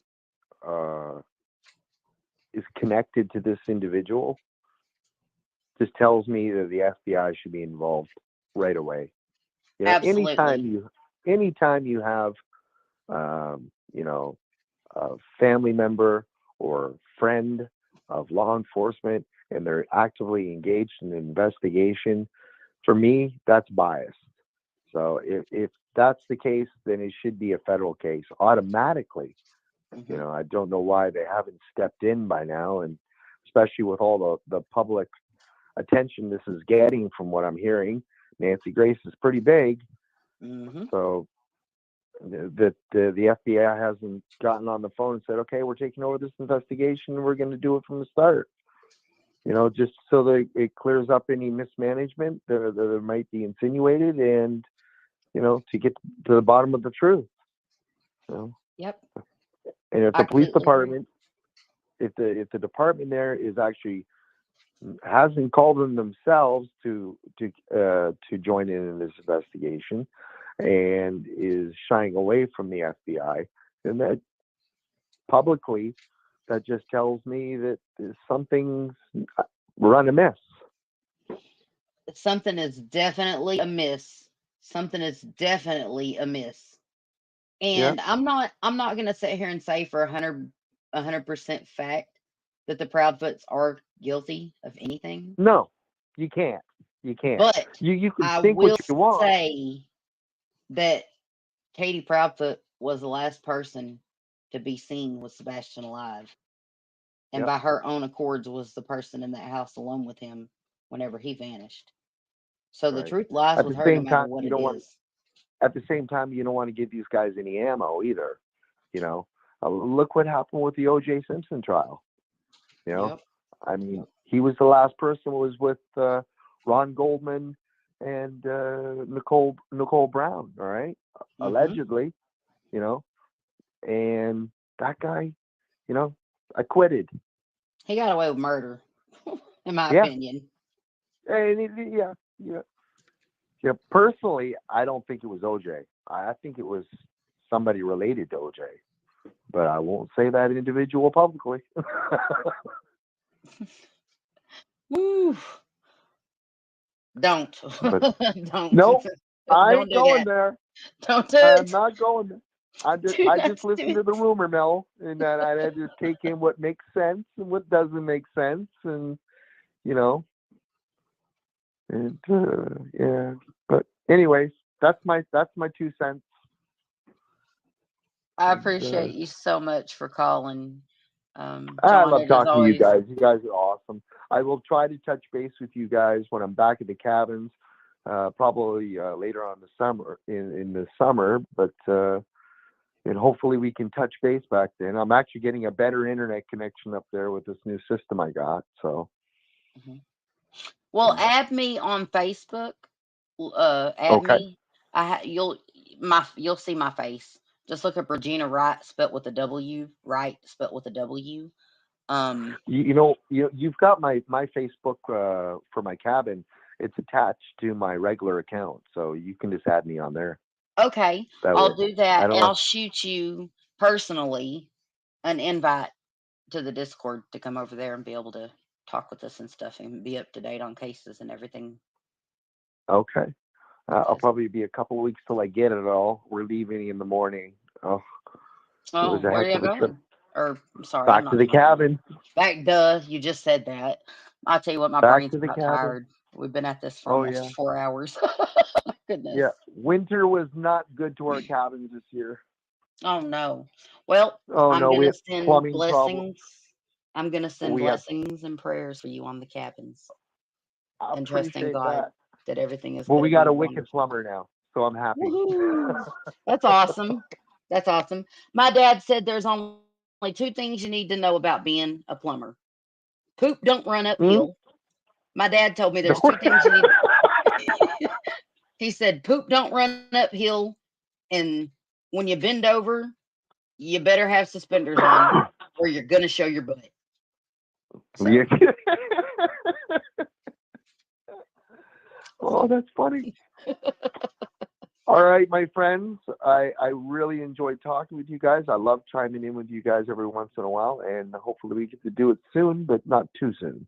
we right, John. We absolutely adore when you call in. We appreciate you chiming in and giving your opinion, and being a voice of reason in conversation. That is always appreciated. So, I try. I as take after my mother. your mother, she raised a good boy. That's all I'm gonna say. She raised a good boy, and Well, she was a minister, so she was a godly and spiritually smart person. So I think I took a little bit into that. So well, she raised a good boy. And say hello to the lovely Miss John D for me. I I heard her in will the do background so. a while ago, and Cara, yeah, yes, her name's Cara. Cara. Cara. Cara Oh, that's Creation. yep. Well, she's lovely. I love hearing her in the background chiming in and asking questions and stuff. She's a smart woman. You did good. You did good. And Mama did good by you. She did right by you too because you're an amazing person, John. And Thanks, I guys. I know you're going to be gone. I'll shoot you the link on Facebook. Uh, I'll Okay. send you friend requests and stuff. And hopefully we'll get together soon. And Okay. also you guys, let me find the cabin link again. If you're looking for a place that's out of the way, that's currently having upgrades, we'll say that, Don. We'll say that. That's currently Oh, being we're done our upgraded. upgrades. Our plumbing is now finished, or it'll be officially finished on Wednesday. But yeah, we're going to be ready for our grand opening, which is on Thursday. So we have our first couples coming in, so it's going to be nice. Woo! Y'all hear that? If you're looking for somewhere that's nice and quiet and romantic with working toilets and plumbing, John is Yeah. the man to call. Yeah. Actually, I was out there the other night, clear skies, and we see the one beautiful thing about the spot we're in, which is in New Brunswick, is the area we're in. There's no lights, okay, and if you look up, you can actually see the Milky Way on a clear night. It is so beautiful. Oh man. Oh man. Yeah. John. So if you're into stargazing and you're to campfires, fire pit with nice Aaron deck chairs and just a beautiful serene area with being comfortable, then this is perfect for anybody. Well, John, I gotta tell you, I'm already there mentally enjoying it. So Well, you're invited up anytime you want to come. There's an open invitation. whoop, whoop. You know what? I need a vacation. I will talk to my husband about it. I got to drag him Do away it. from the computer. He's a IT professional.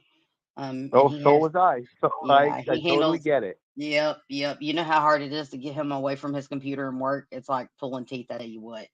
Tell him to bring his laptop. I got high speed. I have high speed satellite up there. It gets me up to 60 mbs a second. It's not as fast as cable, but it's enough to do video conferencing and you web chat and anything else you want to do.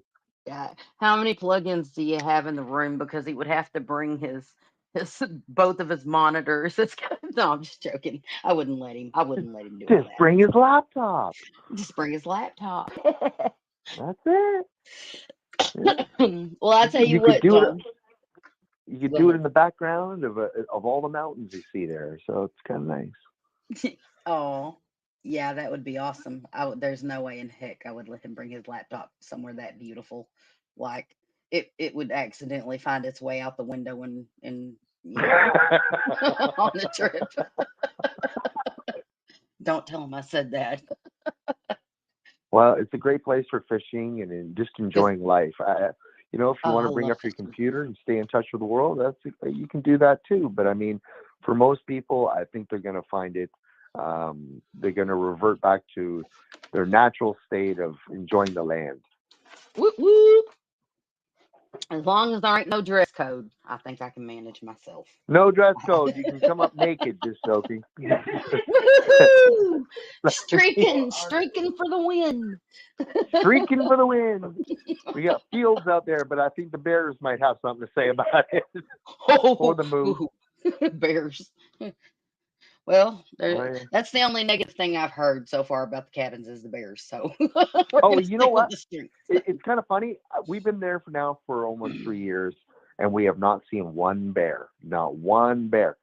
Oh, and, wow. and we see lots of deer, but I haven't seen a moose up near us, and I have not seen a bear yet.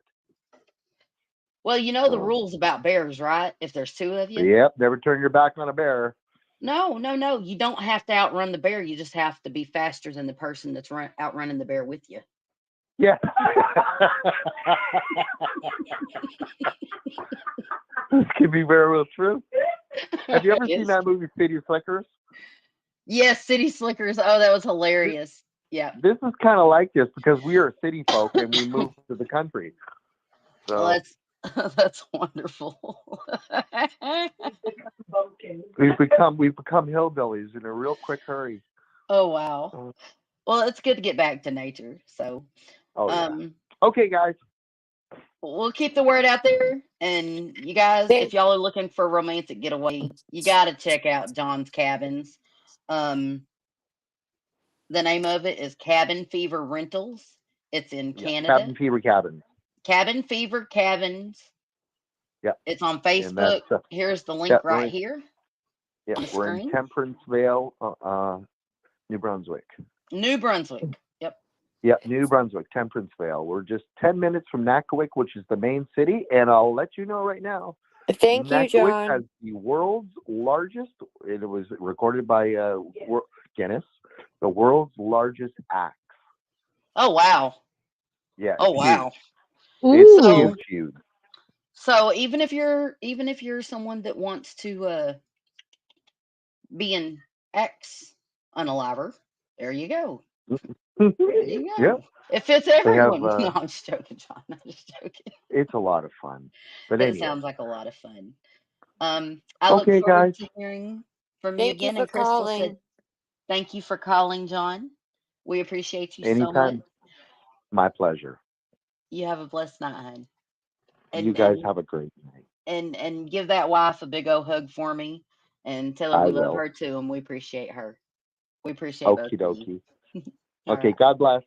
God bless you, John. Bye-bye. I love when John calls. I love when Me John too. calls. I want his wife to call sometime too. I just love her. I hear her in the background all the time. And that's a smart woman. He's got him. He knows what he's got. That's why he's moved out into the boondocks with her in a romantic way. Right. Oh yeah. Oh yeah. They seem like a beautiful couple, for They sure. really do. They really do. I like them. They're good people. So before we go, real quick, one more thing. We've been live for 4 hours, so I don't want to keep y'all very much longer, but I want to show y'all something real quick. Let me hold on. I gotta stop sharing that, and I gotta start sharing this. I want to show y'all something. Oh, it's kind of blurry whenever I blow it up like this. So let me see here. I don't know why it's so blurry in this window. That doesn't make any sense. You'll Well, have poop to matter. read it because I can't I'll tell see you it. what. I'll tell you what. I can't read it because it's so blurry right here. Um, this is from Case Lookup, um, New Mexico courts.gov. You can go there and look it up for yourself. But I will post this on Twitter. This right here, let me see if I can zoom in enough for y'all to see that part of it. Nope, it's still blurry. Doggone it. Right here, is where it says witnesses amended, and the court hearing was, yeah, today. The court hearing between Chris Proudfoot and Nina was supposedly today. And Sebastian was supposed to be a witness, was why it was rescheduled to begin with, because he disappeared. Wasn't it a few days before he was supposed to testify, or the day before he was supposed to testify? I forget. It was a But couple of days, something like that. yeah, a couple of days. I will share this on Twitter and I will post it in the Discord for the members to see and be able to look at, because you can't see it this way because it was a screenshot um, from the phone, so you can't see it here apparently. But I will share that all with you on Twitter because you can see on it where the witness list was amended through the courts, because Sebastian was supposed to be a witness and is missing. So, all right, you guys. I appreciate y'all being with us. Shout out to our mods, our lovely mods, and all of our new members. Don't forget to go look on the community page and come into the Discord, and let's have some crime chat. We also have a movie room where I'll be sharing movies for free um, for everyone to watch and stuff. And we'll also be doing some true crime documentary series um, for everyone. And I have all the channels, by the way, to be sharing movies and stuff. So I'll be creating a room for requests for anything anyone wants to see in the movie room. And I'll be sharing that, with everyone that's a member. That's one of the perks to being a member on the channel, is being able to come into the Discord and watch movies and stuff. And we finally got everything set up. So go check out the community page, and I hope to see you in the Discord. We'll talk about true crime. We'll watch movies. We'll play games. We'll chat, and we'll support each other. And the only rule on the Discord is this simple rule. You're welcome to disagree. You can even argue about stuff. You're allowed to debate stuff. You're allowed to have a difference of opinion. Okay? But the one thing you're not allowed to do is come into the server and call other members names. That will not be tolerated, because the second you have to call someone names in a debate, you've already lost the argument, and then you're going to lose your privileges to the Discord. So don't do that. Don't call anybody names. Um, you can have opinions and speculations and all of that. You don't have to just have facts. Um, and you don't have to provide anything other than conversation. And there's even a room where you can go in 24 hours a day and talk and voice chat. No bars hold. If you want to complain about something, you're welcome to go in there and complain. If you have a disagreement with someone, you want to argue with them, you can go in there and argue with them. That's fine, but don't call each other names. That's the only rule of the Discord server. So, with that said, you guys, I have enjoyed y'all's company so much. Thank you to our lovely mods and Sammy G and Low 12 for gifting Thank you. memberships. I appreciate y'all so much. Thank you. Thank you. Y'all know I haven't taken anything out of the channel. All the money is still into the channel, because I would like to get webcams and stuff for all of us to be able to improve the channel.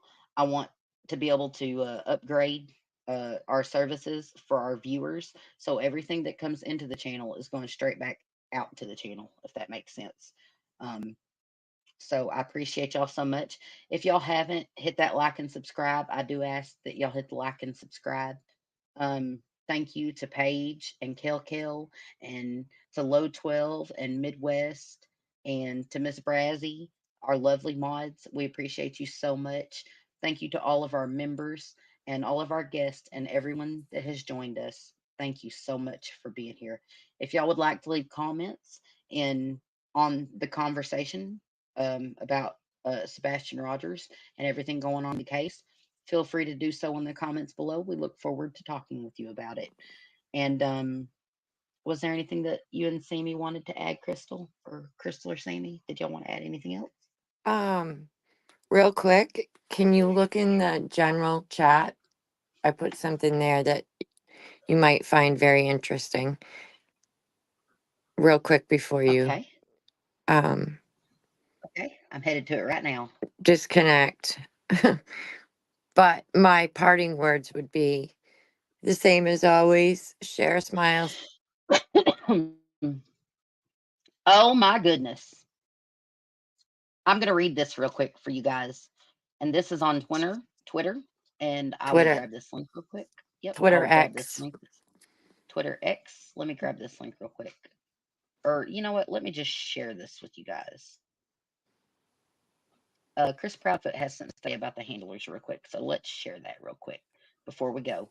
And then after this, you guys, we're going to have to call it a night. We've been doing that. We've been like this for hours. Oh yeah. I just Let me find it. and thank you This for everyone that's been here. And thank you, John, for calling. And Sammy, you're a lovely host. Regina, the beautiful. I'm always I wouldn't glad go to that be far. here. I Thank wouldn't go you. that far. I mean, I would for y'all being wonderful and stuff, but I wouldn't go that far about me being beautiful. I'm all right. I think I think I know with conviction that I have love in my heart for other people and why I do what I do and where it comes from. So I think I'm beautiful on the inside. So I agree I with do that. too. I think that each and every one of you are as well. So I'm blessed to know y'all, let alone be able to call y'all friends. All of y'all. So let me just pull that up real quick because I didn't get it pulled up right the first time. I feel the same way. Thank you. I do too. I've met some of the greatest people on the planet, and I am honored to say that you all like me. We love you, Crystal. We And love it's you. Yes, nice. we It's do. nice to have good Okay. friends. It really is. I has it. Here's what Chris Proudfoot has responded. Chris Proudfoot to Seth Rogers. Okay. Seth and Associates. I have had time to consider this dog handler matter and the other requests that you have mentioned as well. My answers are as follows. Dog handler. If you wish to use the dog handler to research, that is fine. However, after talking with law enforcement agencies and Katie, the dog handler, and anyone else is being denied access to our house and property. Any form of permission to set foot on our property as well as any other family member's property is being denied as well. This is our official statement, and we ask that our wishes and privacy be respected at this time. Thank you for understanding. So, Chris Proudfoot's basically saying, hey, we ask for all of you guys' help finding Sebastian, but no, we're not going to let you come help find Sebastian. There you go. In his own words, there it is. There it And is. there it is. There it is. So, yeah, Chris Proudfoot, in my opinion, allegedly, you're an absolute joke and shame on you. And Seth Rogers, I just want you to know that our hearts and my heart, my thought, and my prayers are with you. If there's anything that we can do to help find Sebastian, I don't live in Tennessee, um, and I have kids of my own in school, so I can't just up and run and look right now while they're in school. But as soon as school lets out, Sebastian has not been found, I will be over there um, and be helping search for Sebastian boots on the ground.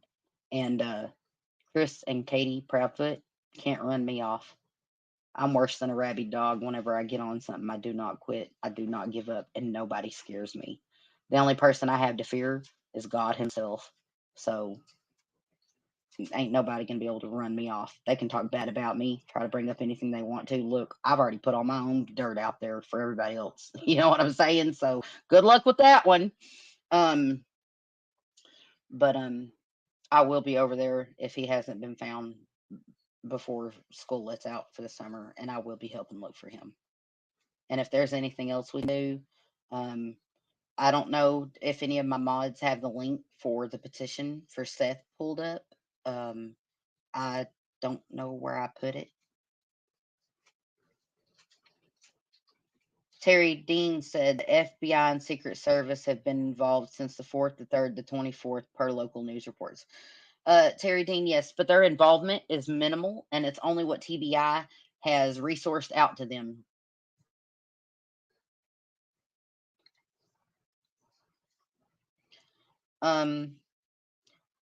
Here is, if you would like to print out flyers and put them up locally in your area for Sebastian, it would be greatly appreciated. Here is the link for that right here. Our lovely mod Low 12, our head mod, has posted the link for the flyers. If you can't print flyers out and you need someone to print them out for you, email me. My email is regina_is_queen@yahoo.com. I will be more than happy to print flyers out and mail them to you. I don't even need your address. Just tell me a post office box and I will gladly ship flyers to you to put out to help in the search for Sebastian. Again, my email is regina_is_queen@yahoo.com. And I just want everyone out there who has helped search for Sebastian, I just want to say thank you for helping search for Sebastian and doing your part. Everyone that helps keep this story alive, everyone that shows a picture of Sebastian's face, everyone who talks about Sebastian and keeps his story alive, you are helping. You are helping because maybe someone hasn't heard the story that has a piece of information that they might be able to offer help on finding Sebastian or know his whereabouts and give that information. If they don't know that he's missing, how are they to know to give the information? And it's everyone that keeps Sebastian's story alive that does help. And while I agree that there are some claims and stuff, people chasing clout, making claims about Sebastian and sightings and things like that, there are legitimate ones that are being made. There are legitimate tips called in and stuff. Keep them coming because any bit of information can help find this boy. Any information can help find Sebastian. So, anything else, Crystal and Sammy, before we go? We've been at it for 4 hours and 15 minutes, and I got a tinkle so bad my eyes are floating. I'm good. Thank you, everybody, for showing up. Thank you for listening and re-listening. Creations, welcome. I think that's John's wife. Yep, that's John's wife. Yes, yes, lovely John's wife, Kara Creations. I love that. So, welcome to the Crime Chatter family. We appreciate everyone for being here.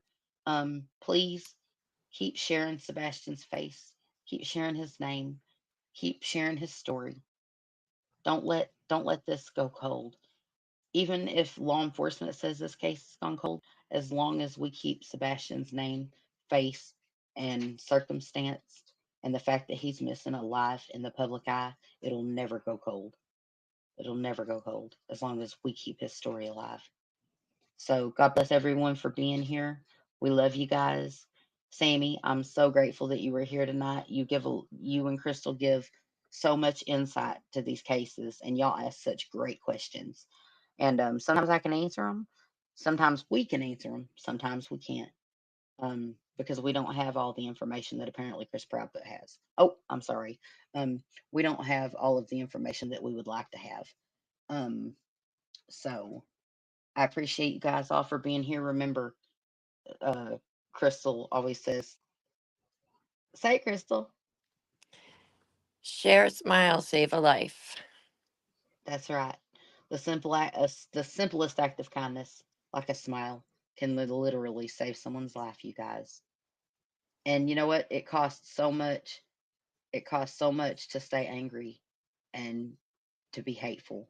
And it is free to show a little bit of kindness and share a smile. It can mean the difference in life and death and the change in someone's day that uplifts them from the dark place that they're in. Lock your doors and stay vigilant. This world is crazy. There are dangers in every corner.